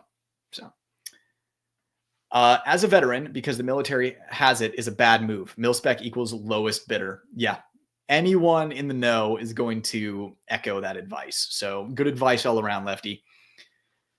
I just rewatched your video, Harry's Holsters video on the K6 XS. Over time, great video. Made me start looking for an XS to add to rotation. I also have a Kimber XS en route. And after watching Harry's Holsters video, I am also super excited to run it. It seems peak. Yo, you're still on. What a legend. You must be new around here now. What's your bare minimum number of rounds in your stockpile? Or do you shoot too much to stockpile? It depends on the caliber. So, oh man, I'm assuming there are a lot of guys like me. I just have a lot of ammo, just kind of everywhere in a bunch of different calibers, just kind of like stacked up on shelves. As far as like poop hits the fan calibers, like 5.56 and 9mm, I don't know. I probably have like 10,000 rounds of 9. I have about 1,500 rounds of my defensive 9mm ammo, and probably like, I don't know, not as much 5.56 as 9, maybe like 6,000, 8,000 rounds or something like that. Other than that, other various calibers, I have a few hundred here, a few hundred there, 1,000 here, 1,000 there of other calibers. But honestly, like a big part of the way that I'm keeping the channel going, especially with like the revolver videos, is I'm shooting up my backstock of 357 mag and 38 special that I've had for years. So those videos aren't costing me anything on the ammo side, but I really need to find an ammo sponsor for those revolver calibers. I was working with True Shot for a while, but then they kind of backed off on the like influencer marketing. They were one of those things where they weren't interested unless you were doing affiliate, and doing affiliate on YouTube is very difficult with ammunition, gun parts, that kind of stuff. So I need to find someone to send me some 38 and 357 mag, 44 mag, stuff like that. I need to make more connections. because I came into this industry as just a dude. Like I had no industry connections, and now I know maybe like people at like 5 different companies, maybe. So like I'm slowly making connections, but I should probably be more aggressive with that. I just also want to keep like this clear barrier of like, I am a consumer and I'm pissed when you do things wrong. Like that's, I need to maintain that identity. It's tough when you become friends with someone, right? Like and I always make that clear whenever I become friends with someone at a company. I'm like, hey, just to let you know, just because we're friends doesn't mean that I'm going to like cut you any slack. Because I don't want people to get ripped off still. So if you're not cool with that, then we shouldn't be friends. As far as bang for buck 1911, I bought a Magnum Research stainless steel full size, and boy, is that thing amazing. Didn't Bull Armory make the 1911s for Magnum Research? Maybe. What's up, bro? What's up, unconcerned citizen? Hope you're doing well, dude. From Gary, hi, Brett. Which gun do you recommend? The new TSOS 1911 DS carry versus the Mac 9 DS comp? Oh yeah, did we talk about this earlier? I think we did, but I'll answer it again. Just depends on your budget and what you want to do with it. I don't have enough trigger time between either to really give you a definitive or educated or knowledgeable answer. But I mean, SDS Imports, TSOS, Military Armament Corporation, whatever it's called, they're doing a decent job, inconsistent quality control, but good for the money and especially good for tinkerers. So hard to say until I get my hands on either one of them, which I do plan on doing. You should seriously make a video regarding thoughts on SIG, the P320, and maybe investigate the mechanicals of the gun. Your channel is the ultimate turn to for no BS content. I don't know if you saw it, but I did do a video on the P320. And this is kind of the weird thing with YouTube recently.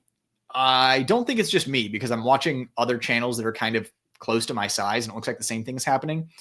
Where on day one, if a video is doing well, where, I get the notification, congratulations, your video is more, viewers are watching this for longer. More people are choosing to click on this. Your video is being shown to a wider audience because of this. When I'm having a dynamite video, I will hit like 10 to 12,000 views on day one, and then it stops. It is just like completely cut off.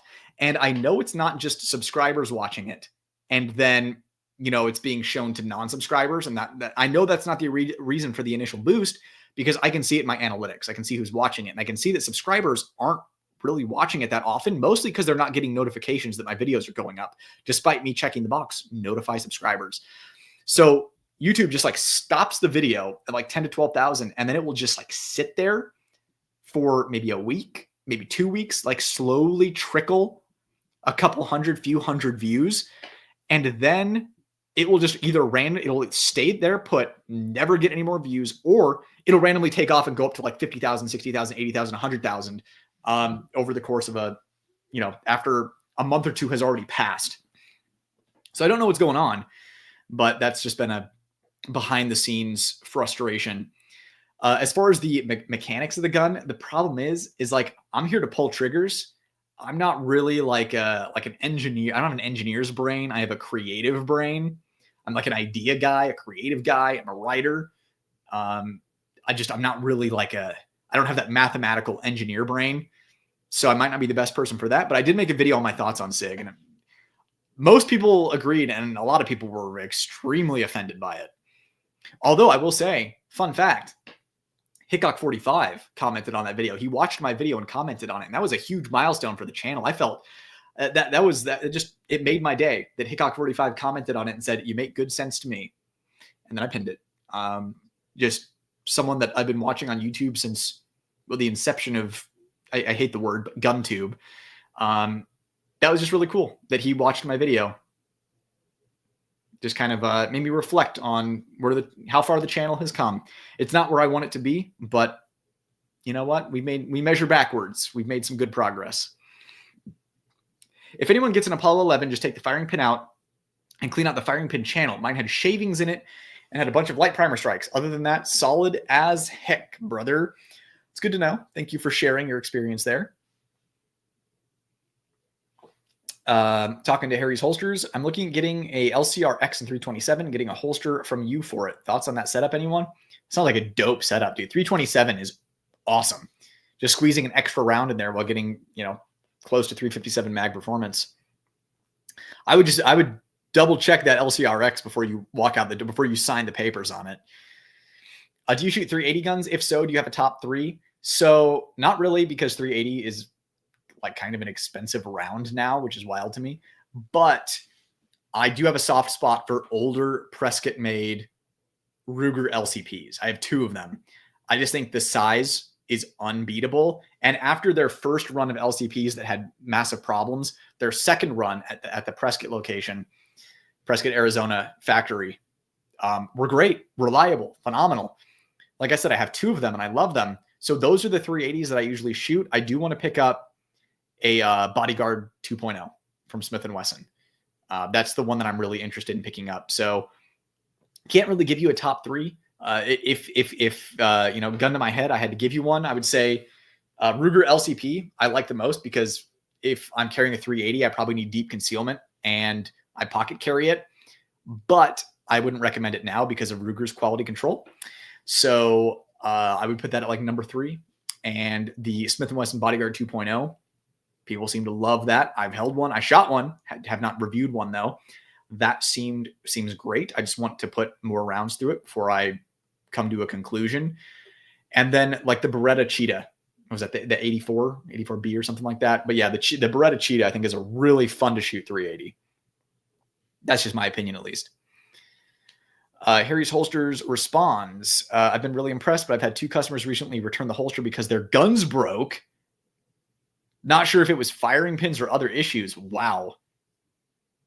And yes, Harry's Holsters Icon is the best J-frame holster in existence ever created, hands down. If you have a J-frame and you do not have an Icon 2.0 from Harry's Holsters, you need to go to his website right now and order one, because it is the most comfortable, the most concealable, the fastest J-frame holster ever conceived by human beings.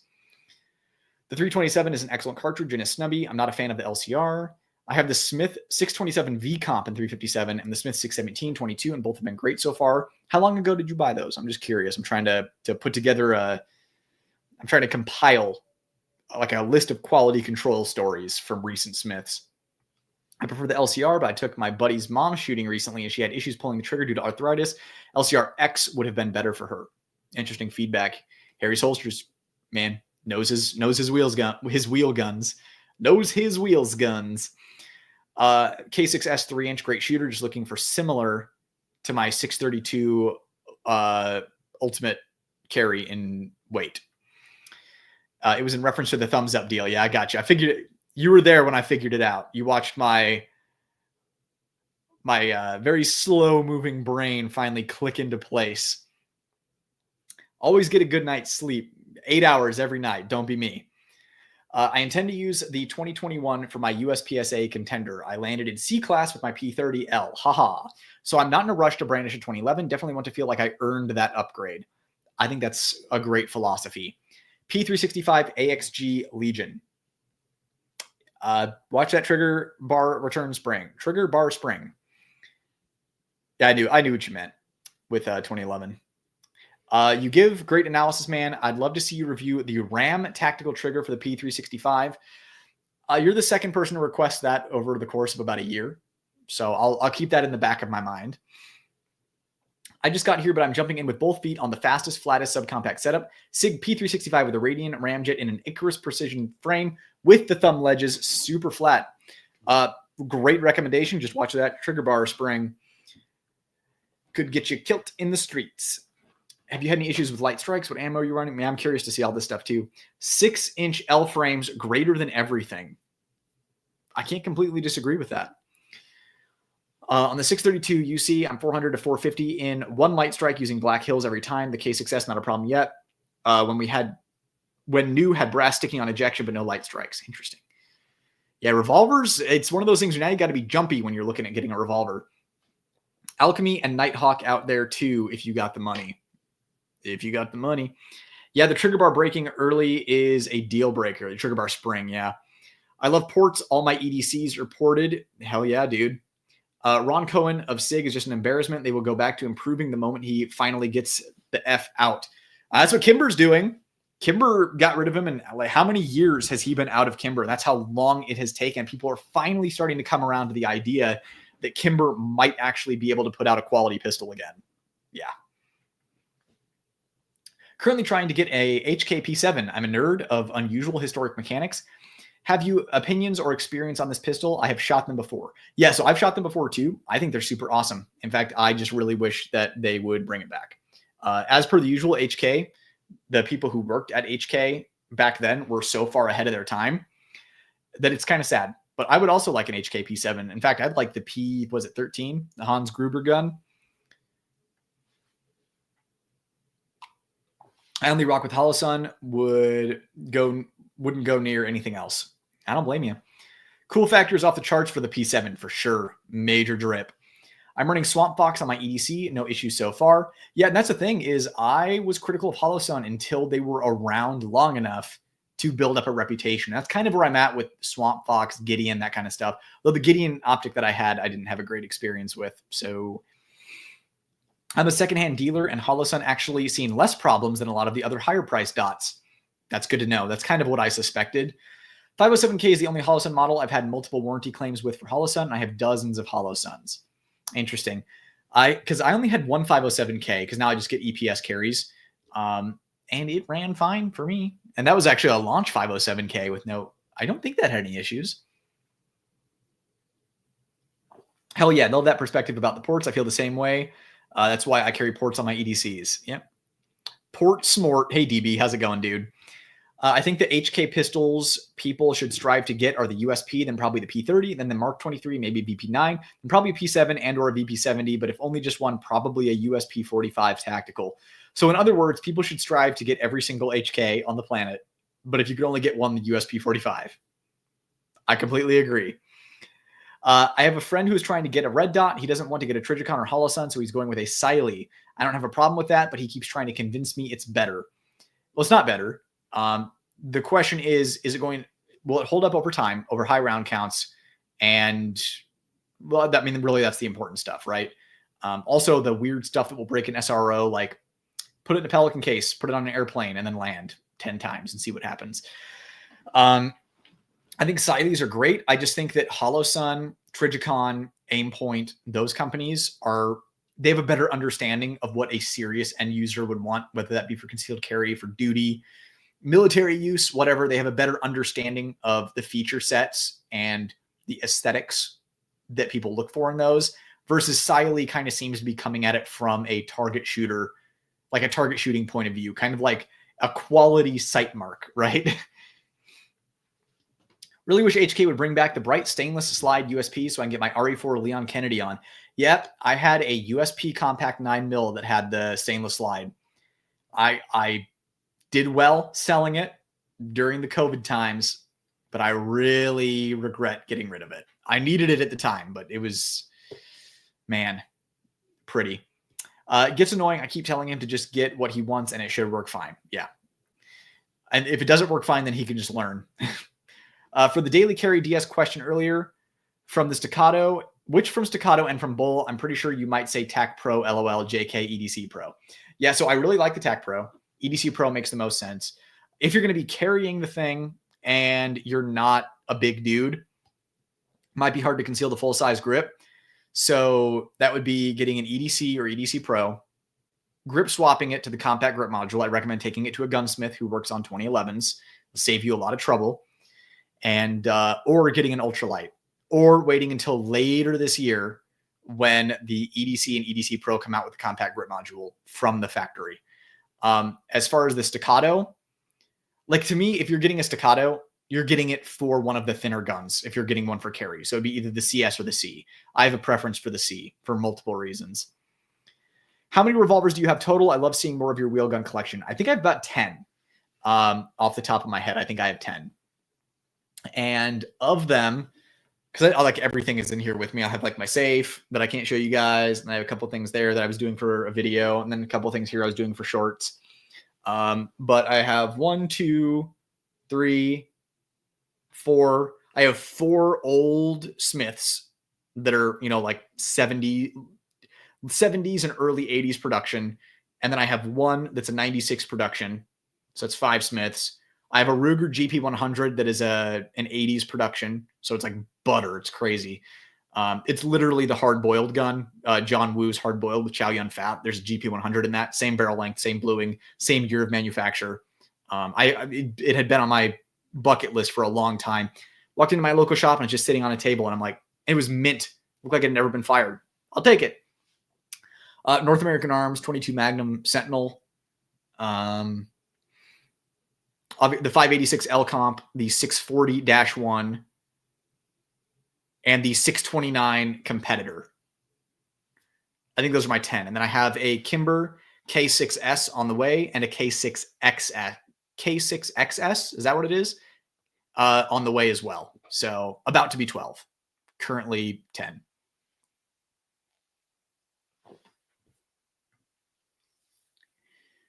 I'll buy you any ammo for YouTube collabs. All right, DM me on Instagram. I'm not going to turn down ammo. Just if you're trying to assassinate me with like quadruple loaded ammo, please don't do that. Also, just saw the Harry's video on K6XS since I was looking at getting it, or a Smith & Wesson 642 Ultra Carry or Ultimate Carry. Very informative. Yeah, dude, Harry's videos, if you don't subscribe to Harry's Holsters on YouTube, please do that right now. His content is top-notch quality. I believe Bull makes or made the Magnum Research 1911. See, that's what I thought too. I was 21, just started working at a gun shop when HK introduced the two-tone. We had to drop price due to low sales until HK discontinued. Then everyone wanted one. So I talked about this, I think, in another live. I went into Sportsman's Warehouse with my dad. I must have been like 13 or so. And he wanted to get a gun for concealed carry because he had been carrying a North American Arms 22 for the longest time, just, you know, for something. And when things got real serious, he'd slap on a Smith & Wesson Model 60 38 Special in an outside the waistband leather thumb brake holster. If that tells you how old his information was at the time on what a good carry setup was. So he decided he wanted to get an HK USP compact. We liked shooting 1911s at the time, so he wanted to get one in 45. And we went to Sportsman's Warehouse, and on the wall they had stainless and black HK USPs in like every caliber. And while we were there, like a couple of people bought black USPs, and my dad bought a black USP 45. Didn't want the stainless because it's a giveaway my position kind of thing. If I pull it out, it's gonna flash and people will see me coming. Those stainless USPs sat on the wall at Sportsman's Warehouse for a long time, maybe even more than a year. It was a long time. And they just like couldn't get rid of them. And it took them years to get rid of all of those stainless ones. They only got one of each caliber and they sat there forever. The second they discontinued them, everyone on the planet wanted the stainless one. So again, as per the usual with HK, they were ahead of their time. A day early and $1 too much. Yeah, Bull Armory makes the Desert Eagle 1911 and it gets imported here by Magnum Research. Thought so. Thanks, Solid Bren. Cool of him to go out of his way to do that. Man, I love the idea of porting. Just that thought, shrapnel going into my eye. I do have both. It just my mental battle for self-defense situations. Yeah, and that's the thing is you want to be confident in your gear. You don't want to second guess yourself. If I were you, and that's how I was feeling, I just wouldn't carry a ported gun. Like, why put that doubt in your mind? When you need to make a decision very quickly. What is the best replacement for the P365 trigger spring? I think Armory Craft makes one, right? I think Armory Craft. But the thing is, not enough people are running Armory Craft springs to be able to know, like, do those break too? Is it a design issue with the gun? Is it cheaply sourced springs from SIG? Nobody really knows. So, well, like I said, free speech zone. I'm still looking forward to your training content, by the way. I need to learn as much as I can. Yeah, so if you hopped in here recently, I mentioned this before. I was kind of aimless making this course. Like I knew what I wanted to do. I just couldn't figure out the best way to deliver it. Then I found this business program. Absolutely legit. I was like wary of it at first. My wife is actually the one that introduced it to me because she saw great success with this business program in her business that she runs. So I was like, all right, I finally decided to get into it. And it gave me direction, outlines, everything I could to give you guys the course in the most concise and communicative way possible that is accessible, affordable, help me figure out the exact format, how to handle the technology, all that kind of stuff. It's been a huge help to me. And because of that, this course is going to be dynamite. And when I find something that I like to share it with you guys. So if there are any online business owners or business owners that want to do any kind of online work, whether you have an idea and you don't know what to do, or if you currently have an online business and you're struggling to, get sales or anything like that, the link in the description in this live actually has the free training. He does a free training once a year as a promotional thing. The free training alone has so much useful information in it.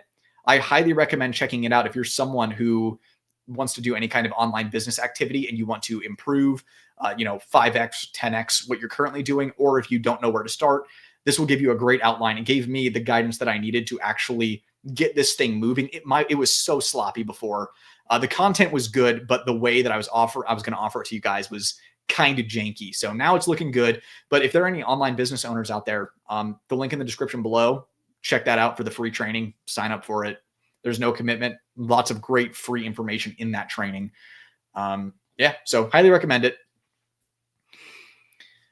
Dragon Rider, love my LCP 380, best pocket and inside waistband as a big guy. Yeah, just you have to vet reliability with the new ones big time, because I've had some serious problems with the Mayodan North Carolina factory. All those pistols I've had problems with. Lefty, I have a few Gideons, so far so good, and I have bounced one off the concrete. So the problem I had with Gideon, I had their SRO copy on that Mac 9 DS, and it lost 0 and then wouldn't hold 0 after it lost 0. So I would just be shooting, and then the dot would just kind of drift over to the right, wouldn't hold 0. On top of that, the dot would disappear in the bottom fifth or bottom quarter of the lens. The dot would just disappear down there. It's just like this empty space in the window at the bottom. Not the best first impression. I felt bad because they sent it to me too, and I was like, ugh, and the guy was really nice. So from Harry's Holsters, I've had an EPS carry that drained batteries. They replaced it fast, but the replacement shipping was weird. It looked like it was coming from a dark web drug dealer as far as tracking. Mine wasn't like that, but that's actually kind of funny.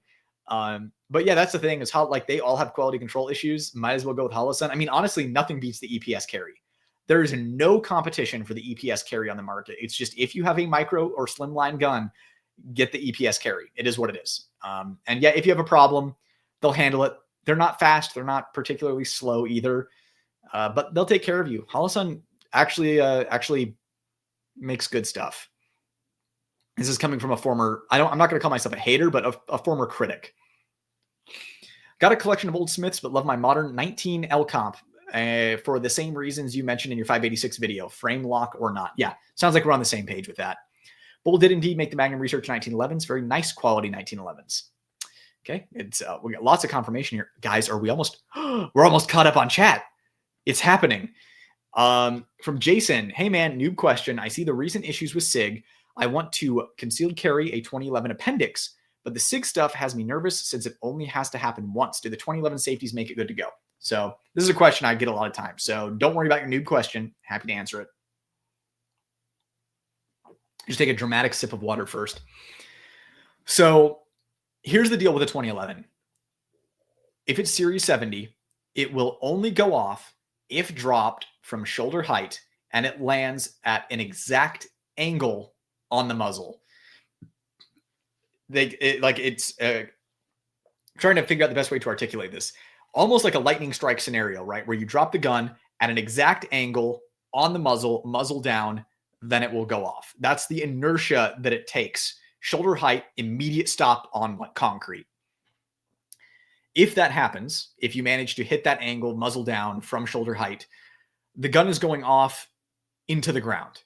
So the bullet's not flying somewhere where it could be lethal to someone. Instead, it's hitting the ground. And worst case scenario, spalling, jacket, chunks of concrete, whatever could shoot out and cause injury. Not the end of the world. If you're on the second floor, it could go through the floor and through the ceiling beneath you and hurt somebody. That's for sure. But if it's carpeted, probably not going to go off. So just know that in the holster, while you're carrying it, a 2011 will not go off. It takes that very specific circumstance to set it off, for it to not be drop safe. So it's only not drop safe at that angle towards the ground, drop from shoulder height, kaboom. So hopefully that helps put your mind at ease. Sorry if you already answered this, just joined, but when the EDC and EDC Pro with the compact grip comes out, will that be your new EDC? So no, because that's what I'm already carrying. I grip swapped my EDC Pro myself. So I technically already have it. I just did it. I put it together on my own, and that's what I'm carrying. But if I were a new, if I didn't have one yet, then 100% that's the one that I would carry. In fact, that's the one that I recommend people carry. The increased barrel length over the ultralight makes appendix carry more comfortable, also improves muzzle velocity, also improves the recoil impulse, and you're still getting that compact grip. It is my favorite setup. That and the TAC Pro with the compact grip module, I think, are awesome. So yeah, that's the one that I would recommend because that's the one that I'm currently carrying. Good question. I'm looking for a full size, but I don't really know what I want. I carry a M&P Shield Plus and I love the grip on it. What should I check out? Dude, you should check out M&P 2.0. Like full stop. If you like your M&P Shield Plus, just get an M&P 2.0. Done. Easy. Pick whatever barrel length you want. Compact or full size, doesn't matter. If you want to take it a step further, you can put an Apex trigger in there. If you want to take it a step further, you can send it off to Monsoon Tactical and get Lucky Sevens ports. You have a super dynamite setup.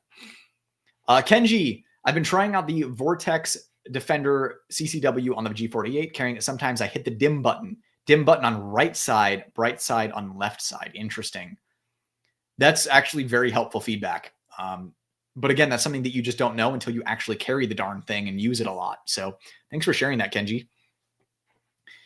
From Outpost, what do you think about comp or ported wheel guns, Revolvers? And what caliber do you recommend? So I recommend comped or ported wheel guns and revolvers with the same warnings that I have about ported and comped semi-autos.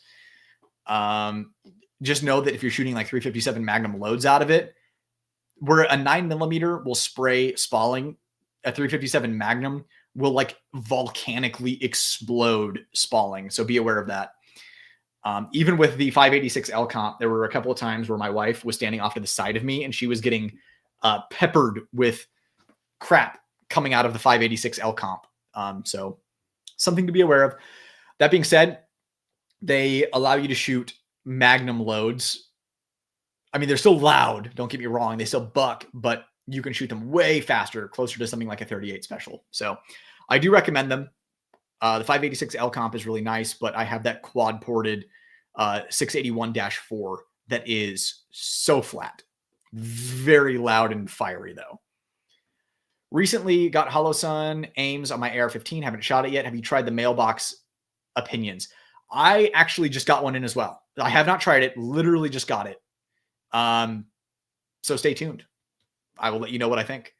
Because right now on all of my rifles, I'm running aim point on two. I have 2 aim points and I have 2 EOTechs. And then I have the, oh God, what is it? The Hollow Sun. What is it? The SCS, SCRS. These numbers and letters, dude. I was in brand naming before the YouTube stuff. So whenever there's like a crappy name or like letters and numbers or something, it's a pet peeve. Like, make a memorable name. The one that is like Doomsday, right? No batteries, just solar only. I have that on one of my rifles along with a Hollow Sun magnifier. That's been great so far. So I'm definitely looking forward to the aims. Don't drop your gun, smiley face. Solid advice all around. Have you tried the new Colt revolvers? I've been impressed with the new releases. They feel like the best revolver from a normal brand.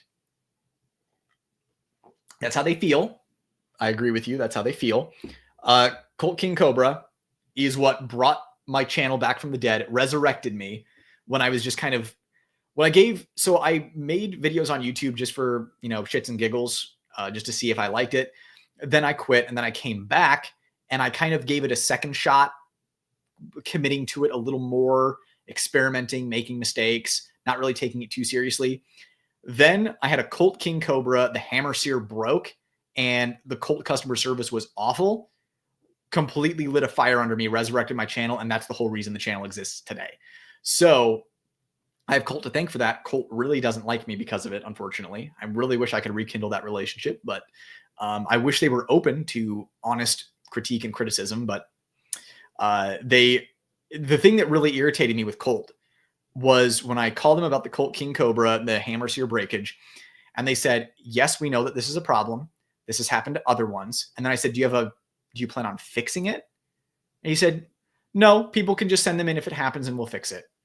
And I'm like, so if someone's using this for defense, And like that, you know that there's a bad part in there that is a ticking time bomb. It's just going to break at some interval, kind of like the P365 trigger bar spring, and you're not interested in fixing it.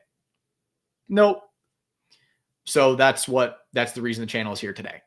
So I'm a little biased against Colt because of my bad experience. That being said, we were talking about this earlier. The Colt Python, the new one, has a propensity to have light primer strikes. Something to be aware of. Outside of that, it's pretty solid. And the new Anaconda don't have a lot of experience with. And the Cobra and King Cobra have the same hammer sear problem. So that's just stuff to be aware of. And also, like I said, rumors of cheaply sourced steel, which I don't think should surprise anybody considering it's a mass-produced gun. But basically, they simplified the design of those guns so that they could mass-produce them. Something to keep in mind. The old Pythons were works of art, but the problem is they would go out of time pretty quickly because they were works of art. You know, you'd buy a Python, and then there would be, you know, the signatures of the gunsmiths that put the gun together for you that were basically, you know, artisans of their time. So that's my little Colt revolver rant. Wow, another marathon live. I went to the store, played with the dog, watched some C-SPAN, and you're still at it. I'm surprised that you're still awake after watching C-SPAN. Hey man, asked on a previous live, Alien or Athena. You recommended Athena. I somehow got one. No regrets. Just wanted to say thank you. I just want to say I have a pretty good track record for recommendations, but I'm very glad that you're happy. I will add that to my column of happy recommendations. Kenji, I know you asked this a long time ago, but I was busy. I was trying out Kershaw's Mini Iridium. It's not a new knife on the market, but I've never used it before. Interesting. Kershaw has always made solid stuff, not just for the money, but just in general. So cool. Rotten Corpse recently picked up a 9mm 1911 that was sitting at my local gun store for over a year. It's a Metro Arms and is probably going to be a range toy, possible project gun. Yeah, I was looking at a Detonics at a local shop as maybe a fun range gun to play with and tinker with, but I kind of felt like I was throwing my money in the garbage can, so I passed on it. So I will live vicariously through your Metro Arms purchase. Making love, my shield. Oh, talking about like making love. My shield and my 2.0 is also great. Very good. Since it's similar to the mini bug out. The Kershaw Mini Iridium similar to the mini bug out. Cool. I run the SCRS as a top dot on a 2.5 by 10 and love it. So it's the SCRS. Thank you. And I run the Ames on a bullpup. It's been solid. Yeah, the Hollow Sun stuff, I'm telling you, it's the way to go. Unless you just want like an end of the world doomsday gun that could survive a nuclear blast, like, and you want an aim point, or if you're super S tier, high speed, low drag, hostage situation, room clearing dude, and you want your EOTech for specific missions, I say just get a Hollow Sun. I was going to say Ames, Hollow Sun, whatever. But I will say with the EOTech, Window's hard to beat. I know Hollow Sun has their 510C, whatever that is. Kind of like their bigger open emitter window one too, but I still like the EOTech for that kind of stuff. The EOTech is my favorite red dot, but it really is like, you know, the aim point you can leave on forever. The EOTech is like, okay, I'm going to need this on. It's like when I go to bed at night, I hit the up button on my EOTech versus my aim point literally just lives next to my bed on and has been on for years. I've never replaced the battery on that thing. I think it's been like 7 years, 8 years. It's wild. But Hollow Suns, those were both really expensive optics though. So the Hollow Suns, great bang for the buck. Puffin stuff. Been mostly lurking during this live, but even then I've noticed you doing a lot of water sipping over there. Who are you and what have you done with Brett? Or is this Brett with 1T we're watching? So the water sipping is only because I'm just kind of not feeling well. That's really what it boils down to. I've just been dealing, like I mentioned before, I've had some health stuff going on, and staying hydrated has been helping. So yeah, that's the real reason. Just to bum you out over your joke. No, but yes, I know it may look like an imposter because normally I take like 3 sips of water over 6 hours, and I think I'm up to like 20 sips now. I've polished off a whole glass. So I definitely understand. Maybe you thought I was body snatched. But anyways, always enjoy having you as a lurker, dude. I mean, half the fun of these lives are the people who just listen to it like it's a podcast in the background. I don't expect anyone to sit down and, you know, stare at my face for 5 hours.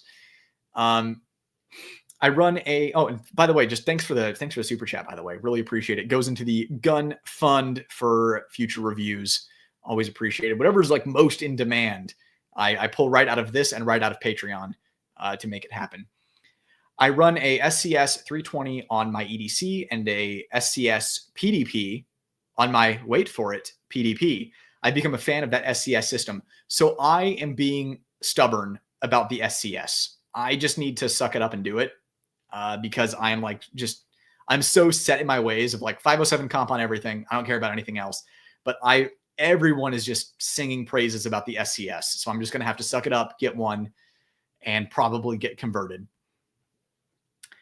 From Matt Smith, I broke the timing on one of the new pythons at my shop by gently slapping it in my hand as explaining how fragile they can be if you drop them. Not kidding. I think you have now given me my new favorite modern Colt story. Thank you for that. I'm going to share that story with other people. And I will say Matt Smith on YouTube told me this story. No, that is hilarious. Wow. Big wow. Yeah, just another reason I don't really recommend the new Colt snake guns. Jose, I love my H5510C. Thank you. That's what it is. Hollow Sun, total of almost 1,000 slugs and still going. Yeah, I ran that on a shotgun for a while, and then I just ended up replacing it with an EOTech, mostly just for aesthetics. I thought it looked better because I can be superficial like that. But yeah, they make good stuff. It's a skill to talk like you do and even more impressive mental gymnastics in these streams. Most fun I've had on the internet. Thank you, brother. Yeah, it's I don't know. I'm just having fun. It's like I'm just sitting here talking to my buddies. My mental gymnastics sessions are my favorite. I really enjoy jumping through hoops with mental gymnastics. It's a lot of fun. Need sips. All right, so there are 102 people in here. Chat is slowing down. Usually when chat starts slowing down, we start wrapping things up. So if you guys in here have anything else that you want to get out, feel free, drop it in chat. I will address it as soon as possible. Any other last minute super chats to go into the gun review collection hat, feel free to drop them. So support is always appreciated. Sponsors have been pretty dry recently. I don't know if it's the economy or what. So anything that you can, if you want to see awesome reviews coming up, this is the place to make a difference. So feel free to drop anything you want in chat to talk about. And if it still remains pretty slow, we'll start wrapping things up. From Croak, don't know if you mentioned it yet, but the HPA looks like it's going to make it, removing cans from the NFA. Still need 4473. Is it looking like it's going to make it? Like, I don't want to get my hopes up. So you're kind of getting my hopes up here, because that would be super cool. Honestly, just to bring prices of cans down. So like, it'd probably be bad for those can companies, but it might also separate the men from the mice. That'd be really nice. I really wish short for the shorties would have done a little better, but this is a step in the right direction. We'll take the wins that we can get. SES Hollow Sun is not bad, but the comp for range. Yeah, I run the comp for everything, dude. I've seen comps go through some stuff. The only thing they can't survive is a direct impact on the glass, high velocity, hard object, like something like steel, like racking it. I mean, Hunter Constantine's video of the Hollow Sun 507 comp, racked it on a steel plate, and that's what it took. Or the T-Rex Armory, is that that channel, the T-Rex Arms channel, where they do that kind of stuff? That dude beat on the 507 comp knowing that it would break, acting like he didn't know it was going to break in that one spot, that one weak spot.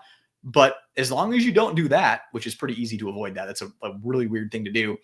The 507 comp can survive anything. And I just love that huge window. It's really good from shooting from unconventional positions, transitions, everything. It's my favorite dot. I still want to get an aim-point acro at some point, just can't justify the price currently and personally. Yeah, I don't blame you. I sold my acro. I had one. I sold it. Replaced it with a Hollow Sun. It made it through the manager's amendments, so yeah, it'll make it to open vote. All right, time to nut up or shut up, people. Hollow Sun comp better for range. Yeah, I got you. I knew what you meant. Thanks for chatting opinions. Have a great week and weekend. Round Guy, thanks for being here, dude. Enjoy the rest of your evening, and you have a great week and weekend as well. be spending the weekend with some friends. So looking forward to some social time with some good company.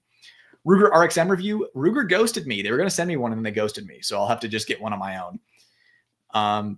Definitely on my list though. I don't get why people rack the slide on their red dot. Eek. Well, that's the thing is how many times has that happened in real life? People do it all the time training. Has anyone ever done it in an actual life or death scenario? Has that ever happened? If so, how many times? Enough times to be like worth that being a major concern for a dot? I don't know. I have a 507 comp on my Smith 627 V comp. Such a dope gun. And my Shadow 2. Love them. Yeah, 507 comp all day, every day. I've seen several acros fail down here in muggy Florida, moisture ingress. Yep, that's what I've seen too. Mine, I actually tested mine for that after I saw it happen. So I'm like, oh no, I did an acro review and like I didn't test for that. Uh-oh, SpaghettiOs. And then I did a test and mine was fine. I'm like, okay, we're good. But it certainly happens. I've seen it happen in person. So with another acro. Thoughts on That Ain't Bad's channel? Seems like you both share the same. Dun, dun, dun. Someone hit enter too fast. Why does that sound familiar? I'm going to look it up. Ain't That Bad's channel. Because that sounds really familiar. I'm almost certain I've seen that channel.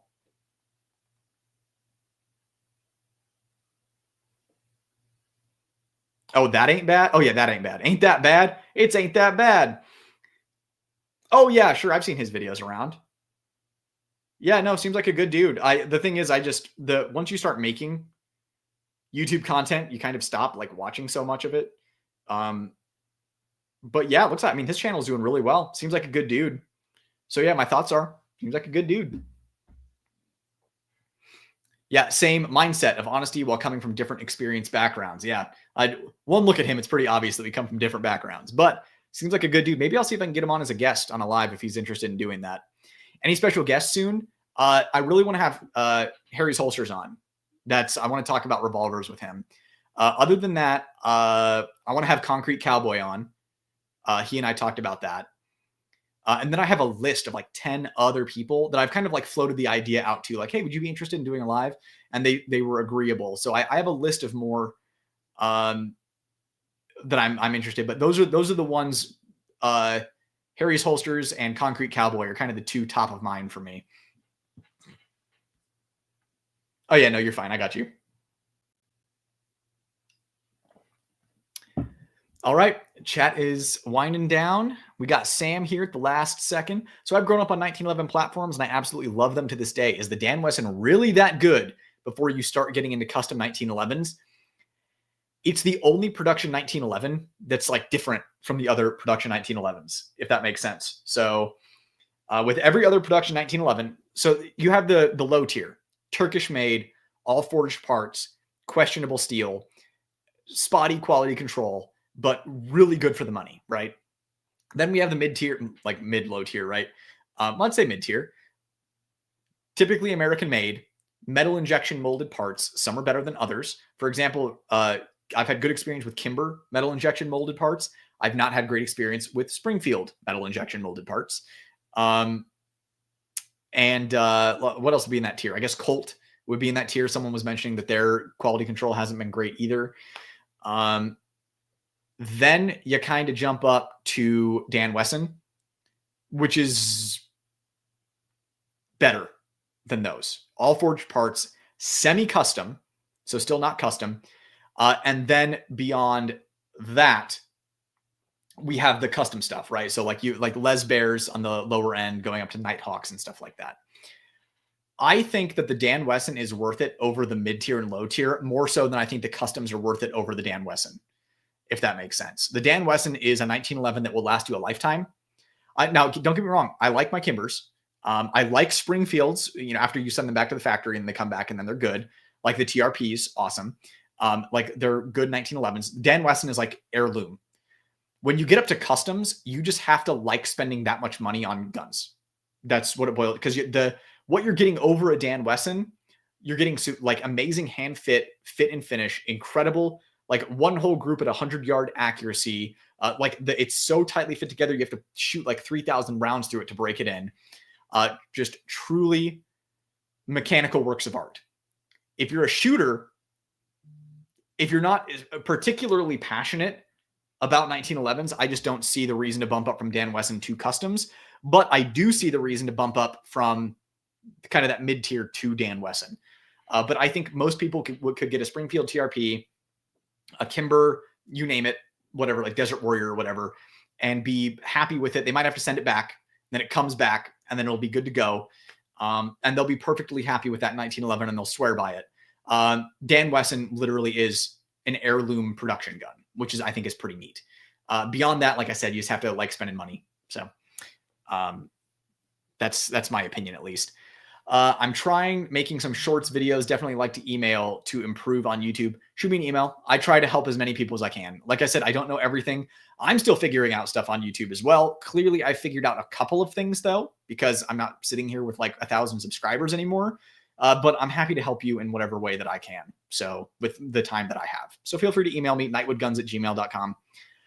Clint Morgan collab. Never met him. Never talked to him. Seems like a really nice, awesome, amazing dude. And I think it would be awesome. Maybe I'll meet him at GunCon or something and we can set something up. I don't know. But I would definitely keep in mind, I know nobody. I'm literally a consumer that started making videos. And now I've got almost 150,000 subscribers. And I'm like, how did I get here? And like, how did this happen? So I don't know. I kind of keep to myself, kind of like an Eagles don't flock kind of guy to begin with. But it seems like there are so many awesome people in this space. Not so great people too, obviously, but so many awesome people in the space that I've been enjoying meeting people and getting to know them. Like I'm looking forward to doing a live with Harry's Holsters and Concrete Cowboy. Seem like just amazing dudes. But yeah, Clint Morgan would be someone I'd definitely be interested in collabing with. Brett, how much hassle was the grip swap on your EDC? If you've never done it before, it's a massive hassle. Take it to a gunsmith that has worked on 2011s or that works on them frequently. Like this is not something I would recommend tackling yourself. Like this is something like get a T-Sauce 2011 to practice taking down and putting back together so you don't mess up your amazing bull armory. It is not a cakewalk if you've never done it before. So highly recommend taking it to someone who knows what they're doing. Have you had Honest Outlaw as a guest? I have not. I like Honest Outlaw. I think I offended him because I kind of poked a little bit of fun at him and I don't think he liked it. So I doubt he would want to do it. Also, I mean, he is like public figure status, right? He's like over 1 million subscribers. Like he is the big time on GunTube. So I doubt that he would give me time of day, but I really like him. I like his videos. I just think I offended him. So probably just kind of like poking the bear a little bit with a joke. I think I may have shot things down there. Rented the Staccato 4-inch the other day. Thoroughly unimpressed. It's fine, but nothing special. I love my P320 Spectre Comp Blackout way more, but maybe the 4.5 will be better. Have you shot it? That's the thing, is I don't really recommend Staccato Ps or Staccato HDs. And the reason for that is just because they're not like, I don't know, dude, they're fine. They're fine 2011s. You're just not getting like and this is what I say on timer and on target, right? Are you seeing a massive difference on timer and on target versus something like a stock Glock 47, right? Stock Glock 47, stock Staccato P. Yes, there is a difference between the two. You're seeing a slight improvement with the Staccato HD, Staccato P. Probably. It's easier to shoot it well. Is it a $2,000 difference in performance? In my opinion, it's not. So that's why I like Bull Armories. That's why I like Atlas Gunworks. That's why I like as far as staccatos go, the Staccato XC, because you are seeing that massive jump in performance, and the Staccato C and CS, mostly the C, because they're offering something different, a thinner option. Obviously it doesn't shoot as well as a Bull Armory, but it's a thinner option. So I'm not impressed by Staccato Ps or HDs either. I think they're nice guns. I think that they do shoot better than like a stock Glock, but it's not a $2,000 increase. You have to get it and carry it just because you like 2011s. Like that's pretty much it. Yes, have Honest Outlaw as a guest. Like I said, I would love to have him as a guest. Seems like a really cool, great dude, but I think I just offended him. I offended him by making fun of him a little bit. Budget revolver like Taurus, worth it or save up for Smith, Ruger, Colt? I would save up. I would skip Colt, save up for Smith or Ruger, and be aware that it will likely have quality control issues and that you might need to send it back a couple of times. and then plan on sending it to Nelson Ford for an action job. He's all Shane. He's all about top 5 videos these days. So Honest Outlaw. Well, if you guys stopped clicking on him, he'd stop doing them. It's as simple as that. Dan West 1911s are very nice for out of the box guns. Yeah, as far as 1911s go, it is what it is. Or Yankee. Guys, what if I had, would Yankee Marshall be I doubt he'd be a guest on here. He strikes me as the kind of person that would want to be the center of attention. But I don't know the dude, and I've only seen a couple of his videos about like just revolver stuff because not many people are talking about revolvers, and he has a really nice revolver collection. But I would 100% have him as a guest on here. Because at the end of the day, even if you disagree with what someone says, like we're in the same space. We're both pro Second Amendment people. Like we're on the same side. As far as I'm concerned, dude's cool. Even the Springfield operator nowadays has ran flawless for me. And when it breaks, EGW will go in. Yeah, that's the smart thing to do is either when it breaks, put in EGW or just put in EGW from the start so you don't have to worry about it breaking. Help me. I need to see the Colt Anaconda in 45 Colt. They say it will handle hotter loads. My recommendation is just to steer clear of the modern Colt revolvers. Sorry. Enjoy the channel. Thanks for all the information. Bad Karma. I've been enjoying your comments recently. Like I've been seeing them on the HK USP videos. You've been awesome here in chat. Appreciate the support of the channel. I'm honestly I'm glad to have you in the community, dude. Thank you so much for your participation and for being all around an awesome person. Something else that I want to say about modern Colt revolvers. I say don't get modern. Well, I say I don't recommend modern Colt revolvers, but even the older ones. So I had a Colt Anaconda, an older one, 90s production. The reason I got rid of it is because firing pins would break on that, on the Anacondas.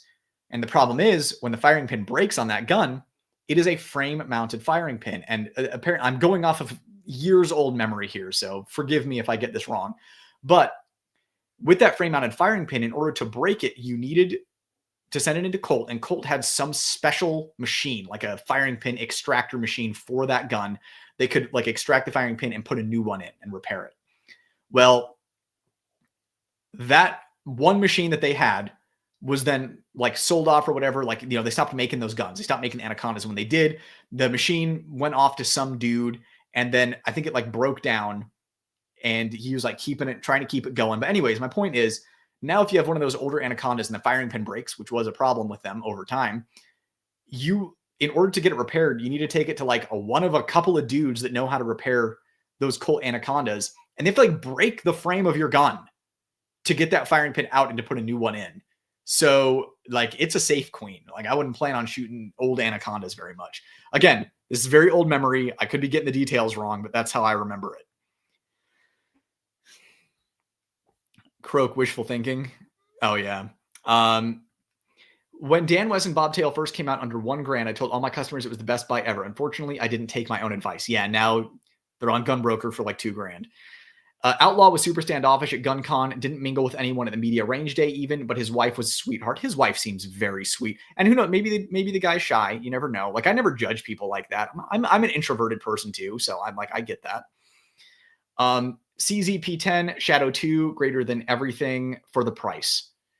CZP10. Yeah. Like striker fired gun for the money. I know that term triggers some people, but hard to beat. And the Shadow 2, again, like for the money in its category of pistol, it's hard to beat out of the box.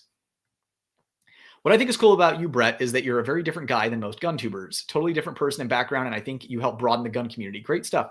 Thank you. That's one of the nicest things anyone has said to me on the channel. I really appreciate that feedback. Thank you. That's honestly, as far as like the background and stuff like that. So I had never been bullied in my entire life until I hopped on YouTube. Like, and the internet, anonymity masked people on the internet and they started bullying me. But like everybody always liked me going through school. I was never bullied or picked on. I had a lot of friends. Like I never had an issue with that. But at the same time, I was hiding a lot of my interests like this. Like it was cool if you were playing like GoldenEye, right? Or if you're playing, as we got older, Call of Duty, something like that was cool. But if you're playing like Final Fantasy, you're a freak. So like I'd be playing Star Wars Knights of the Old Republic and I'd just be like, kind of like hush, hush. I could talk to like one or two friends about it. And then I hit the point as an adult where I'm like, dude, I just don't even care. Like, I'm just going to like, why am I going to hide the stuff that I like? Like I like video games. like anime. The only people who like that stuff don't understand what it is. They think it's something that it's not. Like I'm also a huge cinephile. I love films and movies. Movies have been trash for over a decade, people. I don't know where you've been. You want to know what remained good? Video games up until recently. And same thing with anime. There's a delay for when garbage trash Western influence will hit the East. So like I'm just enjoying good stuff over here while y'all are watching trash on Netflix. So, but anyways, my point is that I'm glad that it's coming across that I'm just not like some bulky bearded dude with a Punisher skull on his hat or something, because that's not all gun owners. So yeah. Anyways, I'm glad that you've been enjoying. Kind of like weird rant from the past there. Good evening, 2A in LA. Glad you're able to hop in here. You can always go into his chat. Oh, who, Yankee? Yeah. Definitely like you have tier list videos. That just, I should do tier list videos. I mean that we're all gun nerds. It's not really about this masculinity thing that most people think it is. We just love the guns and accessories and the craft. And yeah, like there are other people like us out there. Like, right, there are a lot actually. It just seems like in this space, it's been conquered by, big dudes with beards, right? And it's just, that's not all of us. And I love those big dudes with beards, but it's also like it's not who I am. And I'm not saying that like every like, I'm not here for representation purposes. I'm just showing up as my true authentic self. I'm not going to sit here and hide stuff and like lie to you guys about stuff. Like I like video games. I'm not sorry about it. Newer anacondas are much stronger, allegedly. Yeah, allegedly a lot of stuff with newer Colt revolvers, though. I got my Smith 627 V comp and 617 sometime since last July. I want to say you had asked earlier when I got. Oh yeah, thanks for getting back to me on that. Yeah, the V comp. So the recent V comps, I thought I saw someone who had the top of the comp blow out, like, and then it was just like an open top comp. I'm sure Smith fixed it, but another quality control thing. I really hope I catch your future streams. I've been subscribed since I found you. Good work, Brett. You're the man. I know you don't need an ego boost. That's what makes you cooler. Yeah, I'm like scared. Like I don't want an ego. Like please keep ego away from me. But anyways, I'm glad that you've been enjoying. Like, genuinely. That's, if everybody was in here like I hate you, you suck, please go away. Like I probably would. Like I just want to be in community, put together a good group of nice people who are gun owners, or maybe on the nerdy side of things, or just enjoy talking about guns, just enthusiasts, pro Second Amendment people. And I just enjoy sitting here and chatting with you guys. And I appreciate your support. So many super chats tonight to go into the gun review fund. And I appreciate all of that support as well. So thank you so much, guys, for your kind words and from your super chats and donations to help fund the next gun review. You guys are awesome. You're the best. The channel is about you guys. It's not about me.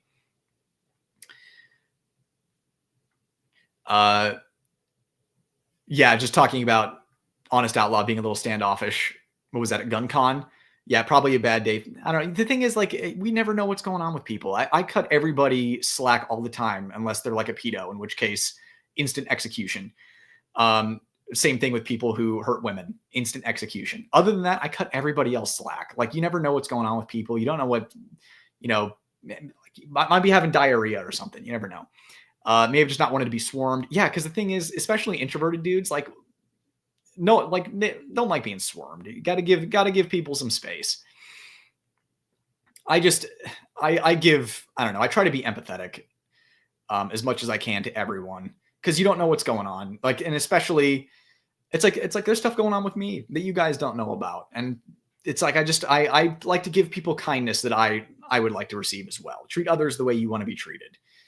I don't know. It's not that hard, but some people just on autopilot going through life and are worried solely on getting through their day and treating other people well. I don't know.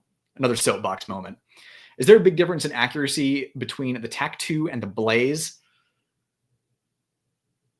Nah, nothing. Let me put it this way. Nothing noticeable in hand. It would have to be like benched at distance, maybe, but wouldn't be much of a difference. I love single action Colts. I feel like Smith & Wesson is king of double actions, but I'm biased from experience. Yeah. I mean, if you want to compete with single actions, Ruger is kind of like the thing that makes sense. But single action Colts, hard to say no to that action. That's for sure. And yeah, Smith & Wesson, I don't know how you beat a double action like that unless you're just planning on putting Buffalo Bore plus P plus or like loading your own pissing hot ammo into guns, in which case you want a Ruger. I worry about what people think of me as soon as they start paying my bills. So never. Yeah, it's true. Amen. Okay, easy there. Kind of bulky, bearded, but no Punisher souls. Like I said, my bulky, bearded bros are some of the sweetest, kindest, nicest people. So nothing against them. Just like I said, it's one of those things. I'm a skinny, clean-shaven, young-looking dude, and I'm watching bulky, bearded dudes all day. It's kind of nice to see, other gun owners out there too. I do dig the videos, especially the Revolver and USP content. Always look forward to what you do next. The USP and Revolver content, honestly, some of my best performing content. And that's kind of what's making me realize maybe I shouldn't be chasing the dragon and reviewing the newest, hottest stuff and competing with the people who are getting sent the stuff by the companies, because that USP and Revolver content has done really well for me. So we shall see. At the same time, though, I just like holding companies accountable for the guns they're currently putting out. And I feel like that helps improve guns as well. There have been times where I've given criticism about a gun that other reviewers have also given criticisms about guns. And then we'll see the next one and they actually listened. Like the Canik MC9 Prime is a really good example of that. It's clear that they listened to all of the feedback that they received from it and made the Prime. And the Prime is hard to hate. It may not be perfect, but it's hard to hate. Let's see Nightwood beards. Could you imagine me with a beard? No, I want a mustache. I want like a Wyatt Earp mustache. That's what I want. Easy to be a bully when you're ambiguous and 1,000 miles away. I'm a cinephile too. I would watch your movie review channel. Yeah, that's something that I've been wanting to do. Just really saturated on YouTube. I figured it'd be easier to break into the gun space than the entertainment space, but I don't know. If YouTube ever gets rid of gun content, y'all can follow my entertainment channel where I talk about movies and video games and stuff. But yeah, that's the biggest thing about online bullying is literally faceless dude with a VPN 1,000 miles away where no one can do anything. I always feel weird looking at myself before I grew out a beard. I definitely became a beard guy over the last 6-ish years. Yeah, I haven't hit my beard phase yet. The biggest reason is my wife just likes clean shaven, smooth men. Literally Cloud Strife from Final Fantasy VII is her absolute go-to dude. So look like Cloud Strife, you're in. Same here, 245-pound Mexican muscle and big bearded. Yep. That's like I said, that's half my friends, and I love you all. I can see the villain mustache working for you 100%. You can do reaction videos on gun-related cinema. So I've considered doing that. I just did it with Donkey Defense and TFN 15 just as an experiment. And the copyright issue is the biggest problem with the reaction videos, but it's definitely something that I want to do. And not just in movies, but video games too. There's some good gun stuff in games. Any new book you're writing? I'm still writing the same book that I was writing a year ago. It's still in the works. Right now, I'm currently working on audiobooks for my last 2 books because Amazon is rolling out a beta for AI audiobooks. So I picked a voice that sounded pretty darn good, actually. And now I'm going through both books, making sure pronunciation is right, that there are no weird hiccups. I don't want it to sound like AI is reading it. So I'm currently doing that for audiobooks because there's been a lot of demand for that. And so it just cost me my time. So before it was going to cost me a couple of grand per book to do audiobooks. So now I just get to do it for free. Just going to take me, I don't know, 20, 30 hours and it'll be done. Work is done. Time for the gym. It's chest and triceps day. Hit it, dude. Hit it hard. Push it, but don't hurt yourself. Delicate balance. Nothing wrong with clean shaven, though. Actually, based wife. Yeah. Clean shaven is easy. And if that's what your wife likes, all power to you both for sure. Golden rule for real. I'm trying to decide between the TAC 5-inch. I saw the 2.5. The TAC 5-inch and the 4 1/4. I've ruled out the pros. So what's your preference? So if you want to run it in competition, 5. If you want to run it for everything else, 4 1/4. I think the 4 1/4 has a great impulse. Cool. Take a listen. BTW, shameless plug for one of my favorite books last year, Theft of Fire by Devin Erickson. All right, everyone, you heard it here first. Croak likes Theft of Fire by Devin Erickson, one of the favorite books from last year. Croak 2025. Yeah, you do what the wife prefers. Exactly. That's what I roll with. Okay, shotgun question. I want to own a shotgun, but I rented one once last year and shot 12 gauge. I shot 6 shots. I was sore for 5 days. Is 20 gauge lame? Haha, I just don't want to hurt myself. So I don't know what you look like. I don't know what you're made of. I don't know if you got that dog in you. But I'm only 5'8" and weigh 140. And I've been running 12 gauge since I was 13. So my recommendation to you is look up good shotgun technique. The biggest tip that I can give you, I mean, the obvious one is lean forward, right? So like, 1 foot back, 1 foot forward, bend your knees, lean into it. So like, lean your shoulder into it like this with, one leg back. The trick is you want to pull your hands apart from each other, right? So you're pushing this hand out and pulling this hand. So you're pulling your hands away from each other. And then it's tight against your shoulder while you're pulling it away. That will reduce recoil of the 12 gauge and you should be just fine. My guess is you just didn't really have good instruction on how to shoot 12 gauge. 20 gauge is like super lame. Everyone's going to know how gay you are.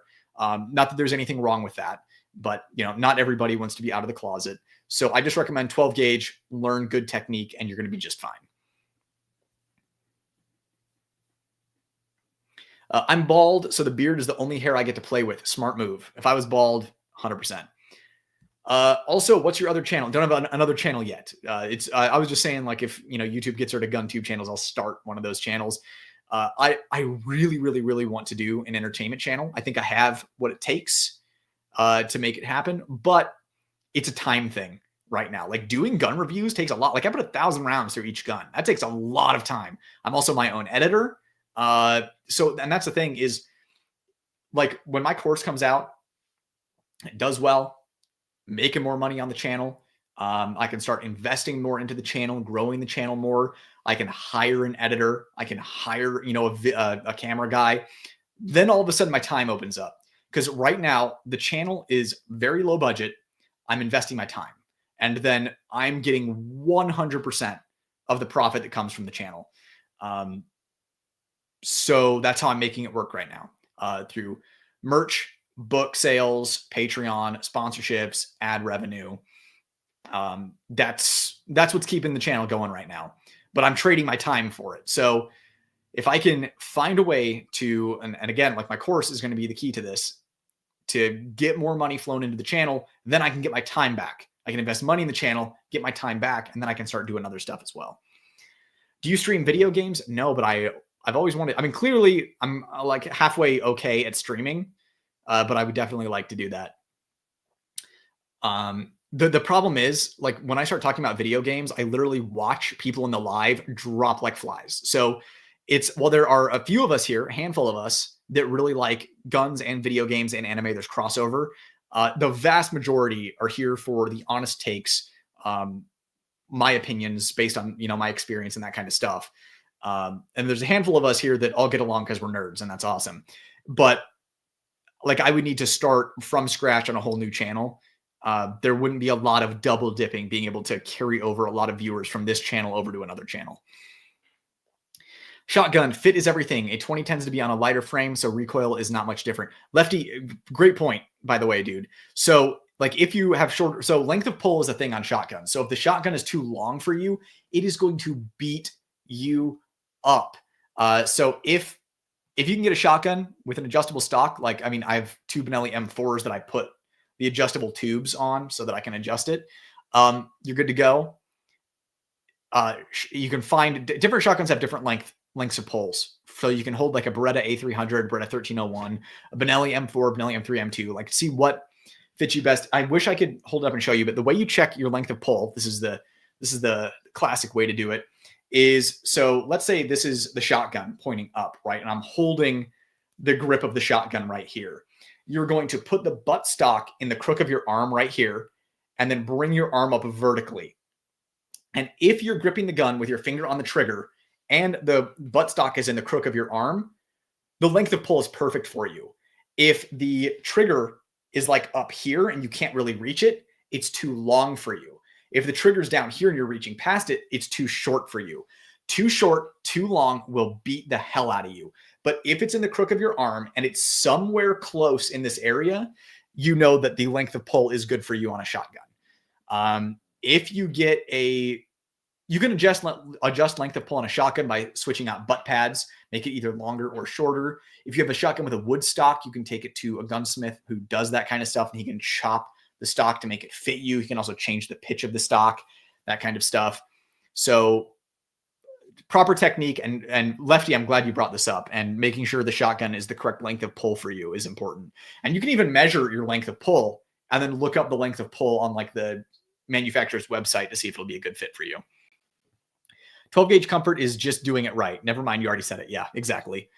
Facial hair really balances out no hair or long hair. Very true. Long hair with no beard, you look like a slick back hair, like movie villain who's a creep. Can, not always. Like Fabio, long hair, no beard, dude's doing just fine. I forget you're short. You come off as over 6 feet. I know, dude, when I meet people like at SHOT Show, at events, everyone's real shook. It's kind of like people not expecting Humble Marksman to be so tall. They're like, I didn't know you were that tall. People are like, they like don't say anything to me, but they're like, what? But yeah, I am average height in the United States. There are a lot of Asians here, okay? And Mexicans. Not to say some of my good friends are very suspiciously tall and muscular Mexicans, but by rule of thumb, many of them are short. They bring the averages down so that I'm average height. Beretta A300 Ultima Patrol for Dan K. I love it. Yeah, A300 Ultima Patrol, great bang for your buck. Your shoulder will get used to it the more you shoot it. It will suck though. Yeah, maybe. Does your wife have a favorite gun? She loves that Smith & Wesson M&P 2.0 competitor. That is like her go-to. She adores that thing. I'm trying to think, what else does she like? She loved the Bull Armory Blaze. The Bull Armory, man. The Bull Armory Blaze. She loved that thing.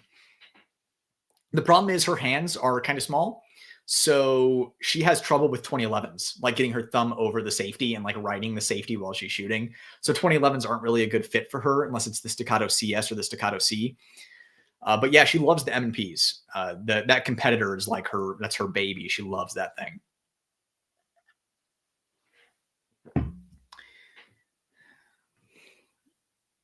20 gauge is 44 Magnum power territory. So, but yeah, got to do 12 gauge. I also think more cool shotgun models are generally 12 gauge only. True. That honestly would translate well to the nerd. That honestly would translate well to the nerdy communities, probably. I dare you to do a gun review with a fake beard and a mustache. So I actually have had a thought of like going undercover in like a pistol 101 class with a mustache and a beard and like a Russian accent and like doing everything wrong, but shooting really well. Where I'm following their instruction and I'm doing terrible. And then I'm like, can I do it my way? Perhaps I do it my way. Then we'll see how it goes. And then I like hold it wrong like this, but I'm, good on my grip and trigger. And I'm just drilling like A zones like it. And, kind of like a punked situation. That's a thought that I've had. I feel like it might be kind of a jerk move to do it. Man, bro, I like to buy hunting rifles. Any opinions on this? Bolt action, semi, or straight pull? I'm gonna be honest with you, dude. I own one bolt action rifle and I had one before that. So I have a Weatherby chambered in 300 Winchester Magnum, the Weatherby Vanguard S2. And I had a Savage, I forget what model number it was, with the AccuTrigger in 308. I just don't I don't hunt big game. My wife hunted a lot of game with her dad when she was growing up, but mostly we just bird hunt. Like all of my hunting is bird hunting. Or like varmint, like stuff like that. But I don't do I probably couldn't help you with that because I would just grab like an AR and like go out and work with that. So yeah, not the right guy to ask for hunting stuff. Man's got to know his limitations. I would point you in the direction of someone who knows more about it than me. Length of pull, cast, can't. It affects recoil and where the thing hits. Very true, Lefty. Lefty, you know your stuff, dude. If the games and anime relate to the guns or the guns relate to games and anime, movies, other media, then the content is interesting. For sure. Like there have been, I saw a couple, I mean, some Resident Evil gun videos have done really well talking about the guns of Resident Evil. And I'm like, well, shit, I could do that. I definitely did not have any good instruction on technique by RSOs. I'm shocked. Maybe I'll try again and keep it tighter to me. Yeah, so keep it tighter in your shoulder and then pull your hands away from each other. So you're like pulling the hand on the hand, pulling the hand on the handguard away from you, and you're pulling this hand near the pistol grip towards you, right? So you're pulling it away. That helps dissipate some of the recoil. Have it tight into your shoulder. Lean forward. That ought to do the trick. If it's still beating you up, it's probably because the stock's too long. I got to get going. You'll have an awesome night. Cheers. See you later, Solid Bren. Thanks for being in here and participating, dude. It's great chatting with you. Magpul shotgun stocks are easily adjustable. Just take a little time. Yeah, because they have the spacers. Do you like surplus antique firearms? I do. I just don't have many of them. I really want to get more into surplus and antique guns. Like I have a Tokarev that I love, one of my favorite guns, Tokarev in 7.62 by 25. That is SERP. And that might be the only surplus pistol I have, but it's something that I really want to get more into. Just one of those things, whenever I have money to spend, I'm like, right now I'm buying vintage Smith & Wesson revolvers. That's my thing. So we kind of go through phases. I'm about to get a Springfield Echelon 4.0C, and I'm trying to figure out what holster to get for AIWB carry. What is your recommended go-to? So I like the Tier 1 Concealed Axis Elite. I don't know if they make one for the Echelon 4.0. I would imagine they probably do. But Axis Elite from Tier 1 Concealed. If not that, then, oh God. The thing is, every single time I list off holsters I like, I always forget one company and then feel awful later. But JM Custom Kydex has a huge library of guns they make holsters for. I like their Wing Claw 2.0. And God, what else? Harry's holsters is solid. I don't know. I think he's kind of limited in what he offers. Tenacor is also limited in what they offer. They might make one. I know I'm forgetting another one. I'm forgetting an important one. But Tier 1 Concealed Axis Elite is my go-to. You're a short Mexican with a thank you for bringing down the average height. Okay, shotguns. I kind of want to trade all mine for a Beretta 1301, except my Silver Pigeon. Yeah, keep that Silver Pigeon. That's a beautiful gun. Beretta 1301. So I like the Beretta 1301. I mean, the A300 is an amazing bang for your buck. But the 1301 and the Benelli M4 are kind of my two favorites. The Beretta 1301 cycles faster, bucks more. Benelli M4 cycles slower, but is surprisingly soft shooting. So either rip it fast and ride the lightning, or less recoil and you're going at, I mean, you still shoot it fast, right? But it's not like lightning fast like the 1301. So that's the trade-off. I personally like the softer shooting Benelli M4s for one reason and one reason alone.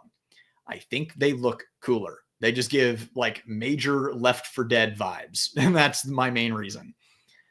My second oldest brother is almost 7 feet tall. Wow. Yeah, that's a tall boy. I bet he got the rebound every time when he was playing basketball. Your appeal is being factual and real. Fantasy will scare those viewers away. Yeah, that's my thought. I bet you could do a good Nico Bellic. Yeah. Hey, Nico, want to go bowling? Good times, man. I saw that they're looks like they're doing maybe a remaster of Grand Theft Auto 4. Hopefully they don't woke it up, but undercover reviewer is FPS Nightwood. Yeah, dude, I miss FPS Russia so much, dude. Do you like any gunanime, like anime with guns in it? Plenty. I haven't seen all of it. I have several on Blu-ray that I haven't watched yet. I have a backlog, but I'm assuming gunanime is like anime featuring guns. Like that's not some like weeb term that I haven't heard before. But like obviously Gunsmith Cats, Black Lagoon. I made a video on my top 5 gun anime. It's an amazing video. It's the video I spent the most time on, and then like nobody watched it. I got super sad. I'm not gonna lie, probably the saddest I've been, sadder than when my channel got attacked, when I made fun of Glock for malfunctioning and I showed the Smith & Wesson Shield Plus having a malfunction. I was sadder that almost nobody watched my top 5 gun anime video. I poured my heart into that video and was devastated when it crashed and burned. But yeah, Black Lagoon, Gunsmith Cats, Jormungand, Cowboy Bebop, Golgo 13, Gun Gale Online.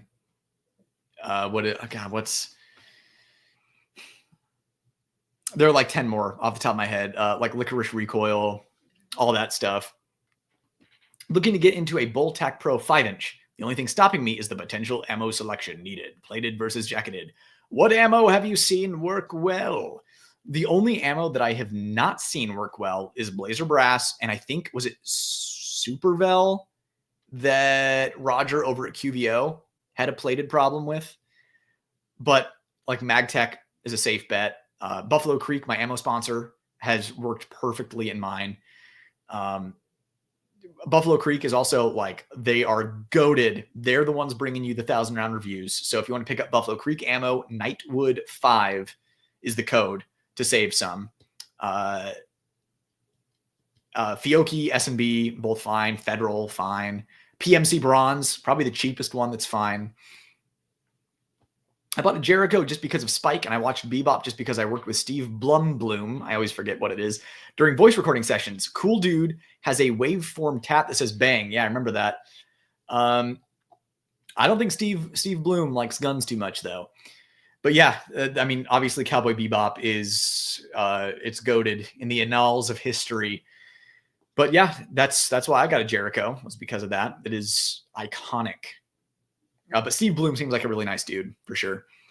I picked up a surplus Beretta 1934 recently for $300. Wow, congrats, dude. Excited about it, though I know it'll probably suck to shoot. Loves its old world Italian style. Yeah, that's an awesome gun. Congratulations on picking that up. That's super cool. Four Bros has a nice selection of holster-like combos and is a good balance between price and quality, and ship fast. Good to know. Thanks. I'm always looking for other quality manufacturers. A300, A400 shotguns are very mild shooters. That's true. That's true. I wouldn't say they're as soft as the Benelli M4, but they are on the softer side for sure. I agree with you there. You like the Axis Elite over the Apex? I've been looking at those two models, and then also the T-Rex Sidecar 2.0. I like the Axis Elite better. The Apex is there for someone who needs the ability to customize their setup. So if you need your magazine to be somewhere, because for whatever reason you're chasing challenge coins, you're shooting competitively from appendix, whatever, or maybe for concealment, you're a bigger dude, you need to run the mag horizontally. That's who that exists for. If you're not that person, the Axis Elite, I think, is still the way to go. The T-Rex Sidecar 2.0 is fine. It's just not really as comfortable or concealable as the Tier 1 concealed, in my opinion. Radiant Ramjets all out of stock. Is that a thing? Looking up y'all's EDC Rex. I don't know. Maybe I haven't looked at stock on that in a while, so I don't know. I'm looking for the gun anime video right now. Oh, here. I can try to link it. Unless someone else beats me to it. If I just if I go into YouTube and type in top 5 gun anime, mine is the second one. Hey, it's up to 17,000 views. That's not too bad. I guess it picked up over time. Here, I'm just going to paste it in chat. Boom.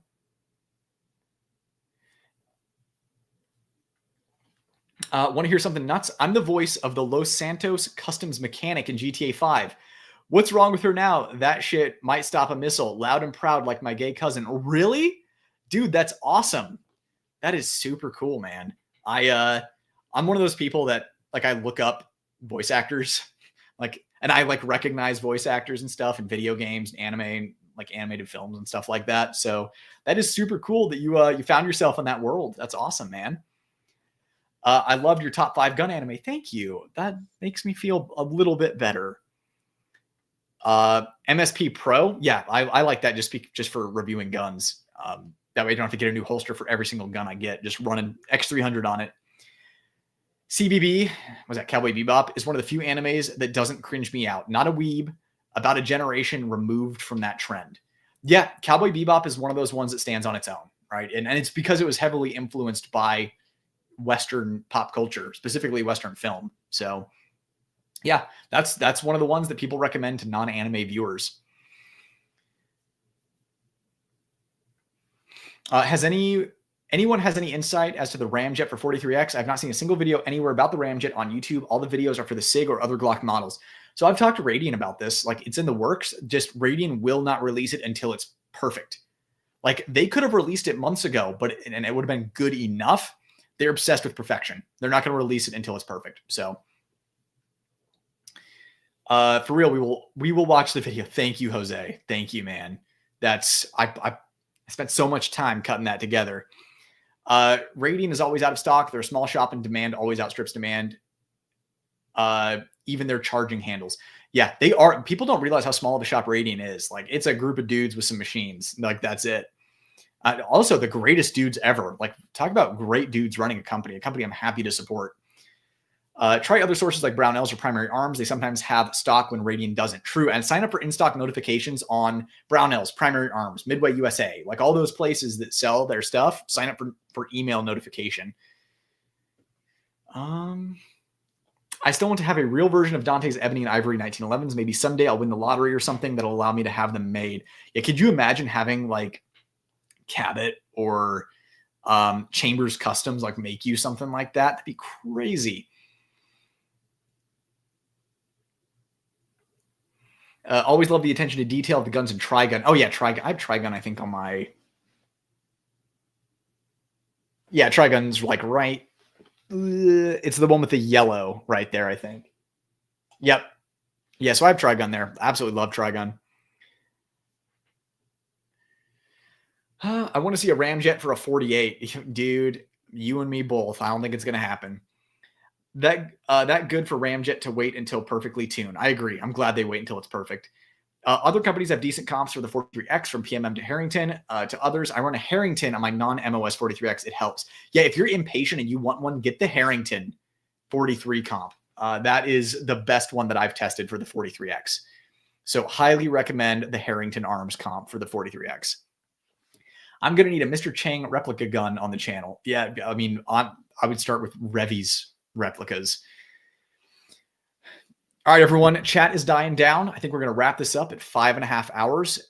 Any last words before we part ways temporarily? Drop it in the chat. I have been trying to convince them to do a ramjet for the M&P. I'm doing my best. I'm doing all I can do with the very, very, very limited influence that I have. Is there one you recommend for the 48? Same one, dude. The Harrington Arms for the 43. It'll fit. You just need a threaded barrel. Now, what I recommend, the Harrington comp works great on true precision barrels. I think that's what they make them for. So either Glock 48 or Glock 43X, get a true precision threaded barrel, get the Harrington Arms comp, you are good to go. Thanks for your time tonight. I also feel like I'm yelling it out. I like need to eat dinner. Hello, I'm giving a speech and I'm angry. But yeah, thanks for your time tonight, good sir. More than happy to help. I appreciate the live, Mr. Knightwood. Good shit tonight, amigo. My friend, I appreciate you being here and chatting. It's a pleasure having you here. Great chat. Adios. See you, Bad Karma. See you around the channel, man. I'm enjoying having you here. You're a good dude. Harrington will work. Just have to source a good threaded barrel. Highly recommend True Precision. Appreciate you too, man. Thanks for being around and participating in the chat. I want a G26 ramjet that I'll somehow figure out how to make a G26X. That would be awesome. I'm a fan of the G26, so that'd be really cool. And hey, yeah, I run a true barrel on my 43X. 100%. True Precision is the way to go. Thanks for the support tonight, Kenji. Really appreciate it. Hope you enjoyed participating and listening. Always appreciate you being here. You're like a bright light in the lives. Always a joy to have you here. I know Radian won't release a ramjet afterburner for M&Ps because of the slide length difference isn't good enough for them for it to still work with holsters like a Glock. Maybe if we beg enough, though. Yeah, that's the thing. Is I'm in the process of begging enough right now. That's what I'm doing. Great live today, as always. Good night, y'all. See you, Jose. Good to see you, man. And Firearm Junkie, thanks for being here, my dude. Always appreciate having you around. Always good chatting with you. So yeah, it was great seeing you guys tonight. Great hanging out with you. For those of you in the replay gang, if you want to, submit to the gun review fund and you missed out on the live chats, check out the Patreon, because I pull from Patreon, I pull from live chats, and that is how I fund the gun reviews themselves. Actually, sourcing the guns that companies don't really want to send my way. But appreciate having you all here. It was great hanging out with everyone. And I'll see you in the next video, and I'll see you in the next live. Have a good night, everyone. Enjoy your week. Enjoy your weekend. Rotten Corpse, have a great Memorial Day weekend, everyone. And I'll see you in the next one. Be safe and have fun shooting. Ramjet is a baffle system, not just a comp. I don't know. I think it's pretty much just a comp, just not on a threaded barrel. Just goes on with the torques. All right, everyone. I'll catch you on the flip side, as they said 15 years ago.